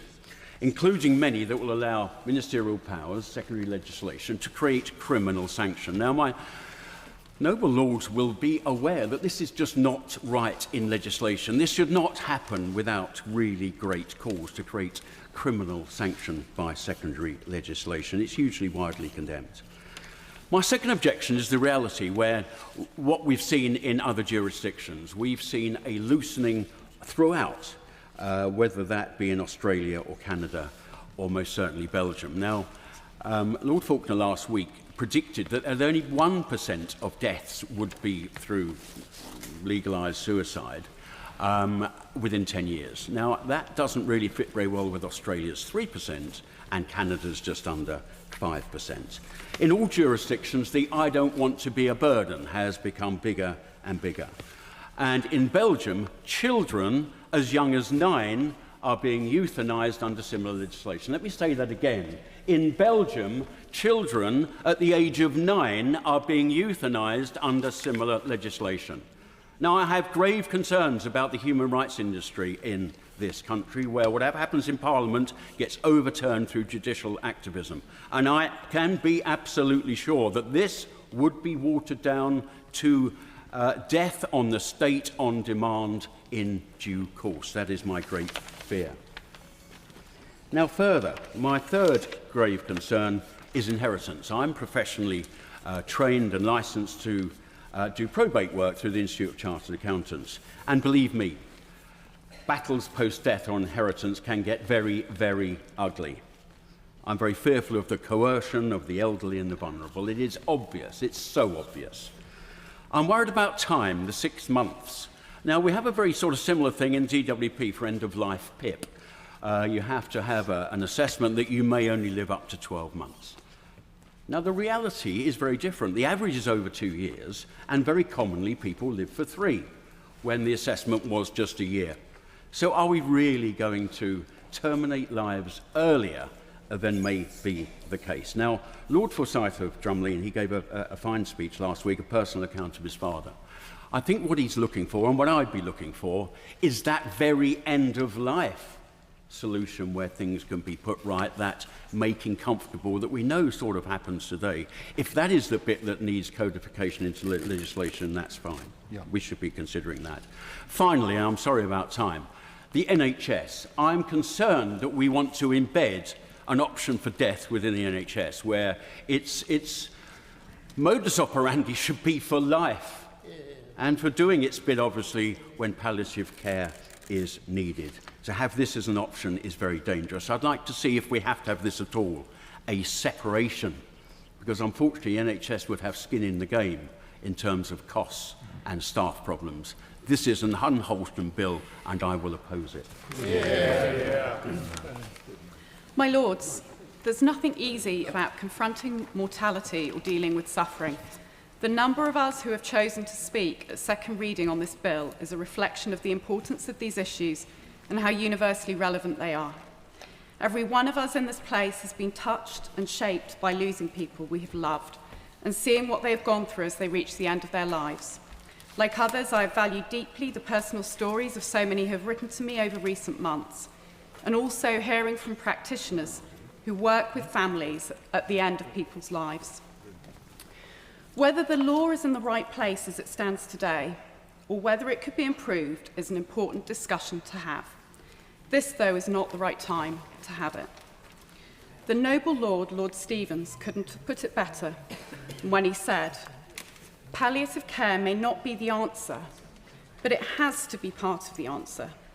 And unfortunately, that is just not the case across England and Wales as we speak today. Until we are confident that palliative and end-of-life care in the UK is functioning as well as it possibly can be, this debate cannot be had sensibly.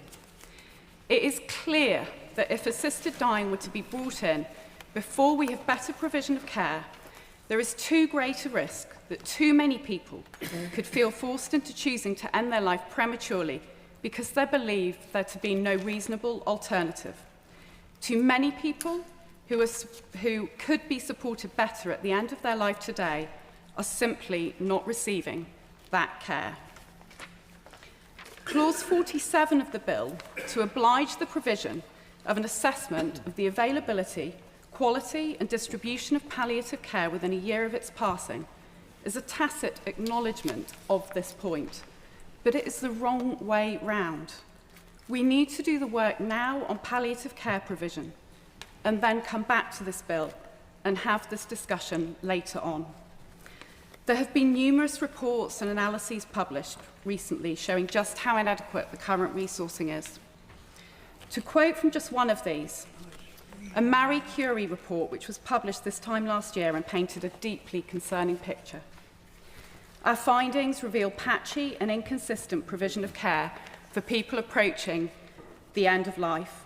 While there were examples of excellent care, the overall picture is of overstretched services, with health and care staff lacking enough time to provide care, and where coordination and communication are inadequate. This means that people lack timely management of symptoms, and family carers spend precious time struggling to access, navigate, and manage different services.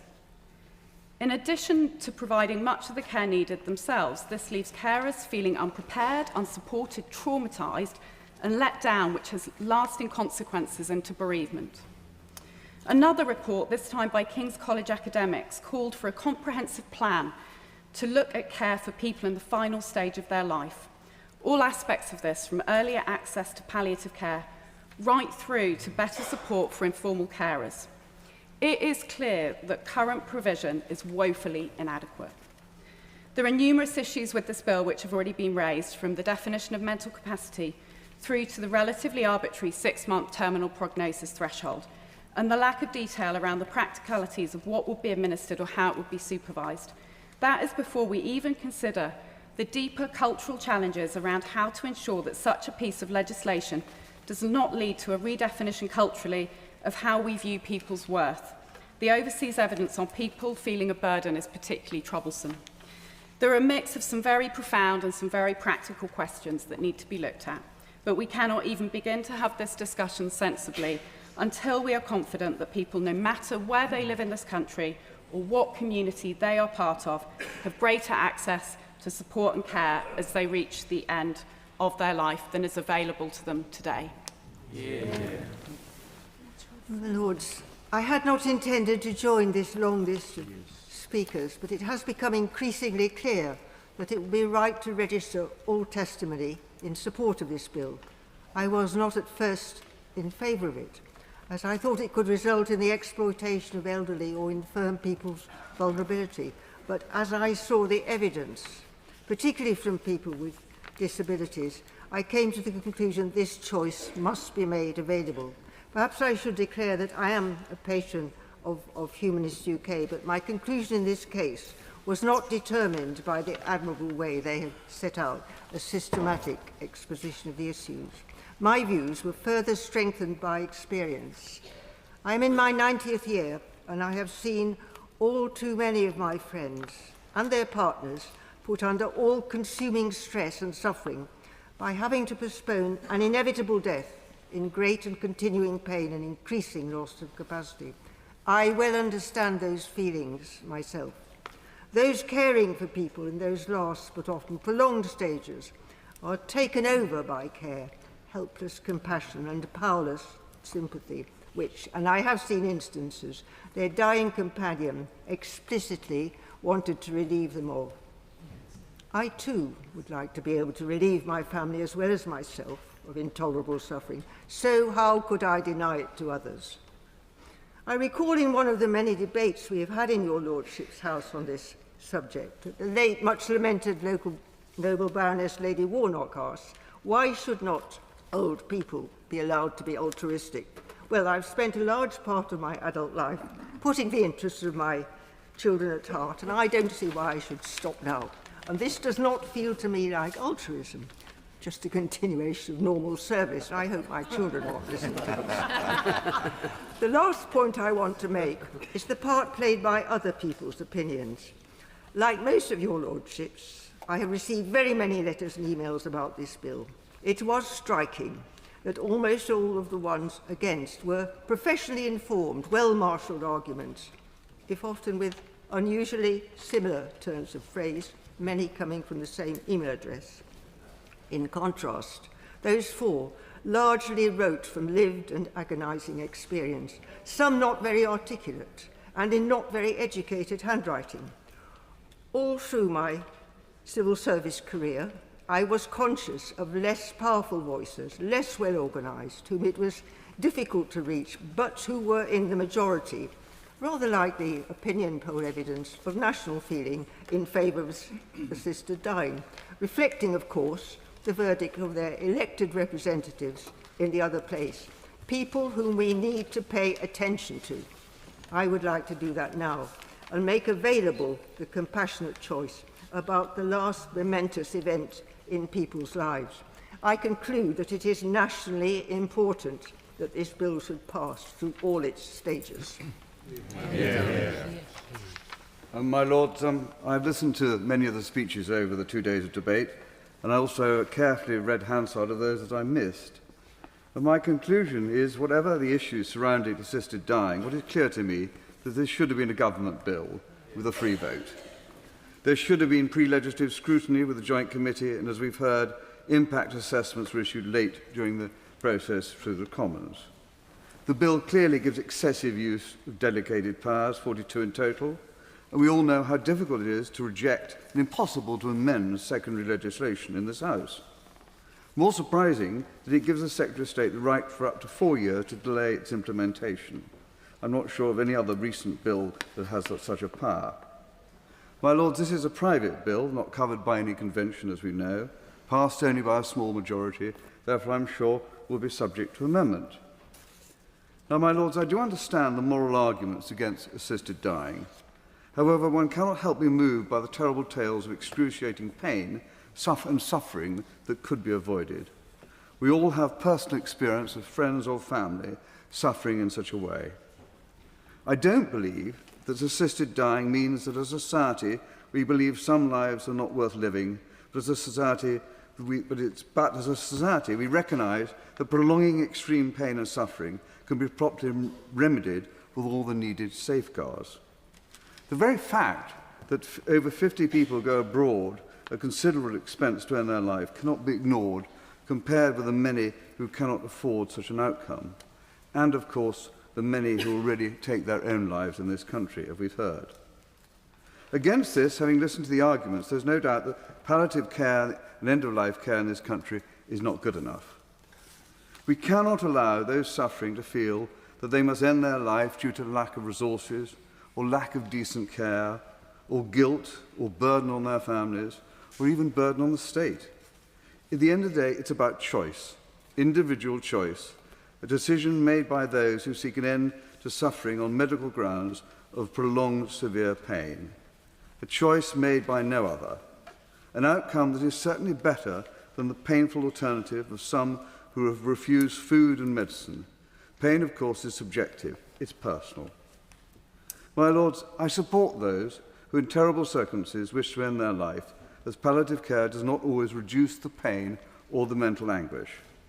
But I have to say I do have a nagging doubt that better care, better pain management would make assisted dying unnecessary, except only in extreme circumstances. We've heard three arguments against the bill, from those opposing assisted dying in principle, others saying it will undermine pressure for palliative care, or that this bill is faulty. Now, there's not much I can say to those whose objections are deeply religious, but I disagree with the Right Reverend Prelate, the Bishop of London, that enabling a dying person to end their own life means we as a society believe that some lives are not worth living. No, it means we value our fellow human beings and their choice to hasten the inevitable at a time of their choosing. I acknowledge the views of the noble lady Baroness May, though I don't think she should prevent others from exercising a different view.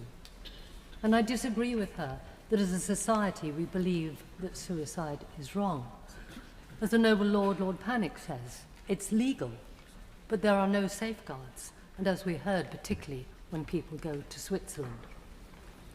We've heard from a former DPP and a former Chief Constable that the current need to interrogate the loved ones of those who have legally taken their own lives is a situation none of us would want to face. And as the noble Lord Purvis and others have said, this bill is not about people choosing to die. They are dying. This bill is about helping them make those final days easier for those who so choose. It is about dying people who want a loved one with them, because this bill is allowing that. It's not just about a medical intervention, about those who want a loved one with them if they choose to end their own lives, when the pain, the discomfort, their indignity, or the scale of intervention just becomes unbearable. Now, some noble lords claim that the bill would undermine pressure for palliative care, but there's no evidence for that. Indeed, the bill has already led to more discussion of dying and its need for dignity, support and help, and may even have increased the likelihood of improved provision. So I say to those, campaign away for palliative care, but don't do that at the expense of those for all the palliative care they've had, who then want help in their final hours to die. My Lord, palliative care is about improving the quality of the last part of those approaching death by managing pain and other symptoms, often in their own home. Why, when those symptoms are no longer manageable, shouldn't professional help equally be available at a time and manner of the person's choosing, in their own surroundings and surrounded by those they love? I turn to the "this bill isn't right" argument from those who otherwise would support assisted dying rather than those who never would. Our task is not to undermine the clear public desire and the common support for this measure. Our task here is to ensure it achieves its ends, but with proper safeguards, albeit not with so much bureaucracy that actually defeats its purpose. We should look for genuine improvements, helped by a timely special committee and then by the whole House, but without derailing its timetable, and then let the Commons have the final word. My Lords, there is a right to die. That's already in law. This is about helping those who in their final days, when the inevitable is coming, can have the comfort of professional help, but even more of their families around them as they choose to end their lives. Hear, hear. Lords, it's a pleasure to follow the Baroness Hayter. We often debate, not necessarily agreeing. We don't on this occasion. I wish I'd been participating in the second reading of a government bill, but we are where we are. And most of us will have found ourselves examining our prejudices, our experiences of the issues which underline this bill. May I say at the outset, my views are conditioned by my convictions and also from my experiences. At the bottom lies a belief that life is a precious gift from God. I think these views are widely shared, and not just from the Episcopal bench. We have heard them from my noble friend, Lady May. We heard them today from Lord Deben. We heard it also from my noble friend, Baroness Verma. In terms of my direct experience, a number of you will know that I was, for 18 years before coming here, chairman of Holbeach and East Ellow Hospital Trust, a community charity. In 1988, I headed up a group of concerned individuals from my hometown who was shaken by the health authorities' decision to close Holbeach Hospital, leaving us with a district general hospital 14 miles away, with no direct bus route between the people of Holbeach and East Ellow, the rural district in which it was situated. With the support of the local community, we formed a charitable trust, bought and took over the hospital as a community hospital, providing many facilities, including nursing care, with 30 beds, including 6 doctors' beds, and now, with further local support, we have 47 beds. Increasingly, the need for palliative and end-of-life care has become more acute, and it's very much valued by the local community. 25 years ago, my own father died there, and I was able to be with him, and I knew the care that he'd been given, and it was a hugely emotional experience, as many people have had as they describe their views on this bill. Listening to the contributions to the debate, I conclude that the principal concern is the unavailability and the lack of funding by the NHS for end-of-life care. To my mind, the role and funding of palliative care cannot be underestimated, as explained by the noble Baroness Finlay earlier today, and many noble lords have also mentioned it in their speeches. I think it's self-evident that it's a key element which the NHS has not been able to fund properly. And as the noble Lord Stevens of Birmingham explains, thank God for the hospice movement. We should listen to them.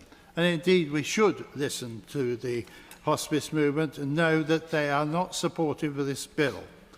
Baroness Watkins described that getting old can be a messy business. But as it stands, we don't have the information, and this bill runs the risk of too much legal controversy and too little medicine, and the total absence from the government of funding commitment to what is needed by the implementation of this bill. That is why it should have been a government bill, because they needed commitment from government for this bill to be safely passed. We need time to build a greater consensus, not just in this House, but in the other place as well.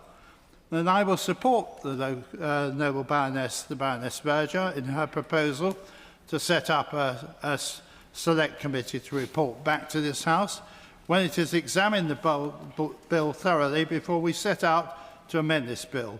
We need time to make it fit for purpose in ways almost every speaker has suggested, and we'll be using parliamentary processes to do so. What an extraordinary 2 days. After last Friday's debate, I went to a Beatles tribute band with my learning disabled son.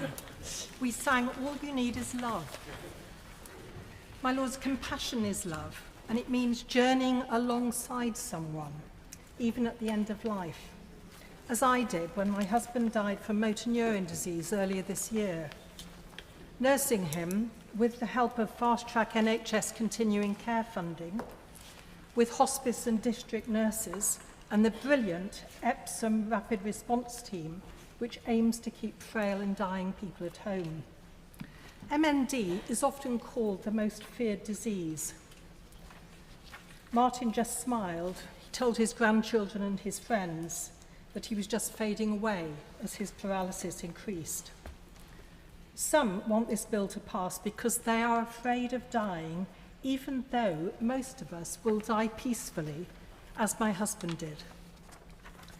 During my 40-year career as a doctor in the NHS, I worked on the front line as both a general practitioner and a psychiatrist, two of the specialties most affected by the bill as it stands today. And as a medical student, I was taught by Dame Cecily Saunders, the founder of the hospice movement. Hospices should be our pride and joy. We are world leaders in palliative care. The evidence from the Association of Palliative Care, though, is that growth in palliative care slows in countries with assisted dying services. Can the noble and learned Lord give us details of the anticipated impact on the availability of palliative care services of introducing assisted dying in this country? And what measures would need to be put in place to prevent this happening? In highly centralised healthcare systems such as the NHS, the integration of assisted dying would risk subtle systemic coercion, and institutional endorsement would normalise its practice and implicitly shape patient decisions. My Lords, the existence of statutory powers can over time drive their own use beyond original policy intentions. Just look at what has happened in psychiatry, where an increase in coercive measures cannot just be explained by clinical demand. It must also be understood in terms of the institutional and cultural momentum generated by the availability of the powers in the Mental Health Act. Could the noble and learned Lord perhaps explain what safeguards will prevent coercion by doctors? And does he support the contention by doctors that assisted dying is not a treatment? Or if he thinks it is a treatment, why are there no plans to license and regulate the experimental lethal substances that will be used rather than leaving it to the Secretary of State? And can I just correct an earlier assertion about suicide rates? There is substantial evidence in 10 US states that legalization is associated with a significant increase in suicide. My Lords, I support the select committee proposed by the noble Lady Baroness Berger, and we must listen carefully to the evidence and not rush it. The evidence taken in the other place was partial, at first attempting to exclude even the Royal College of Psychiatrists, despite psychiatrists being given a key role in the current bill. The lawyers and campaigners have left their mark on this bill, but there is considerable and more relevant expertise in your Lordship's House. Members who could competently question witnesses on areas such as capacity assessments, coercion, psychological issues at the end of life, the role of doctors, the licensing and monitoring of lethal substances, and more. Expertise that could be harnessed to see how and if the bill can be amended to make it fit for purpose. The other place has left us a lot of work to do. The bill is neither safe nor workable as it stands today. My Lords, it's an honour to follow Baroness Hollins, and I speak, of course, for myself, but also knowing that I represent views held by many, not just Christian leaders, but faith leaders across our nation in whom I've been in discussion have written to me. Jesus teaches us that how we live our lives in relationship to others is vital for the health of our society and our own personal well-being. We belong with and for each other. This bill is wrong because it ruptures relationships, serving one need but creating many others. The noble Lord Baker and several others in this important and moving debate gave the game away early on. No government, he said, will be prepared to provide palliative and social care in the way it's needed, thus revealing that this bill's impact will be economic as well as social. Several speakers said there were too many safeguards, others that provision for assisted dying ought to be expanded. As the noble Lord Harris pointed out, if this is where compassion leads, then the logic of compassion demands the scope be widened.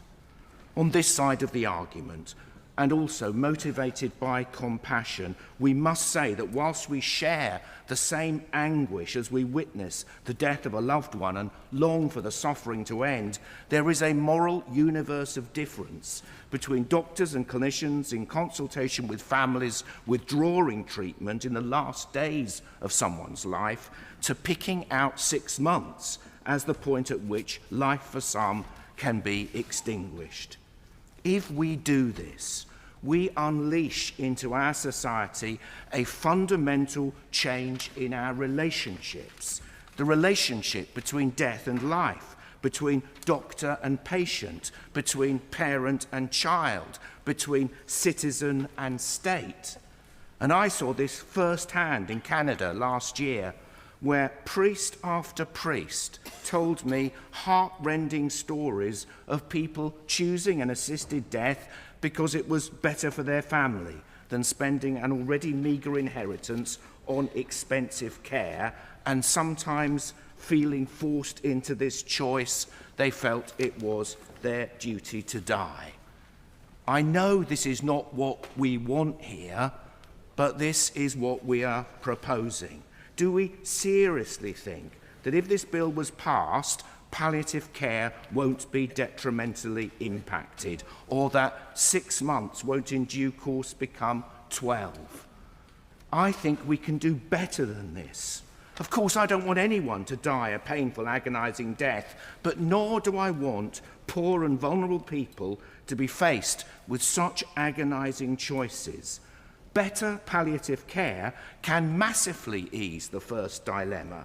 Assisted death will turbocharge the latter. Before I trained for ordination, I worked for a year at St. Christopher's Hospice, probably the most formative year of my life. On my first day on the ward, I was terrified. All I could see was cancer and death. But during that year, I learned that it is possible to live until you die. And although there are some illnesses so hideous that they cannot be completely controlled, in most cases they can, honouring people's dignity and upholding their value as someone made in the image of God until their life's end. Why, I ask Lord Faulkner, then, does the bill deny the right of hospices to opt out? And yes, I welcome Lady Berger's amendment. But I also want to say, alongside the Bishop of London, that if this bill does reach a third reading, then we from these benches will be prepared to table an amendment to offer us a vote. Meanwhile, I give the last word to Dame Cicely Saunders. You matter because you are, and you matter to the end of your life. We will do all we can, not only to help you die peacefully, but to live until you die. My Lords, I rise to speak at the end of this important and significant debate, and I'd like to thank Kim Leadbeater MP and Lord Faulkner for leading this significant private members' bill through Parliament. And I must add that this is a free vote on these benches, and I'm therefore not speaking on behalf of my party. We have heard passionate speakers on both sides of this debate, and many members flagging important issues that they want to see looked at to ensure processes work and safeguards are in place. And I have every confidence that these will be addressed at committee stage, and I really wanted to emphasise how I was particularly moved by the very personal stories last week of Lord Mitchell and Lord Alderdice. Throughout our lives, we're able to make decisions about most things that affect us: where to live, what to eat, how to live your life, what to do each day, and so on. And yet, the one thing that we don't have any control over is our end of life. Now, when someone has been diagnosed with a terminal illness, then I believe it is only right, with the necessary safeguards in place, for them to be able to choose at the time and place that is right for them to end their lives. Now, the BBC News ran a very moving package earlier this year about a man in the United States. The gentleman was terminally ill, but having seen relatives die terrible, drawn-out deaths in significant pain, he wanted to die on his terms. The safeguards were strong, his family supported his wishes, and he did, indeed, die at home with his family around him, as he had wanted. This should be a right here too. And as we've heard from others across this chamber, this is already happening here now. Loved ones who are able to, travelling to Switzerland, or staying at home and taking their own lives, and the devastation this leaves for their families, picking up the pieces afterwards and haunted by the experience. And I have been overwhelmed, like colleagues in this House, by the many personal letters and emails I have received from people across the country with their own stories. And I'd like to thank each person for taking the trouble to share their personal thoughts on this issue. Now, I am at an age when I have lost my father-in-law and my mother-in-law in the last 2 years to long, drawn-out illnesses. And my own mother, sadly, has terminal cancer. I would have liked all of them to have had the option to be able to decide if they wanted the right moment for them to go to sleep and leave this world. And I know my father-in-law certainly wanted this. I don't want people to have to suffer in pain and discomfort, as many do now, even with the palliative care services that exist. And I want to stress that investment in palliative care services sits side by side this legislation. It's not as an alternative. You know, this bill is about improving health at a time of suffering. It's about being able to live with dignity and to die with dignity. And for those people with a terminal diagnosis, this is not a choice between life and death, but a choice between death and death. To have some control over the dying process and to be able to die on your own terms has to be a right. And I want people to have that choice, that control, and that freedom. Now, this legislation has been through a line-by-line rigorous scrutiny by the elected chamber, and on a free vote, our MPs have voted for this bill. It's not for this House to obstruct this legislation, which has been supported by elected members of Parliament. I hope this chamber will play its proper role in reviewing the legislation, but does not seek to prevent this bill from moving forward. I support the rights of individuals to be able to choose their end of life, and I hope this House will do the same. My Lords, it's a privilege to follow the noble lady Baroness Pigeon and to take part in this important debate. We've had 2 days of discussion with many fine speeches. Those we heard today are still ringing in our ears, but let me take a moment to remind the House of a few of the contributions from last week. I will never forget the exchange between my noble friend Lord Forsyth of Drumleen and his late father. I will never forget the tragic story of Lord Mitchell's parents-in-law. I remember the point made by Lord Stevens of Birmingham, with all of his experience, that without proper provision of palliative care, you don't really have freedom of choice, at the same time as I recall the warning from Lord Baker of Dorking that proper government funding for palliative care might always remain elusive. And I know that the whole House will share my admiration for the brave, moving and extremely personal speech made by my noble friend Baroness Prentice of Banbury, and will join me in wishing her well in the months ahead.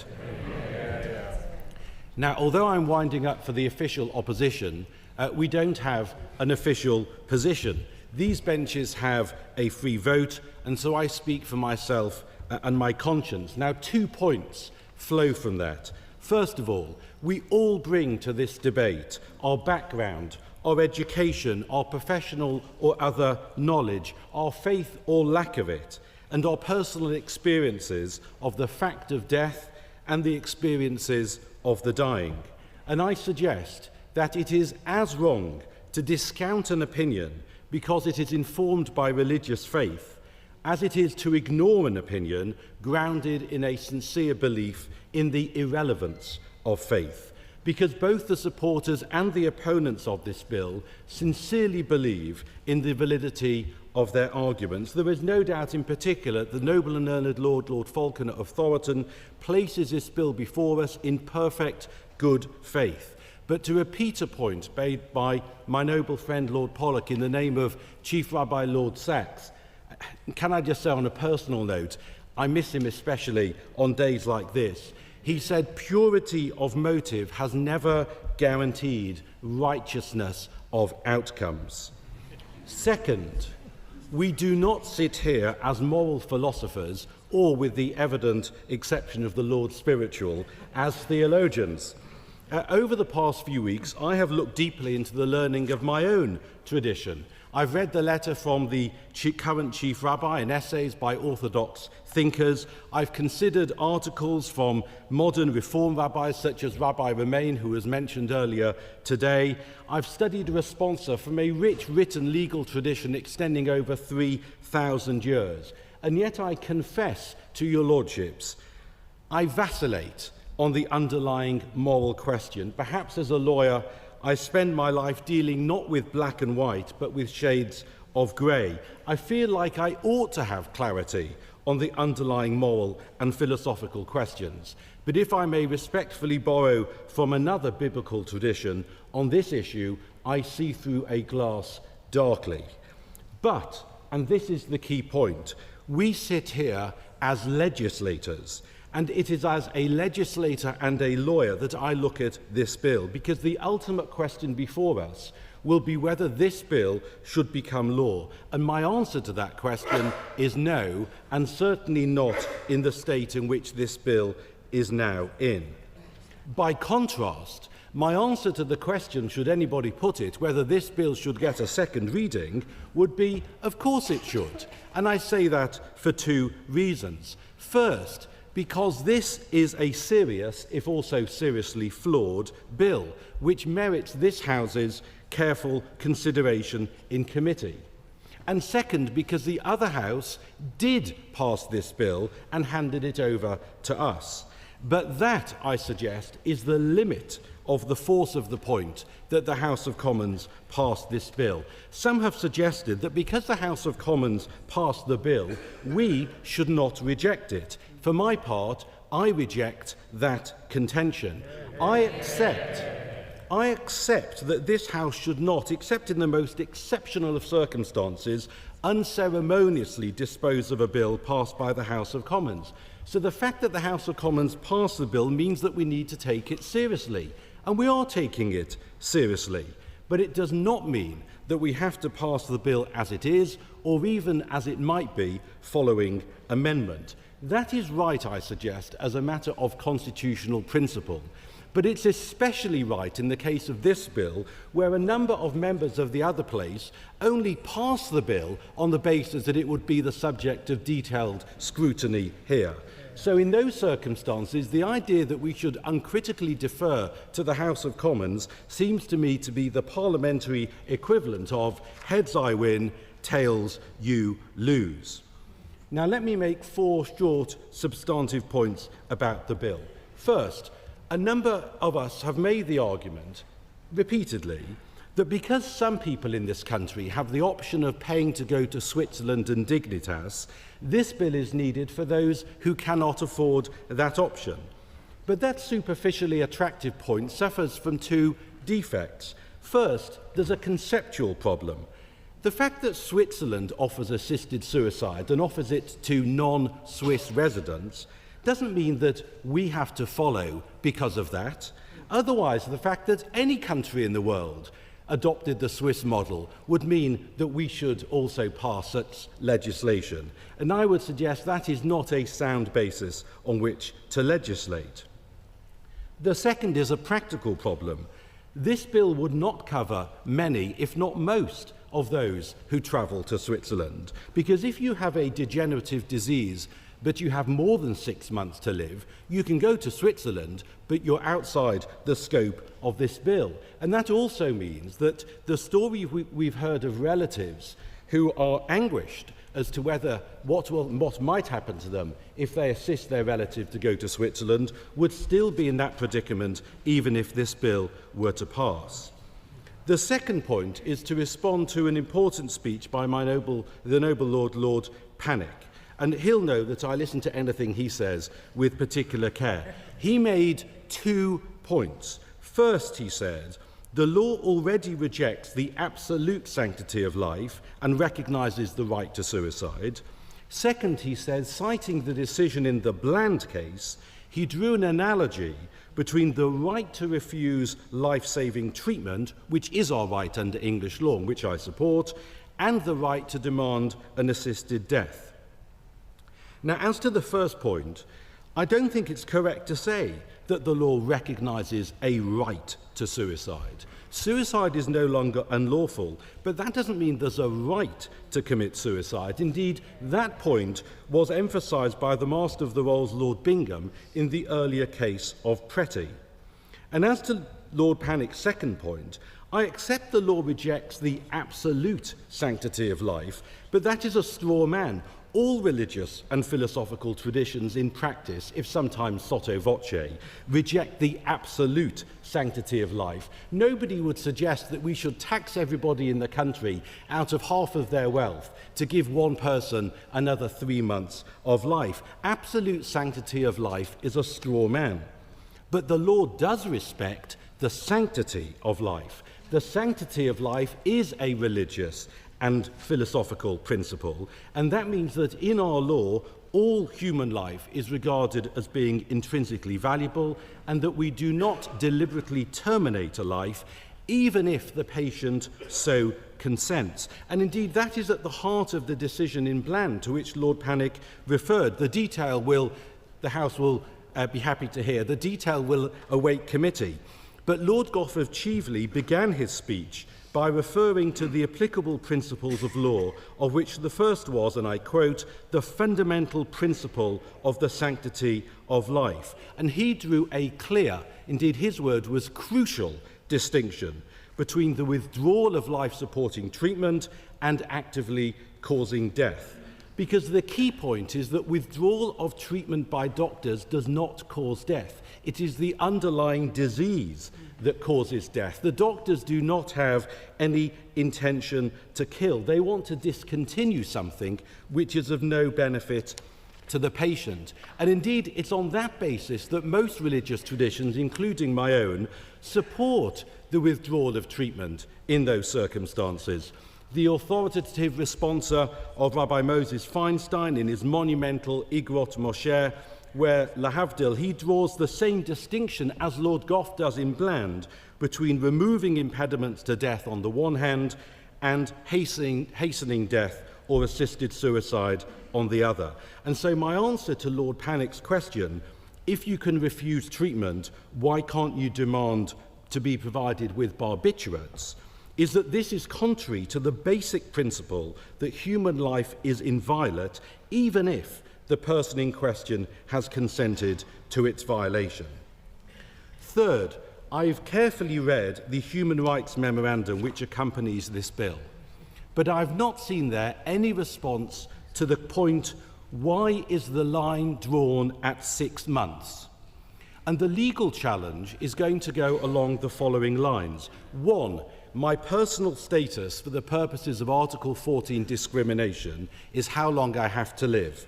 2, I can't access assisted suicide at more than 6 months, even though my suffering may thus be longer than somebody who only has 6 months to live.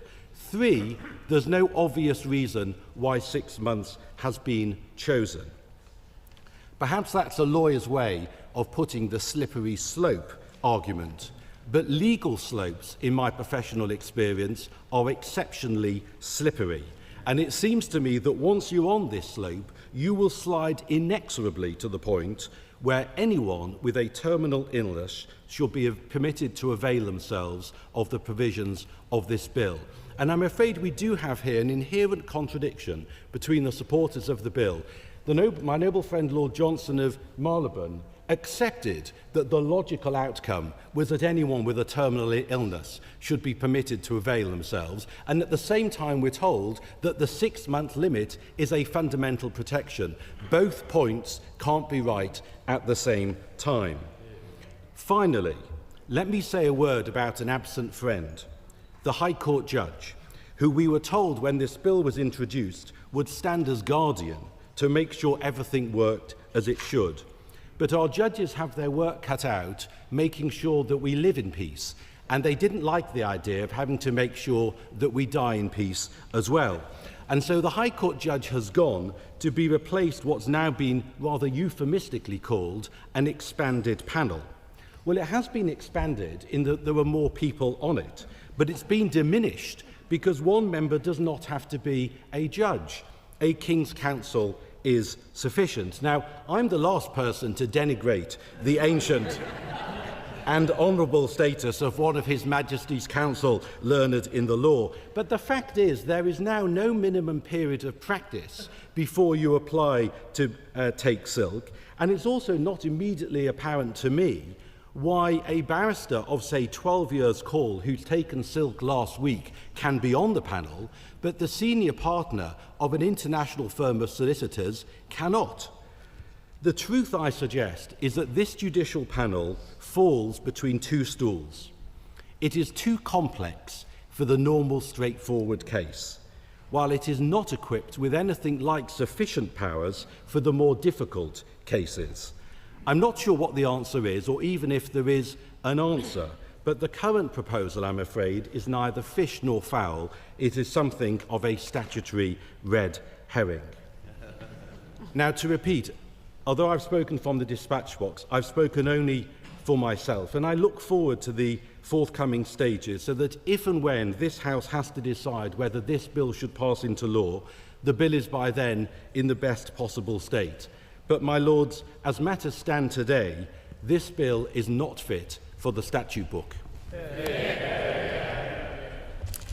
Let me start, my Lords, by thanking all noble Lords for an extensive, passionate and insightful debate. As noble Lords have observed throughout this debate, its quality and its conduct has been exemplary, and that has allowed the expression, I believe, of differing and deeply held views. And I'd like to thank my noble friend Lord Faulkner for his work in introducing this bill to the House. And I know that many noble Lords are waiting to hear from Lord Faulkner as the sponsor. My Lords, we have all heard the debates across the country where campaigners on both sides have made their cases with conviction and care. We have also heard the debates in the other place, and we know the previous consideration that this House has given to the topic of assisted dying. And now it is our turn to scrutinise this legislation. My Lords, I want to turn first and importantly to the role of the government, which relates in some part to the motion in the name of the noble Lord, Lord Forsyth, and the amendment to it from the noble Lord, Lord Carlisle. The government is neutral on the principle of assisted dying. It is a matter of conscience. Whether this bill becomes law is a decision for Parliament, and my role, alongside that of my noble friend Baroness Levitt, is to help ensure that if this legislation is passed, it is legally and technically effective and workable. So, my Lords, as with any legislation, if Parliament chooses to pass this bill, the government will be responsible for its implementation.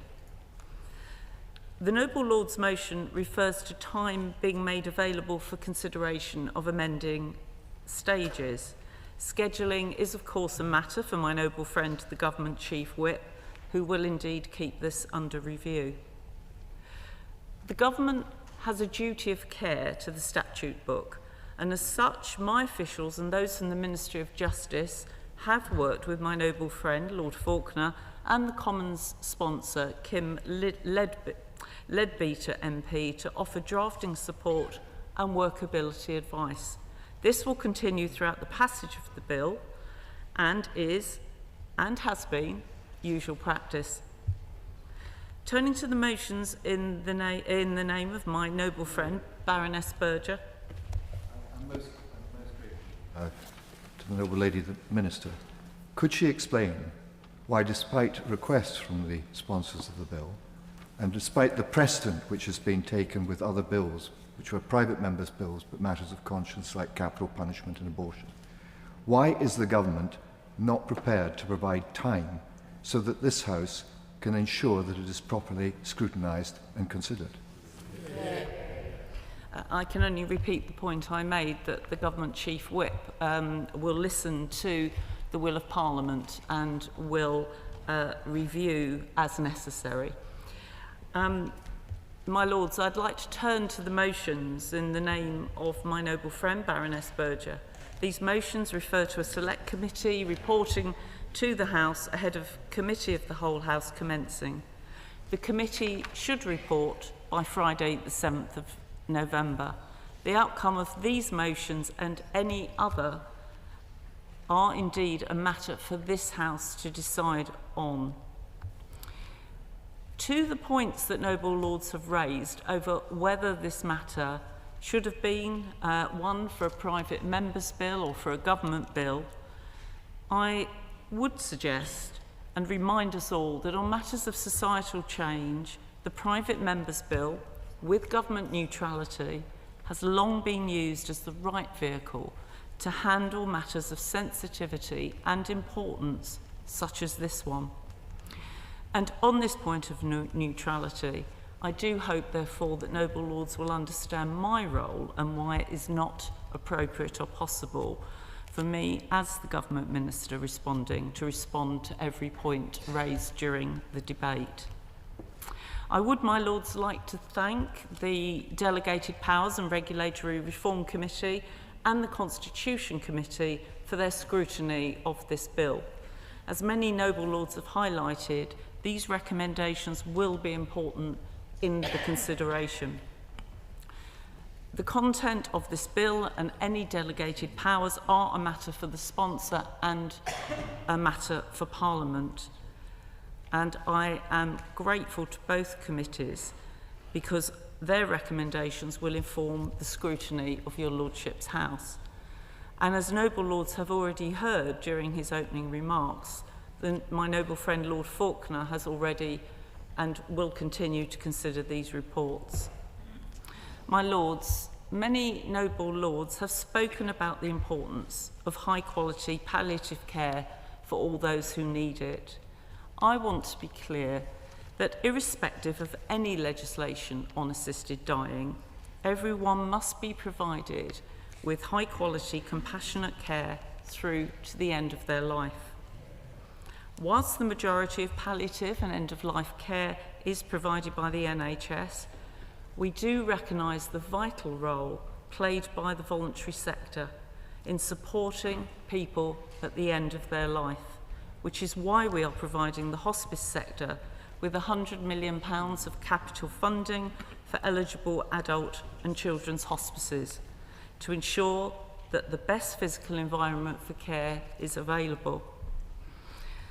We recognise that more could be done to support people who need palliative and end-of-life care, as a number of noble lords have raised.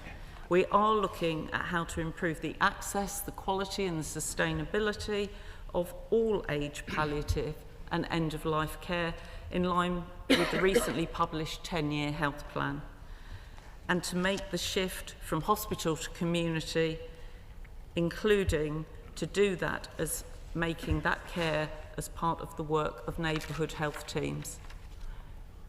I would like to thank noble lords once again for their engagement, for their care and for their thoughtfulness during this debate. As I have said, the government remains neutral on whether this bill becomes law. And should Parliament pass this legislation, I can say to your Lordship's House that it will be our responsibility to ensure it can be implemented safely and effectively. My Lords, I draw attention to my entry in the Register of Members' Interests, which refers to the fact that I have an assistant funded by Bernard Lewis to assist me in the conduct of this bill, and Dignity in Dying funded the printing of literature, which I sent to your Lordships in connection with the bill. I apologise for not mentioning this in my opening speech. My Lords, this has been a debate of the highest quality, probably the highest quality I've heard in 28 years in this House. Your Lordships brought passion, expertise and wisdom to the issue. Every single speech that was made, I thought, rose to the gravity of the occasion. I would wish to refer to every speech, but I cannot. Could I pay particular tribute, however, to those of your Lordships on both sides, and some people have mentioned them, who have identified their own personal suffering in relation to this. I pay tribute to all of those speeches. Could I mention just two speeches? First of all, the speech of the noble Baroness Prentice of Banbury, which was a very striking speech. She will know that she has the wishes of the whole House with her. Could I also mention the speech of the Baroness Faulkner of Margravane? She too has the wishes of the whole House with her. My Lord, I think the debate shows beyond doubt that this House will bring both expertise and human understanding to the important task of scrutiny that we must now undertake. I express genuinely my gratitude to your Lordship's Constitution Committee and the Delegated Powers and Regulatory Reform Committees, respectively. As I indicated in my opening speech, I will be bringing forward amendments to deal with many of the recommendations that they raise. I have to say that my experience as a government minister was that both of those committees frequently made recommendations of the sort that have been made by the committee requiring changes, and I very much hope in consultation with the government I will be able to make those changes. Could I also mention the status of this bill? This is a private member's bill because it is a matter of conscience. No major political party agrees on whether or not they support assisted dying, and I don't find that surprising. It has to remain a private member's bill for that reason. I should say, as my noble friend the Baroness Merrin has referred to, I've had assistance, as has my friend in the other place, the member for Spen Valley. She has had assistance as well from the government, civil servants and lawyers, seeking to ensure that the bill is workable, and that explains very many of the changes that have taken place. But ultimately, this is a private member's bill and must be treated as such. I believe, just as happened in the Commons, that the Commons were very capable and proved able to properly scrutinise this bill. They gave this bill 100 hours of scrutiny. We're looking in this House at the same time at the Education and Wellbeing Bill, which, as it happens, is longer, and it got 40 hours of scrutiny.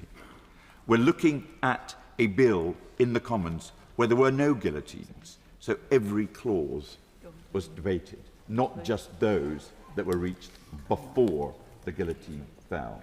We're looking at a bill that has had a very large number of select committees look at it. The last one reported in the Commons in March 2024. So we've got a job of work to do, but I would earnestly ask your Lordships not to approach this bill on the basis that it has not been properly scrutinised in the other place. My Lords, can I... Sorry, I apologise. I thank the noble Lord for yielding. And I simply wanted to say that a number of members of the other place have said that the bill did not receive proper scrutiny in the other place, and they have also said that they expected it would receive scrutiny in this place because that is what we do. I think that is a profoundly important thing, and I don't think that what the noble Lord has just said is actually correct.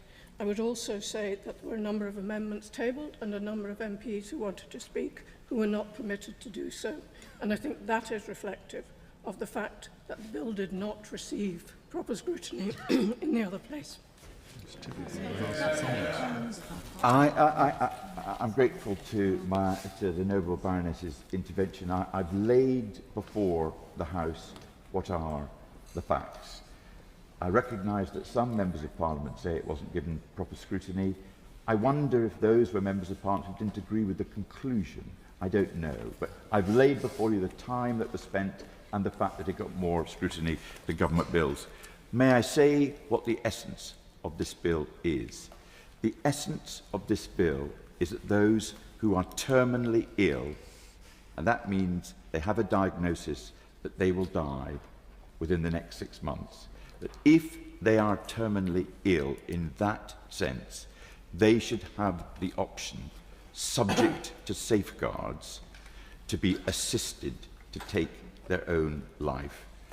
One of the features of this debate was the personal experience that so many people have had of how, had that option been available, it would have ended terrible suffering. Suffering that is not often about the pain, but about the lack of dignity and the profound desire to keep control, because that's what people want.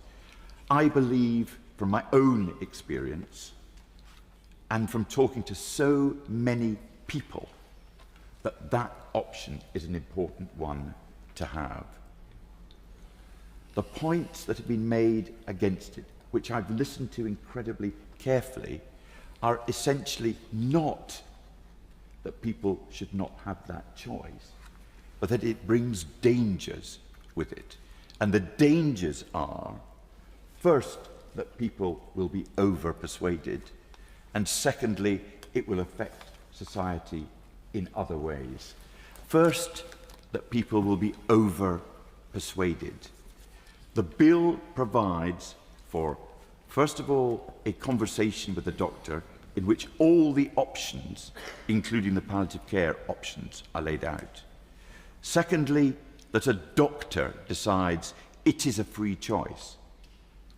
Thirdly, that a second doctor decides that it is a free choice.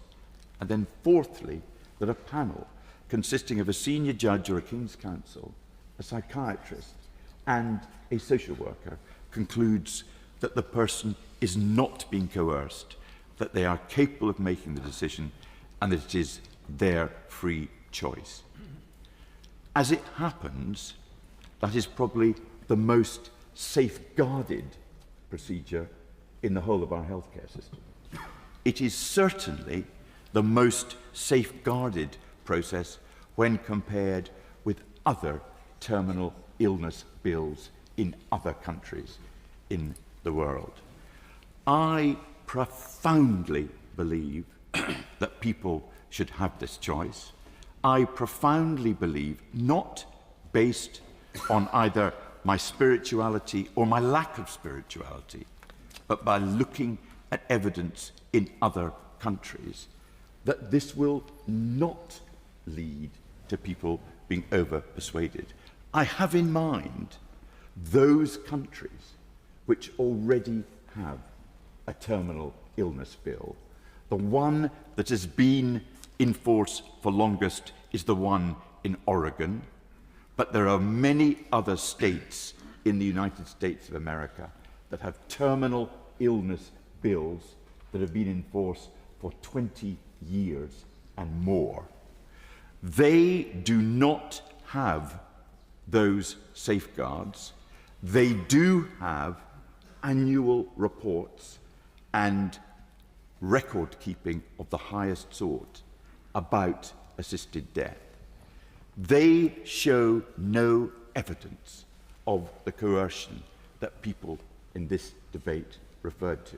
I would have expected, if there was real evidence of that, that somebody in the course of the debate would have referred to a case from one of those countries where there is a terminally ill bill showing that there was coercion. There was none. I am convinced, first of all, that this bill has had proper scrutiny in the other place. Secondly, that there is no real danger in relation to coercion. But thirdly, I completely accept every single person in this debate who said they wanted more palliative care. I want more palliative care. We should do everything we can to promote palliative care. But as so many people said, it is not either or, it is both. 75% of people in Victoria, Australia, who have necessitated death have come from palliative care. 92% in Oregon have palliative care. The Select Committee in the Commons to which I referred, which reported in 2024, said that palliative care in many jurisdictions went up in terms of its resource. So in answer to the question that was raised, what will the effect be on palliative care? On the basis of other jurisdictions, it will get better. And this debate here has in fact provoked the government to spend more money on palliative care. Many people have talked about language. I take no point about language. I simply say this. Over 20 years, that may be an exaggeration, over 10 years of having been engaged in this debate, nothing upsets people more who are terminally ill and want an assisted death. That is suicide. They hate that because of the impact it has on those they leave behind. What they feel is that they are dying anyway, and what they want is some degree of control over when and how it may happen. My Lords, can I move briefly to what will happen next? I very much welcome my learned friend Baroness Berger's motion to set up a select committee that can hear evidence. I very much welcome that it is time limited because, as myself and Baroness Berger indicated in the letter we sent to every peer, it allows for the bill after the 7th of November to go through all its phases. So I will be supporting Baroness Berger's motion for the setting up of a select committee. We have got a job of work to do. I agree with everybody, and I agree with everybody that this House must plainly give this bill a second reading. We must then listen to the evidence that Baroness Berger's Select Committee will supply, and then we must do what we do so well, which is scrutinise and amend the bill as necessary, and then send it back to the other place for a decision. I've heard people say, oh, well, we can say no to this bill. Ultimately, on an issue such as this, in our system, somebody has got to decide. And it's not the electorate, because it's never in anybody's manifesto, with the exception of the Greens. Therefore, Parliament has got to decide. And ultimately, in our system, that means it will have to be those who are elected, not those who are unelected, who make that decision. Could I end by expressing my profound gratitude to this House for the attention and quality they gave to this bill? My Lords, I commend this bill to the House. My Lords, I don't know if I'm alone in being frequently asked by people from time to time, what is the point of an unelected House of Lords? And I now have the absolutely mind-blowing answer, which is to refer them to these 2 days of debate which we've had on this really difficult subject and the range of expertise which we've had. Now, I'm speaking because I tabled an amendment, and that was last Friday, so people may have actually forgotten what it said. But what it said was it called upon His Majesty's Government, in the light of the 32nd report from the Delegated Powers and Regulatory Reform Bill, to ensure sufficient time is available for consideration of amending stages of this bill and to provide full support at ministerial and official level to the peer in charge of the bill for its remaining stages in the House of Lords. Now, despite the differences that we've had in this 2 days of debate, there's a clear consensus. There is an absolute consensus across the House, which this bill is in need of amendment, that this bill is in need of further scrutiny. Now, I listened very carefully to Baroness Dodge's speech in the debate, and I see her amendment. I'm a little doubtful how a select committee, which is not really a select committee because it's not actually going to produce a report, it's simply going to hear evidence. I'm a little doubtful as to how that is going to change or alter the noble Baroness's opinion, having listened to a speech on this matter, or indeed anyone else's opinion. What it does do is it means that we can't actually start that task until the 7th of November, that we've lost some time.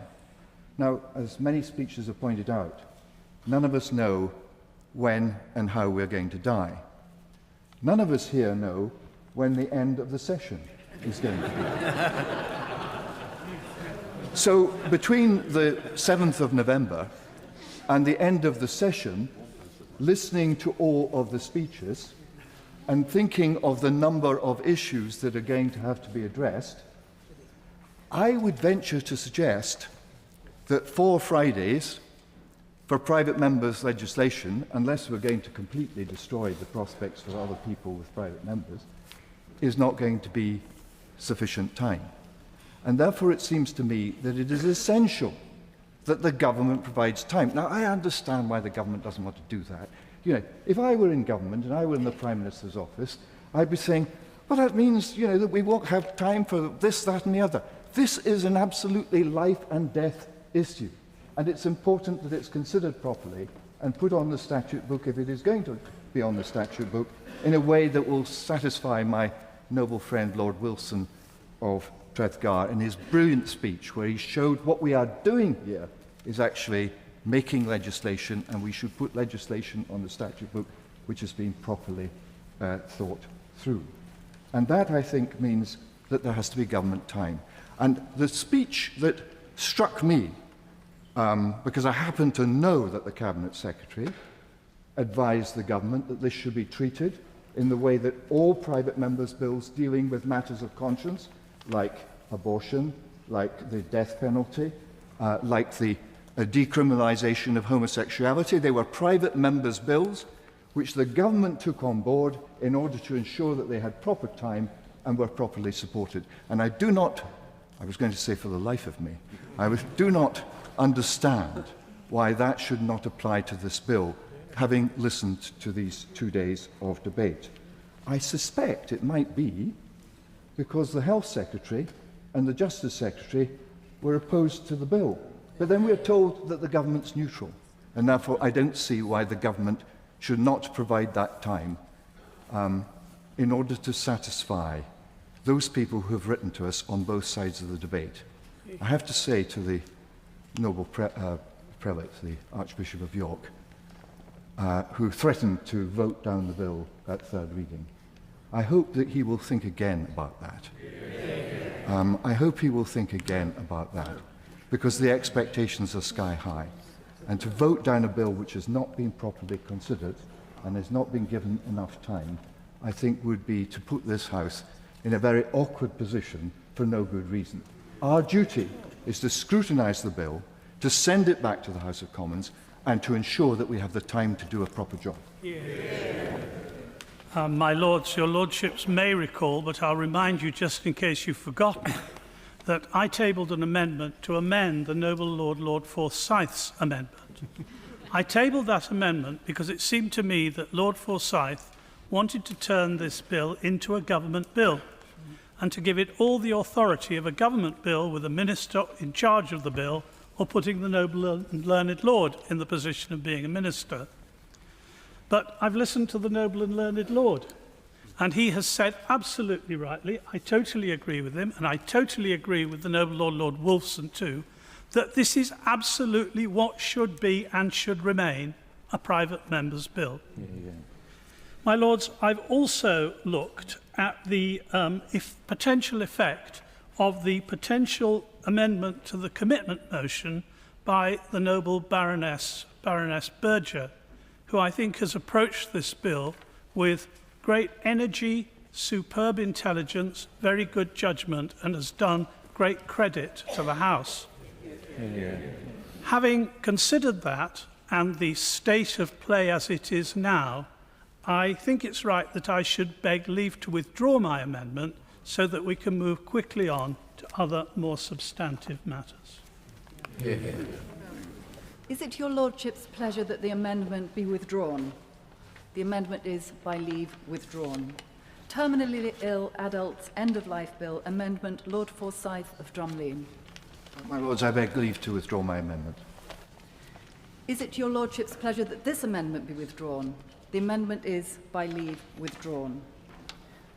The question is that this bill be now read a second time. As many as of that opinion will say content. Yes. The contrary not content. No. I think the contents have it, my lord. The question is that this bill be committed to a committee of the whole House. Amendment, Baroness Berger. My lords, I beg to move the amendment standing in my name on the order paper. My lords, I've spoken already about how my experience as a member in the other place has made me very concerned about this bill and more determined that it must not be a cause of further harm to vulnerable people. There are many unanswered questions about the bill before us that have been raised during the course of this important debate, which is why I have tabled the amendment and the following motion to hold a select committee before committee of the whole House begins. My lords, this is a significant and complex piece of legislation by any definition. It demands a process that can withstand the weight, but it is clear that there are serious shortcomings, as both the Select Committee on the Constitution and the Delegated Powers and Regulatory Reform Committee have noted in their reports last week. Indeed, I am concerned that the legislative process is being asked to compensate for the absence of robust policy making before this bill was published.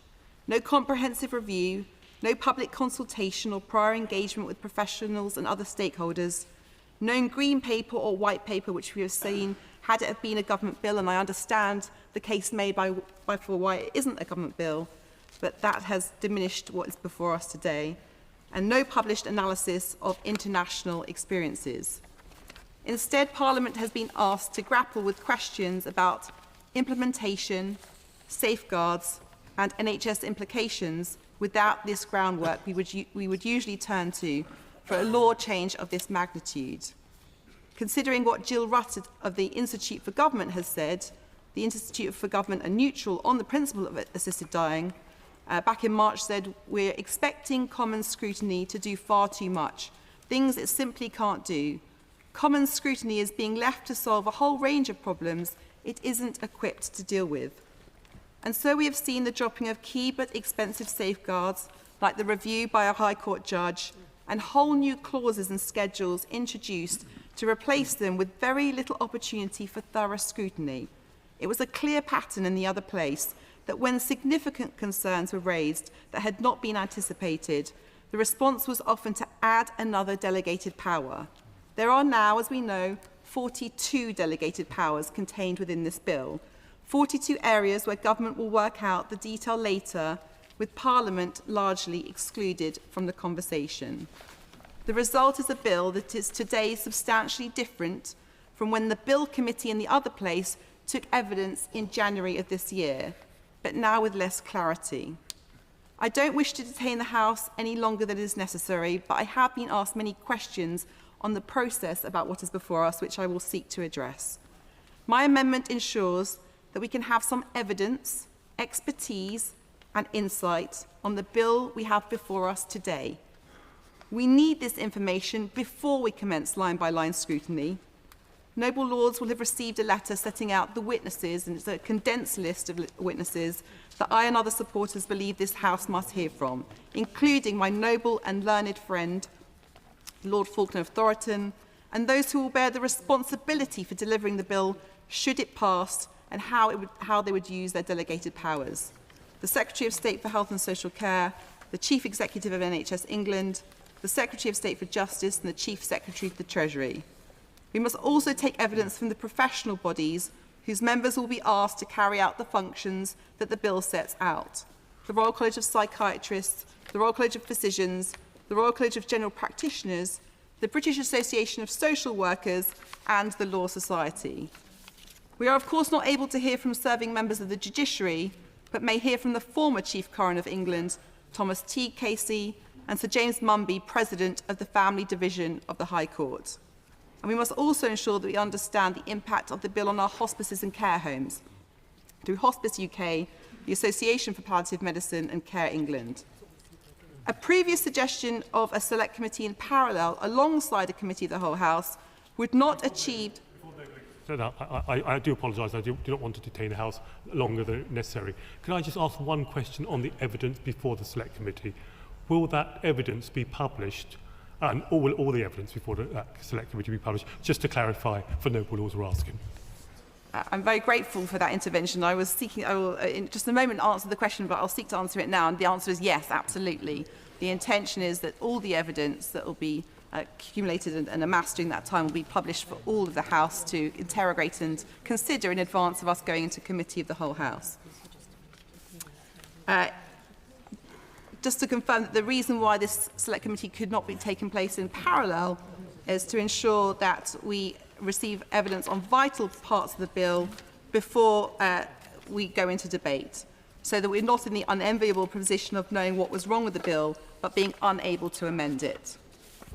My Lords, my motion provides that a select committee first would be intended as a focused piece of work, hearing vital expert oral evidence, as I've just set out, rather than a more time-intensive open exercise, and that it may report by simply publishing that evidence before we go into committee of the whole House, in order to inform our detailed consideration of the bill.